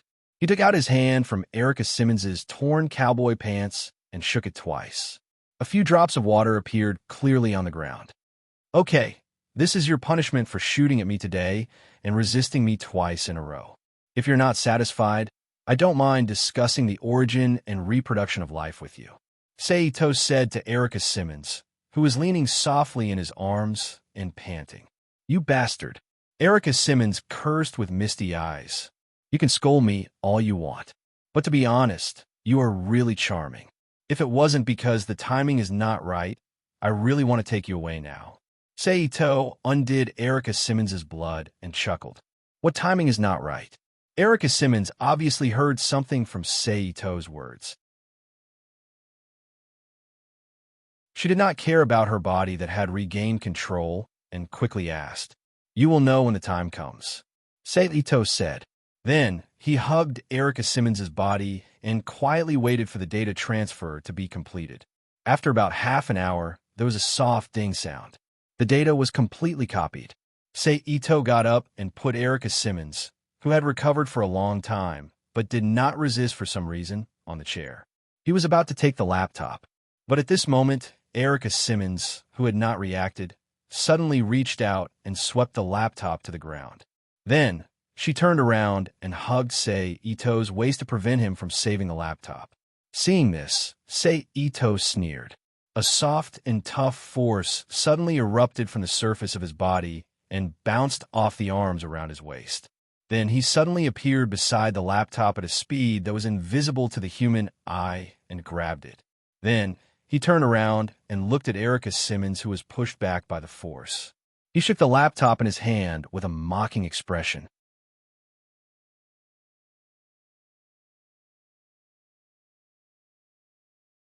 Chapter 340. What was that just now? Erica Simmons, who regained her balance, frowned. She recalled the 2 times she was bounced away by the flexible chi and asked. As for her current image, Erica Simmons didn't care anymore. Anyway, Seito had seen her even more shameful appearance, so there was nothing she couldn't let go of. It's also one of China's ancient skills, chi. Seito saw that Erica Simmons didn't pay attention to the quantum laptop in his hand, so he put down his swinging arm and said, "It seems that I have to have a better understanding of China, one of the main constituent countries of the East Asia Alliance." Erica Simmons looked up at Seito and the quantum laptop in his hand and said calmly, "All right, although I didn't get everything I wanted perfectly, the information I have now is enough for me to digest for a while." Seito said to Erica Simmons, who was naked from the waist up and the front of her cowboy pants was torn. He could vaguely see the spring inside. "I hope the next time we meet, it can still be so pleasant." After he finished speaking, he stared at Erica Simmons' exposed body with a playful expression and walked out of the room step by step. He then turned around and disappeared into the dark corridor. Bastard. After Seito left, Erica Simmons immediately gritted her teeth and cursed. She quickly picked up the phone next to her and dialed. "This is the Guard Bureau." On the phone, a thick male voice came out. "I'm Erica Simmons from Twilight Society. Immediately sound the alarm and send all personnel on duty to search the base. The target is a young man in his 20s. He's between 175 to 180 meters tall and has black hair. He is East Asian and is holding a dark blue laptop in his hand. After you find the target, shoot him. You must not let him bring the laptop to the base." Erica Simmons said to the phone as fast as she could, "Yes." The man on the other end of the phone immediately agreed, and then a faint alarm sound came from the phone. Seeing this, Erica Simmons hung up the phone and sat down on the chair behind her. She leaned her back against the chair and looked up at the white ceiling in a daze. Fisk, as expected of a woman who can clearly distinguish between love and business. Seito heard the alarm in the base and waved his hand to put the laptop into the Rubik's Cube world. Then, he released his mental strength and carefully avoided the patrolling guards, while running out of the base.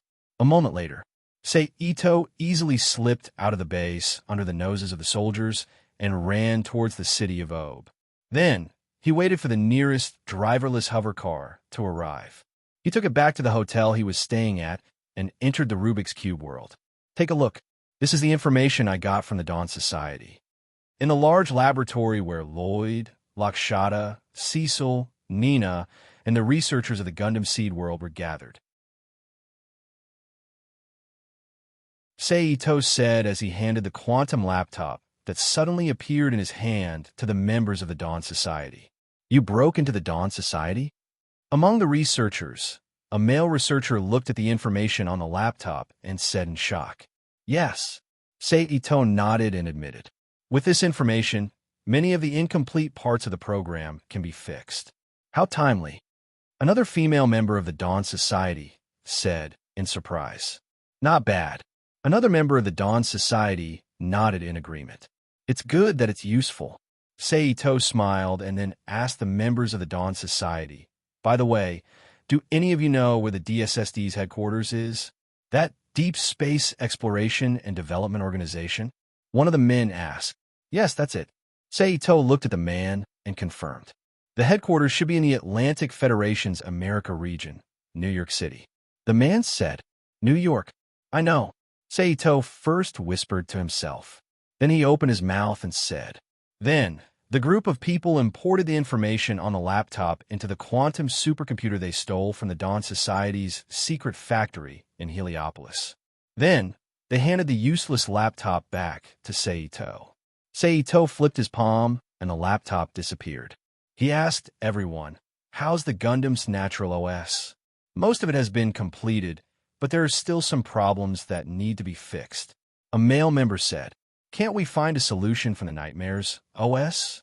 Saito turned to Lakshata and asked, "No, the Nightmare's OS is suitable for the Earth's environment. Other than nerve conduction and electronic signal transmission, it can't provide much help for the universe's Gundam." Lakshata shook her head and said, "It seems that we still need to compare and correct the driver's OS." Saito said softly, then looked up and said, "Got it. I'll get the complete OS sample and send it to you as soon as possible. How about you guys? Have you made the neutron interference device?" Saito then asked Nina. After all, among the four of them, only Nina focused on nuclear energy. "Not yet. It will take about 1 to 2 months to produce the test product. After that, we will wait for your data before we can finalize it," Nina said timidly. "Okay, you guys hurry up. There will be a war in the outside world soon. By then, we might need the nuclear-powered Nightmare." Saito spread his hands and said to Nina, I understand," Nina said. Then, Saito said a few more words to the researchers and asked them to continue with the experiment. He walked to the side and watched the battle between Karen, who was piloting the Model M1 and the Red Gundam with Kiku Ikamanji as her weapon, and Valletta, who was piloting the Blue Gundam with a two-handed greatsword. "Ah!" Karen screamed, and the Red Gundam clumsily slashed at Valletta with Kiku Ikamanji. Sigh, although the agility has improved a lot, it's simply courting death on the battlefield with this agility. Seeing this, Saito shook his head helplessly, turned around, and left the laboratory. He then left the Rubik's Cube world and returned to the hotel room. After a night of rest, Saito checked out of the room at the front desk early the next morning, turned around, and left the hotel. He then took a hover car to the airport and bought a ticket to New York. After waiting for more than 2 hours at the airport, he boarded the plane and spent 3.5 hours in the air before finally standing on the ground in New York. Head to the DSSD headquarters. After exiting the airport, Saito stopped an unmanned hover car and entered the destination using voice commands. Then, the hover car vibrated and quickly drove to the DSSD headquarters. After a while, the hover car stopped in front of a high-rise building that was more than 50 stories tall. Saito got out of the hover car, looked at the building in front of him for a moment, and walked in through the main entrance. "Excuse me, which floor is the DSSD headquarters on?" Saito walked to the 3 receptionists in the lobby and asked. "The DSSD headquarters is on the 53rd floor. Please take the elevator over there." After hearing Saito's question, one of the receptionists stood up and pointed at the 3rd elevator door on the right. "Thank you." Saito thanked her and turned around to press the elevator button. After a moment, there was a soft ding, and the smooth, mirror-like elevator door opened from the middle to both sides. Saito walked in and pressed the round button with the number 53 on it. Then he felt the elevator vibrate slightly, and the elevator quickly ascended. In less than a minute, it reached the 53rd floor. With another ding, Saito stepped out of the elevator. He looked at the floor sign facing the elevator door and walked toward the DSSD headquarters. "Welcome to the DSSD." The two receptionists immediately stood up and greeted Sei Ito, who was walking toward them. "How can I help you?" "I want to know where I can find Miss Sei Ito Markgrave," Sei Ito asked with a smile. "I'm sorry, Miss Sei Markgrave isn't in the headquarters right now. If you have something urgent, you can leave a message here and we'll pass it to her." The receptionists apologized. "I see. Then, is the reference room open to the public?" Sei Ito asked again. "Are you a certified member of a DSSD organization?" the other receptionist asked. "No." Sei Ito shook his head. "I'm sorry, but the reference room is not open to non-certified members," the receptionist said with a smile. "Oh, sorry to disturb you." Sei Ito nodded and left the DSSD headquarters with a regretful look. When he passed by the safe passage, he suddenly entered the Rubik's Cube world. He planned to invade the DSSD headquarters at night, store the information in the Rubik's Cube world, and find Sei Markgrave's address and contact information. He would accompany Reina Ito in the Rubik's Cube world and help her with some matters. Then, he would find Karen and Valletta and watch them carry out experiments. A few hours passed in the blink of an eye, and it was already late at night. Seeing that it was almost time, Sei Ito immediately left the Rubik's Cube world and appeared in the safe passage again. As expected, there was no one in the DSSD headquarters.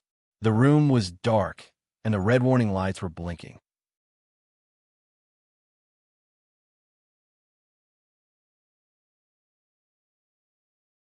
Chapter 341.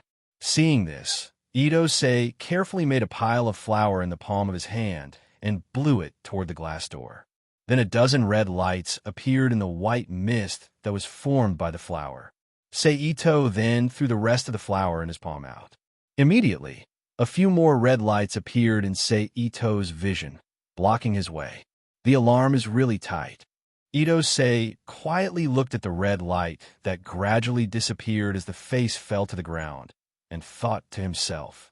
He then walked up to the wall and placed his right palm on the wall. Under the guidance of his power of the will, he used alchemy to create a back door in the wall. He then bypassed the infrared alarm system at the front door and snuck into the DSSD headquarters. Sei Ito then carefully scanned his surroundings to make sure there were no other security devices. After making sure it was safe, he avoided the security cameras installed in the hallway and checked the rooms one by one. After eliminating the useless staff break room, entertainment room, and office, Sei Ito finally found the data room of the headquarters. He saw the central computer used by the DSSD to store important information and documents. The reason why it was only a part of the DSSD's research was because the most important information of the DSSD was stored in the quantum computer of the Apollo space base. Other than the DSSD's personnel information, there were also some information about the sponsors, meeting records, and development plans of the DSSD. The only truly confidential information was the DSSD's personnel files and the list of sponsors, as well as a small portion of the research data and a large portion of the technology catalog. As for the central computer, Itsunari, who didn't know how to hack, was too lazy to waste time. He directly opened the Rubik's Cube channel and swallowed the whole thing into the Rubik's Cube world. He handed it over to the group of Dawn Society researchers to deal with it. Sei Ito, who had achieved his goal, didn't stay any longer. He followed the original path and carefully exited the DSSD headquarters. He removed the back door on the wall and turned around to jump down the middle of the emergency exit. As his body was about to hit the ground, he grabbed the handrail beside him. He left a deep handprint on the handrail and landed on the concrete stairs. He then wiped away the handprint on the handrail and left the building with his hands in his pockets. He then took a hover car to New York City's library. 20 minutes later, the hover car came to a stop in front of a squarish building. Every window on the wall was separated by long cement pillars. The building's exterior was light gray. Ito Sei, who got out of the car, turned his head and observed the pedestrians around him. He quickly turned into a black shadow and came to a window in the library. After using energy to open the window's lock spring, he opened the window and quickly got into the library. looking at the massive collection of books that filled the entire third floor of the library in rows in front of him. Ito Seigen thought to himself, I'd better build another building in the Rubik's Cube world. The library in the Rubik's Cube world is definitely not enough space. Not to mention that I'm going to collect books from other places. With a decision in his heart, Ito Sei took a step forward and disappeared from the library. He appeared in the Rubik's Cube world, and then stopped in front of an open space not far from the experimental area and the edge of the city in the ecological area. He clasped his hands in front of him and activated alchemy. A large amount of blue and white electricity quickly emerged from Seito's hands. It was like a crazy earthworm that quickly jumped on the ground in front of him. Then, a huge building similar to the ancient Roman-style temple where the statue of Zeus was stored rose from the ground. After a while, it stood on the ground, towering and motionless. Such a large area should be enough. Ito Sei looked around at the grayish-white one-piece Roman pillars in front of him. There was a huge door on each of the four walls behind the stone pillars. He then exited the Rubik's Cube world and began to add books to the new building. Although the New York University Library was quite big, it was nothing in front of Sei Ito, who could even fit in a nuclear power plant. It didn't take long for him to put the bookshelves that occupied the three-story building into the Rubik's Cube world. He then spread out his mental power and penetrated the ground of the library. After passing through about 3 to 4 meters of soil, Sei Ito only felt his mental power relax, and a secret room of about 80 square meters appeared in his perception. It was filled with damaged books and paper materials preserved by sealed glass windows. Seeing this, Sei Ito followed the guidance of his mental power and walked directly to the top of the secret room. He then used decomposition refining on the ground and fell down from the skylight with the soil that suddenly appeared. Walla-la-la! The gravel and soil hit the ground, and a series of noises immediately sounded. Sei Ito, who was standing in the soil, turned his eyes and then transferred the information in the secret room to the Rubik's Cube world. Then, he shook his feet, and an earth pillar immediately rose from under his feet. It carried him back to the ground and filled in the gap. Then, he walked to the front desk of the library and put the quantum computer that stored all the records into the Rubik's Cube world. Done. Next is the National University Library in Washington. Sei Ito looked at the empty library in front of him and left the scene along the original path. In the next 4 to 5 days, whether it was the world-famous National University Library or the college library of a well-known university, as long as it was a well-known library in the Atlantic Federation, all of them fell into Sei Ito's hands. If it weren't for the fact that Sei Ito only stole books and didn't destroy buildings or hurt people, the Atlantic Federation would think that this was another form of terrorist attack launched by Plant. Fortunately, on the 6th day of the book loss incident, there were no more library robberies in the Atlantic Federation, which really made the people of the Atlantic Federation relieved. This was not because Sei Ito was kind and let them go, but because the books and information collected so far were enough for Sei Ito to establish a scientific education system and practical technology from elementary school to the universe. At least, Sei Ito had collected a lot of information about the genetic adjustment technology released by the first person, George Grain, and the various applied technologies that were developed after that. Not to mention, there was a lot of civil or semi-military technological information, such as gravity field components, magnetic levitation theory, special metal formula, and cosmic signal transmission. If combined with a part of the information obtained from the Dawn Society and Lloyd's experience in building Avalon, except for the lack of 2 or 3 key technologies such as the weapon control system and high-power cosmic radar, it was completely possible to build a spaceship. At least, it would be a piece of cake to build a civilian spaceship. Of course, this was not the main reason why Sei Ito stopped stealing books.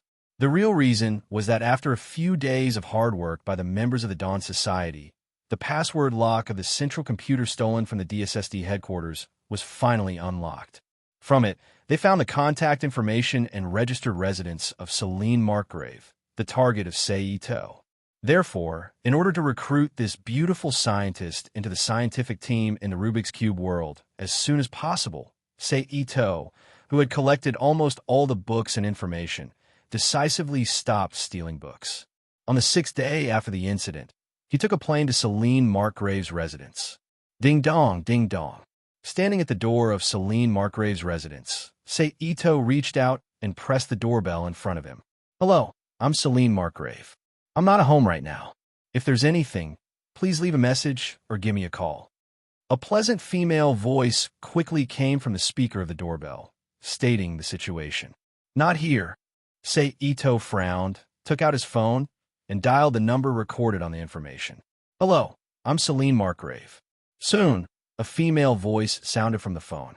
It was the same voice as the one that came from the doorbell speaker, but sounded much nicer. Hello, Miss Serene Markgrave. I'm Sei Ito, the person in charge of the Deep Space Exploration Project of the Apocalypse Universe Application Development Corporation. Sorry to disturb you. Sei Ito turned around and leaned against the wall behind him. With a smile on his face, he lied. Hello. May I ask why you're looking for me?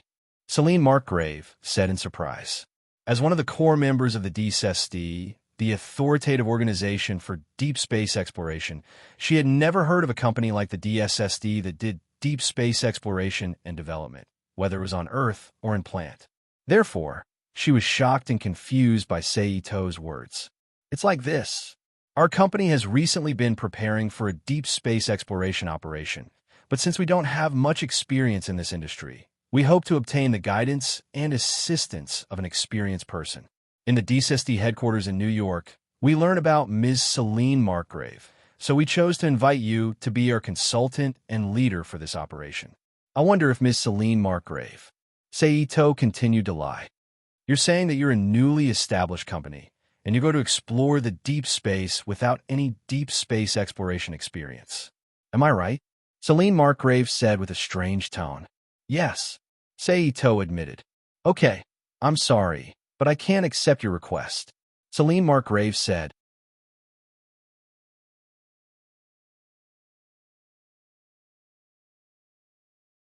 Chapter 342. Well, how about this, Miss Serene Markgrave? I think it's better for us to talk face to face. Maybe you'll change your decision. Ito-sei's face was slightly stunned. Then he said, All right then, where shall we meet? Serene Markgrave asked. She was easy to talk to for companies that were determined to explore the deep universe. Miss Serene Markgrave, you choose, Sei Ito said. I'm in Queensland, Australia. I won't be leaving for 3 days. If you want to meet, you have to come to Queensland, Serene Markgrave said. Sure, Sei Ito agreed. If that's the case, contact me when you arrive in Queensland. We'll decide on a place to meet then, Serene continued. Okay, I'll buy a ticket to Queensland now. Sei Ito hung up the phone, straightened up, and walked slowly to the nearby hover car. He took a ride to the airport, bought a ticket to Australia, and flew to Australia. After arriving in Australia, they transferred to another plane and flew to Queensland. Phew, I'm finally here. After an 8-hour flight, Sei Ito finally stepped on the soil of Queensland, Australia. He stretched his body, took out his phone, and dialed Serene Markgrave's number as he walked out of the airport. Oh, you're here. Serene Markgrave clearly remembered Sei Ito's phone number. Otherwise, she wouldn't have asked such a specific question right after picking up the phone. I'm here. Where would you like to meet? Miss Serene Markgrave. Sei Ito asked. How about this? In half an hour, we'll meet at XX Cafe outside the University of Southern Queensland, Serene Markgrave said on the phone. Okay, Sei Ito agreed. Okay, I'll hang up first, Serene Markgrave said. Goodbye, Sei Ito said and hung up.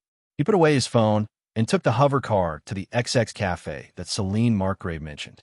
10 minutes later, Sei Ito arrived at the meeting place. It was around 8 o'clock in the evening. The sky had already turned completely dark, and the streets were filled with pairs of University of Southern Queensland students, laughing and playing. Sei Ito walked through the crowd. They arrived at XX Coffee House near the University of Southern Queensland and chose a seat by the window to sit down. Sir, what would you like to order? Just as Sei Ito sat down, a female waitress in black and white uniform walked up to him and asked, "It's up to you." Ito-say didn't know much about coffee. In his previous life, he had heard that couples drank cappuccino, Nestle, and Blue Mountain, which was often talked about by petty bourgeois. Therefore, he directly asked the waiter to recommend coffee to him. What flavor would you like?" The waitress was stunned for a moment before asking again. "It doesn't matter, as long as I don't die from the poison," Ito said to the waitress with a smile. "Sir, you really know how to joke." The waitress's mouth twitched. She said with a dry laugh. Ito was probably the strangest customer she had ever met. "Go ahead, just give me a cup. I'm waiting for someone," Ito said with a smile. "Okay, please wait for a moment." The waitress nodded and left Ito's side. Ito walked to the counter and said a few words to the waitress who was making coffee. The waitress then looked at Ito in surprise, nodded, and lowered her head to make the coffee. After a moment, she placed a cup of coffee in front of the waitress and asked her to bring it to Ito. "Sir, your coffee." The waitress brought the coffee to Ito and said softly, "Thank you." Ito thanked her politely and took a sip of the coffee. It was bitter, but it tasted better than the Nestle in the bag. Just like that, Ito drank the bitter coffee while quietly waiting for the arrival of Celine Markgrave. After sitting for about 5 minutes, the bell on the coffee shop's wooden door rang. A woman with a height of about 1.7 meters, a slim figure, wearing a green sleeveless shirt, a thin red belt around her waist, a black knee-length skirt with a high slit, dark brown silk stockings, and black flat leather shoes walked in. Her dark green shoulder-length hair was casually draped over her shoulders. Her eyes quickly scanned the crowd in the coffee shop. Miss Celine Markgrave. As soon as Ito saw the woman who walked into the coffee shop, he immediately stood up from his seat, waved at her, and called out. The latter immediately stopped looking around and turned to look at Ito. She slowly walked towards Ito, then walked to the chair opposite Ito and sat down with Ito. "Dear customer, what would you like to order?" After Celine Markgrave sat down, the waitress walked over again and asked softly, "What's the matter?" "A latte." Celine Markgrave looked up and said to the waitress. "Okay, please wait a moment," the waitress replied and returned to the counter. "Hello, Miss Celine Markgrave. I'm Ito." Ito introduced himself again, but this time he did not use the fake title of the Apocalypse Universe Application Development Company. "Hello." Celine Markgrave nodded and said directly, "I don't know what you want to talk to me about. Actually, I don't have anything to talk to you about." Ito smiled. Celine Markgrave immediately frowned and looked up at Ito's eyes, waiting for him to continue. "The reason why I made up an excuse to ask you out is because I know that you are a rare scientist. I want you to work for me." Ito leaned his body on the back of the wooden chair. He looked at Celine Markgrave and said, "I won't work for any faction or anyone," Celine Markgrave said firmly. "Dear customer, here's your coffee." At this moment, the waitress came over and placed a cup of coffee in front of Celine Markgrave. "Thank you." Celine Markgrave thanked her, but her eyes were still fixed on Ito. After the waitress left, Ito spoke again. "I know. That's why I made up an excuse to meet you. If you don't agree, I can take you away by force." Hearing Ito's straightforward words, Celine Markgrave frowned. Celine Markgrave frowned and looked at Ito, silently. She knew that since Ito dared to say that, he would definitely take her away. Therefore, any resistance from him would be superfluous. "Enjoy this cup of latte. After you're done, we'll leave here. Then I'll take you to see your future colleagues. I promise you'll see a wider world, a deeper universe, and more diverse elements than in DSSD." Ito smiled faintly. Celine Markgrave remained silent as she sipped her coffee. After about 20 minutes, Celine Markgrave finished her latte. Then Ito grabbed her arm and walked out of the XX coffee house. They walked into a small alley that could be found in any city. To save some trouble, it's better for you to faint. In the alley, Ito turned around and smiled at Celine Markgrave. Then, before she could react, a palm strike landed on her neck, knocking her out. Then, he reached out and caught Celine Markgrave, who had fallen to the ground, and disappeared into the alley with her. In the Rubik's Cube world, Sei Ito extracted a strand of Celine Markgrave's willpower. Then, he helped her to the bed and laid her flat on it. He waited for her to wake up quietly. A few minutes later, with a soft moan, Celine Markgrave finally opened her tightly shut eyes. "Where am I?" Celine Markgrave supported her forehead with one hand and sat up on the bed with the other. She looked around and saw Sei Ito sitting on the chair in the room with a smile. "This will be your home from now on. How is the room? Is the layout okay?" Sei Ito got up and walked to Celine Markgrave. Celine Markgrave looked at the room's layout in silence and did not comment.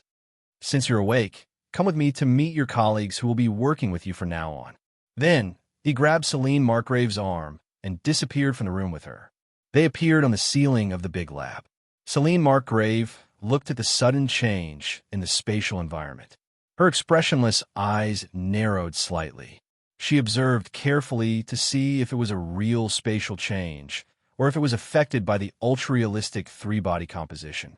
However, no matter how carefully she observed, she did not find any traces of unnaturalness. "How did you do it?" As a scientist, it was almost instinctive for her to want to know the answer to something she was interested in. Moreover, she was sure that her life was not in danger, so there was no need to worry. "In this world, I can do anything such as this," Sei Ito said with a calm smile when he heard Celine Markgrave's question. Then, he waved his hand in front of him, and a stream of water as thick as a finger appeared in front of Celine Markgrave's eyes. Celine Markgrave reached out to feel whether the stream was real or fake, but the cold touch and moisture from her fingers reminded her that the stream was real.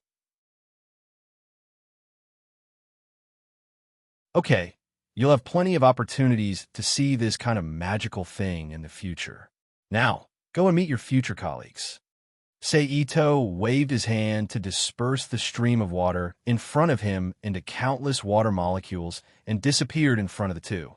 Then, he led Celine Markgrave into the large laboratory from the side door and came to the side of many busy researchers. Clap, clap, clap. Sei Ito clapped his hands and attracted everyone's attention with the applause. He then introduced, "Let me introduce everyone. This is Celine Markgrave, the adjuster, one of the top scientists in the outside world. She will be working with you in the future. Everyone, please welcome her." Clap, clap, clap, clap. A round of applause immediately sounded to welcome Celine Markgrave. "Okay, everyone continue working. I'll show her around the laboratory," Sei Ito said. Then, the group of scientists immediately returned to their posts and continued their unfinished work. "Let's go. I'll show you around the laboratory," Sei Ito said as he showed Celine Markgrave around. From the nightmare to the Gundam to the scientific and technological information in his hands, he introduced them one by one. "Okay, that's about it." After Sei Ito introduced the situation in the laboratory, he turned around and said to Celine Markgrave. Then, he flipped his hand and threw a bunch of keys to Celine Markgrave. After Celine Markgrave caught them, he said, "This is the key to the room you just woke up in. The address is written on the nameplate on the key. If you can't find it, you can ask the others in the laboratory. I have to leave first. I hope you can integrate into the new working environment as soon as possible. As for the group of scientists from the DSSD organization, if possible, I'll send them in." After that, Sei Ito suddenly disappeared in front of Celine Markgrave. "Do I have a choice?" Celine Markgrave looked at the key in her hand and thought helplessly. Outside, Sei Ito once again appeared in the alley where he disappeared. He quickly left the alley and disappeared into the crowd in the blink of an eye. After resting in a hotel in Queensland for the night, he took a plane back to New York and stayed in a hotel. He planned to make his move on the people responsible for transporting supplies to the Apollo space base at night. He wanted them to bring him into the Apollo space base and take away the core technical personnel and information of the DSSD organization. A few hours later, the sky was completely dark. Sei Ito felt that those people should have returned home, so he immediately left the hotel and took a car to their homes. He used his powerful skills to control them and hypnotize them. After completing the control of several personnel responsible for the transportation of materials, Idose returned to the hotel and waited quietly.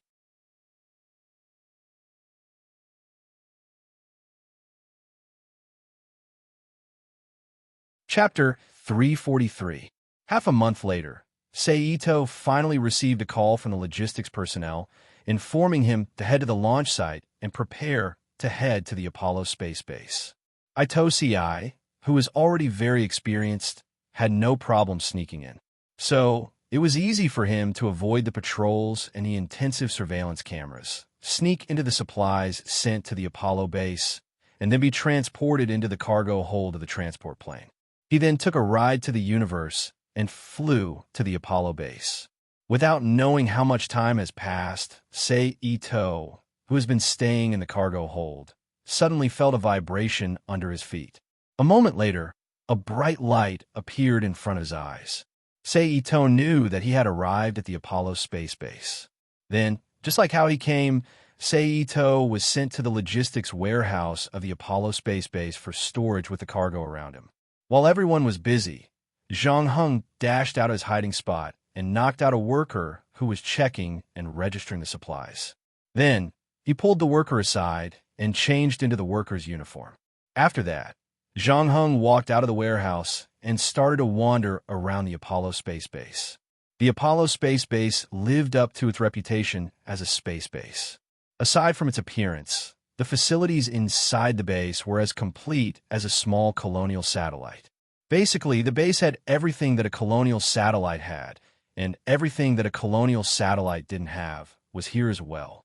However, because of its complexity, it also increased the difficulty of Seito's search for the core location. Seeing that there was no other way, Seito had to resort to violent means again. After using hypnosis to ask for the location, name, and appearance of the nearest person in charge, he quickly rushed over. After finding the person in charge, he hypnotized him and asked him to lead him to the core area. Just like this, under the guidance of the person in charge, the two walked through the busy crowd and passed by several residential areas in the Apollo space base. They came to the place where the core researchers gathered. "What's the matter?" One of the old men who was drinking water saw Seito and the person in charge walking in and asked in confusion. Idose glanced at the scientists in the room, who turned to look at him and smiled at them. Then, he opened a smoke bomb and threw it into the room.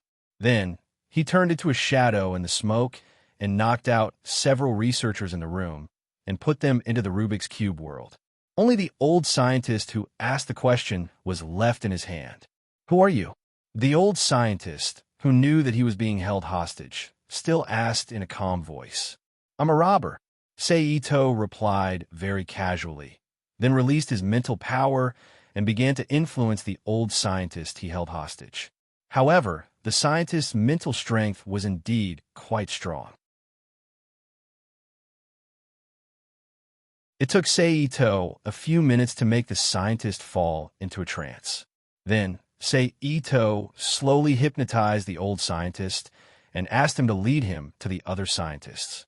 The old scientist, who was temporarily under Seito's control, immediately followed his instructions and led him to the place where the other scientists were gathered.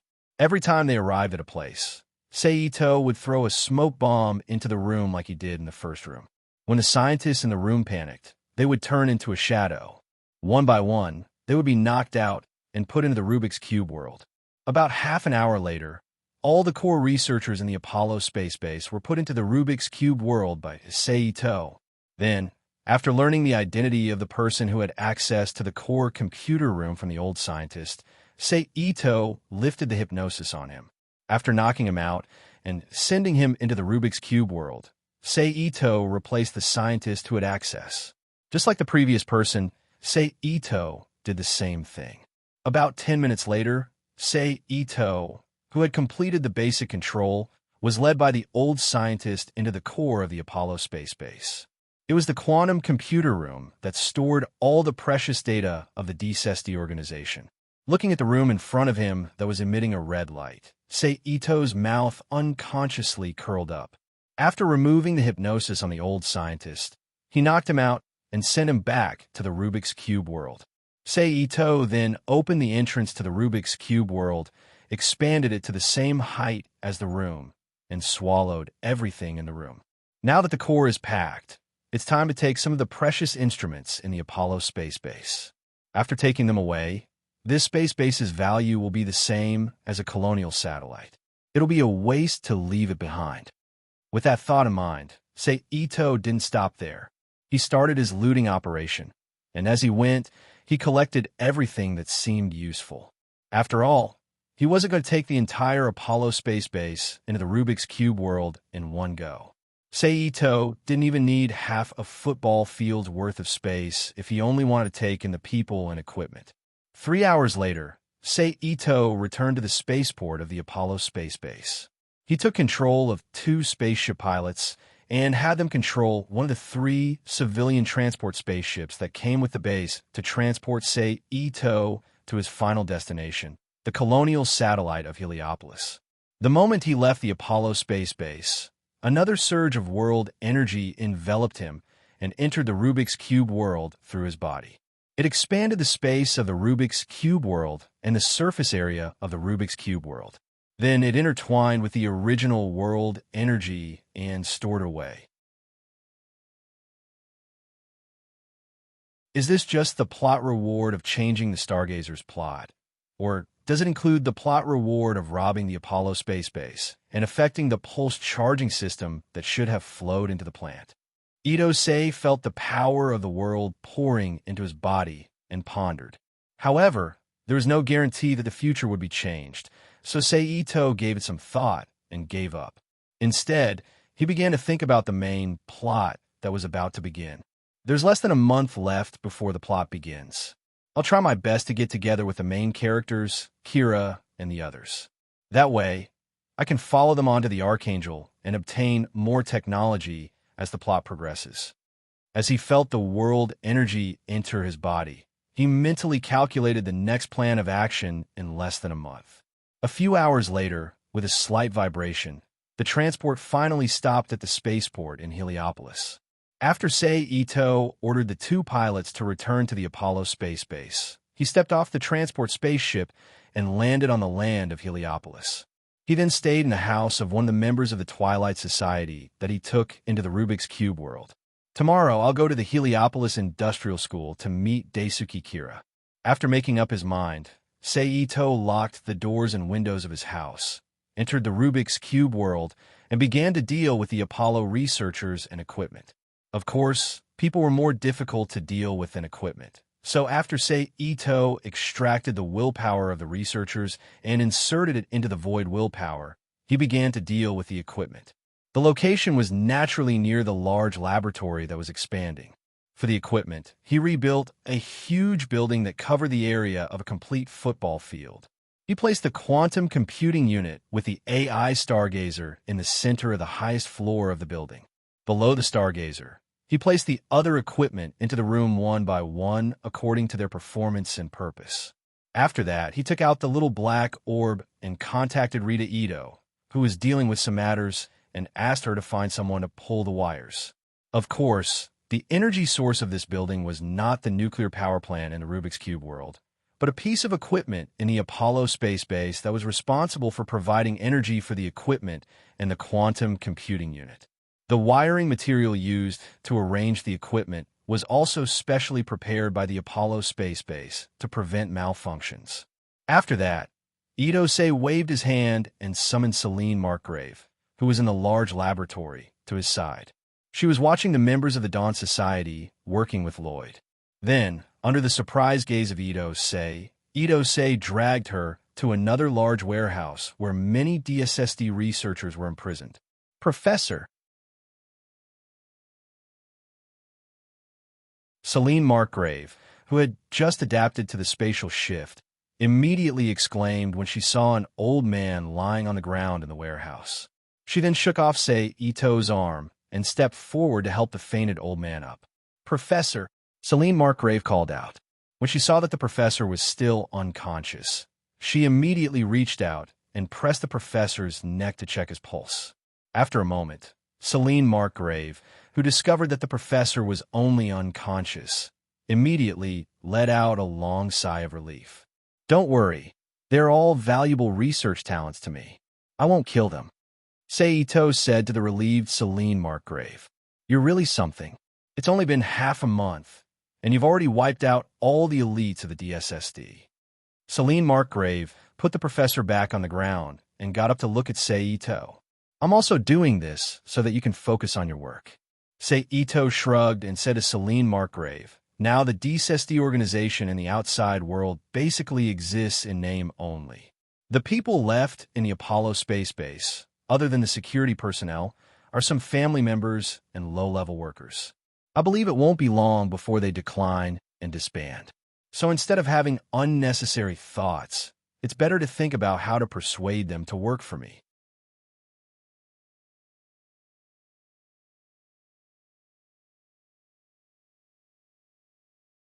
Chapter 344. Celine Markgrave was silent for a long time. She recalled what she had seen in the past half a month, then looked at the many researchers who had fallen beside her. Finally, she let out a long sigh and said in a low voice, I know, I will persuade them. That's good. When Seito heard Celine's words, he immediately smiled and nodded.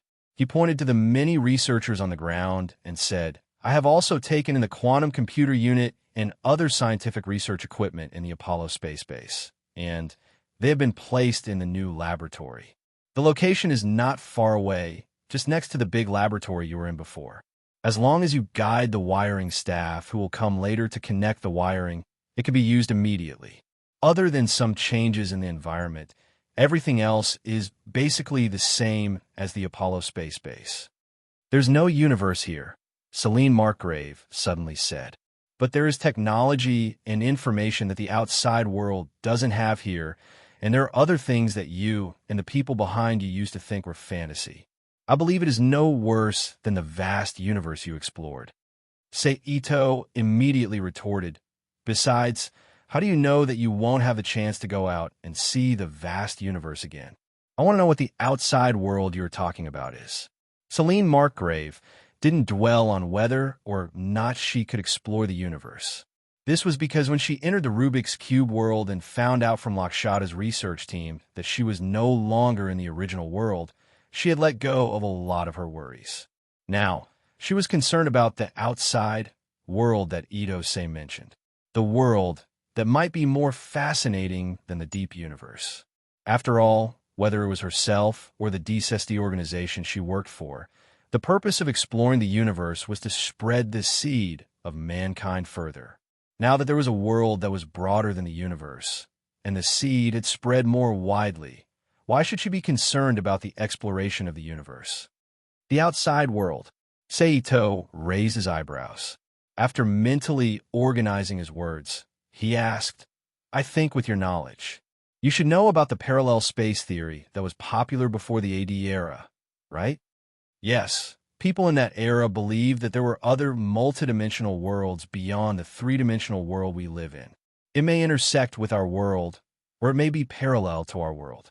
In addition, they believe that if there is a time machine, using it to send a person living at time point A back to time point B, then the history after time point B is also a kind of parallel world.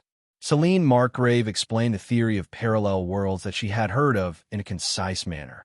Not bad. Seito nodded, proving that Celine Markgrave was right.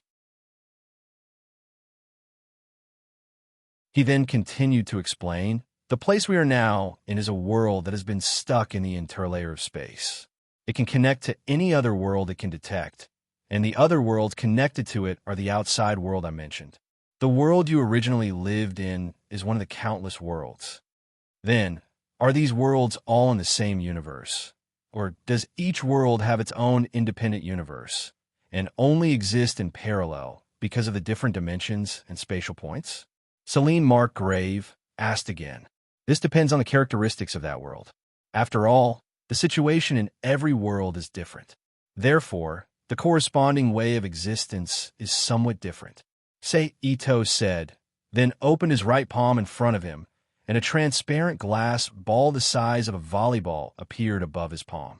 He let it float above his palm and continued. For example, the glass ball in my hand now. It now represents a world. Let's treat it as the three-dimensional world you lived in outside. Then he opened his left palm, and a light blue glass ball that was half the size of the glass ball in his right hand appeared above his palm. He said, "This is another world, but its dimension is two-dimensional to you and me." As he said that, he moved the glass ball in his left hand closer to the glass ball in his right hand, and then there was a flash of lightning. The glass ball in his left hand entered the glass ball in his right hand and floated there.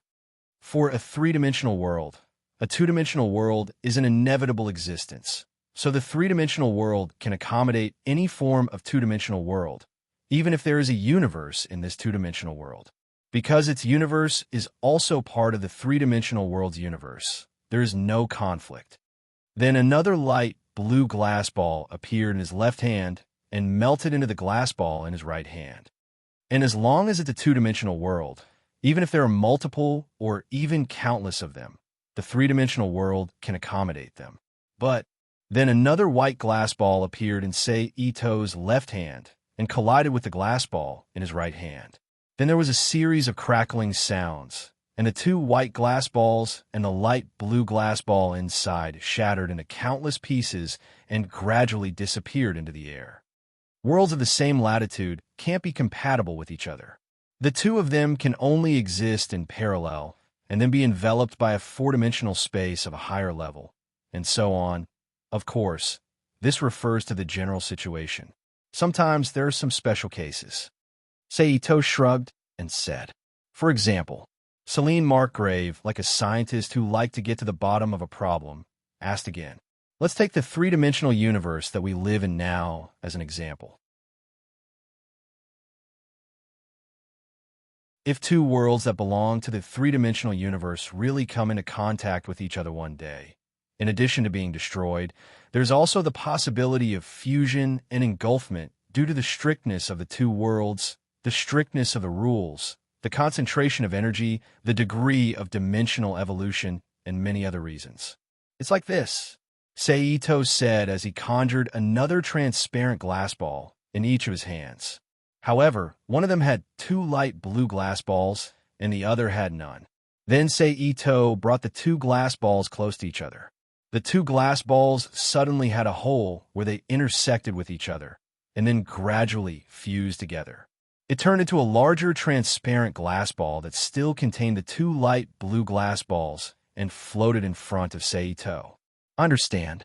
Celine Markgrave nodded thoughtfully. That's good. Ito laughed, then pointed at the researchers behind Celine Markgrave, whose breathing had changed and whose eyelids were trembling. They'll wake up soon. I'll leave the rest of the persuasion to you. But no matter what, I'll leave it to you.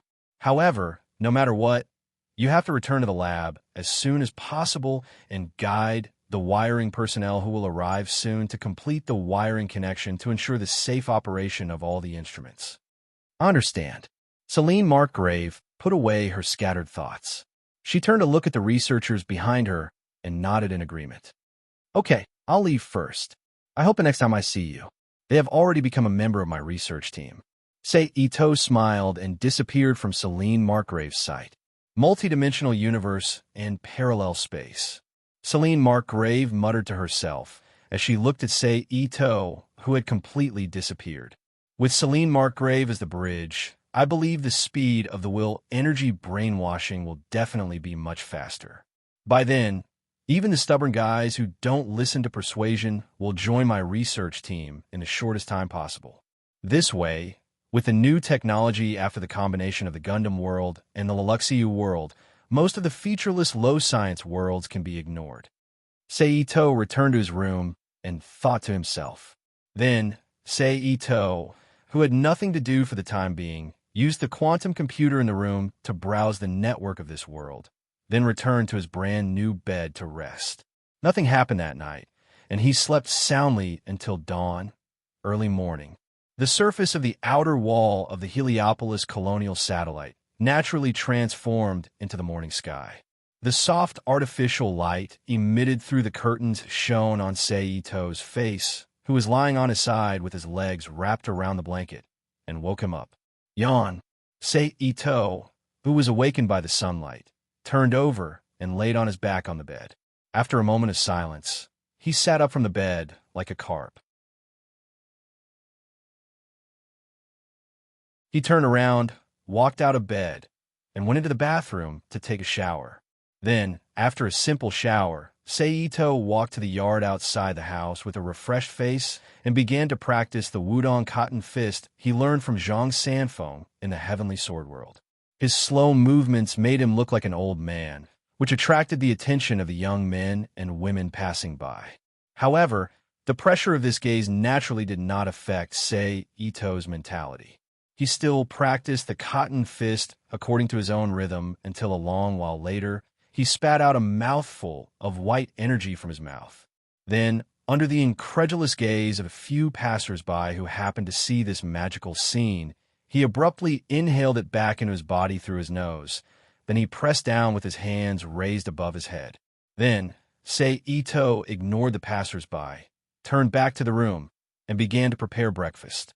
As for the ingredients, they were naturally natural and pollution-free green food taken from the Rubik's Cube world. They were made according to the standard of one dish, one bowl, one pot of rice. I'll have to contact the protagonist later. It's unlikely that I'll succeed with ordinary pickup methods. It seems that I have to think of a more attractive way to make them take the initiative to find me. Then Sei Ito ate breakfast while thinking. After a moment, his hand paused, and he laughed. "I'll use this," Sei Ito secretly said. Then, he quickly finished the food in front of him, cleaned it up, and returned to the room to prepare. About 20 minutes later, he was wearing a black short-sleeved shirt with a white skull printed on the chest and English words written on the back. He also wore loose, casual pants of the same color. In his hand was a wooden stick with a white sail wrapped around it. It was longer than his height, and he carried a gray casual bag. He staggered out of the house and walked toward the Heliopolis Industrial School. For convenience, the homes of the members of the Dawn Society who worked in the secret factory were naturally arranged in a residential area not far from the industrial school. Therefore, it did not take long for Sei Ito to arrive at the industrial school's main entrance. He swaggered in and stopped on a lawn inside the school. Then, Sei Ito inserted the wooden stick wrapped in the white sail into the ground. He took out a stack of white cloth from the casual bag and spread it out on the grass. He sat cross-legged on it.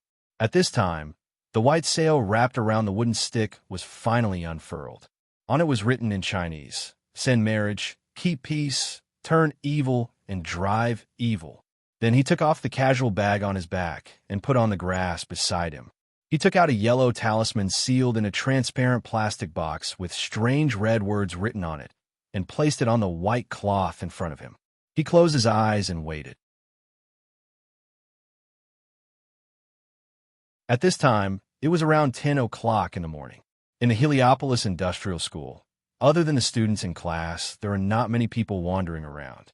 Therefore, even though Sei Ito's behavior was strange enough to attract attention, there were still not many people who cared. What's more, in this world where science flourished, this kind of item that obviously had a religious style that was about to disappear was even more disdainful. Therefore, even if people were curious and came to take a look, after glancing at it, they would curl their lips and leave with a look of disdain. In this regard, Sei Ito was already prepared. He sat there calmly with his eyes closed and waited for the first person to appear. After an unknown amount of time, a burst of noise suddenly came. A large group of students walked out of the teaching building while chatting and laughing. They immediately found Sei Ito sitting on the grass and acting strangely. A few of the more curious female students walked over accompanied by their companions. They then squatted in front of Sei Ito and reached out to take a sealed talisman. "What's this?" the curious student asked his companions. "I don't know. For this kind of product before the AD era, students in the C era naturally didn't know. Probably even scholars who specialized in history didn't know much about it. Excuse me, what is this thing?" The female student saw that her companions didn't know what the thing in their hands was, so she raised her head and asked Sei Ito. "Marriage talisman. It can bless you with a beautiful marriage." Sei Ito opened his eyes and smiled at the female student opposite him. What does marriage mean? Another female student next to the female student asked in confusion. Marriage refers to marriage and fate. Say Ito first, answered the female student who asked, then turned to the student holding the marriage talisman and said, the marriage talisman you're holding can bless you with a beautiful marriage. You're tuning in to the Warrior Lore YouTube channel.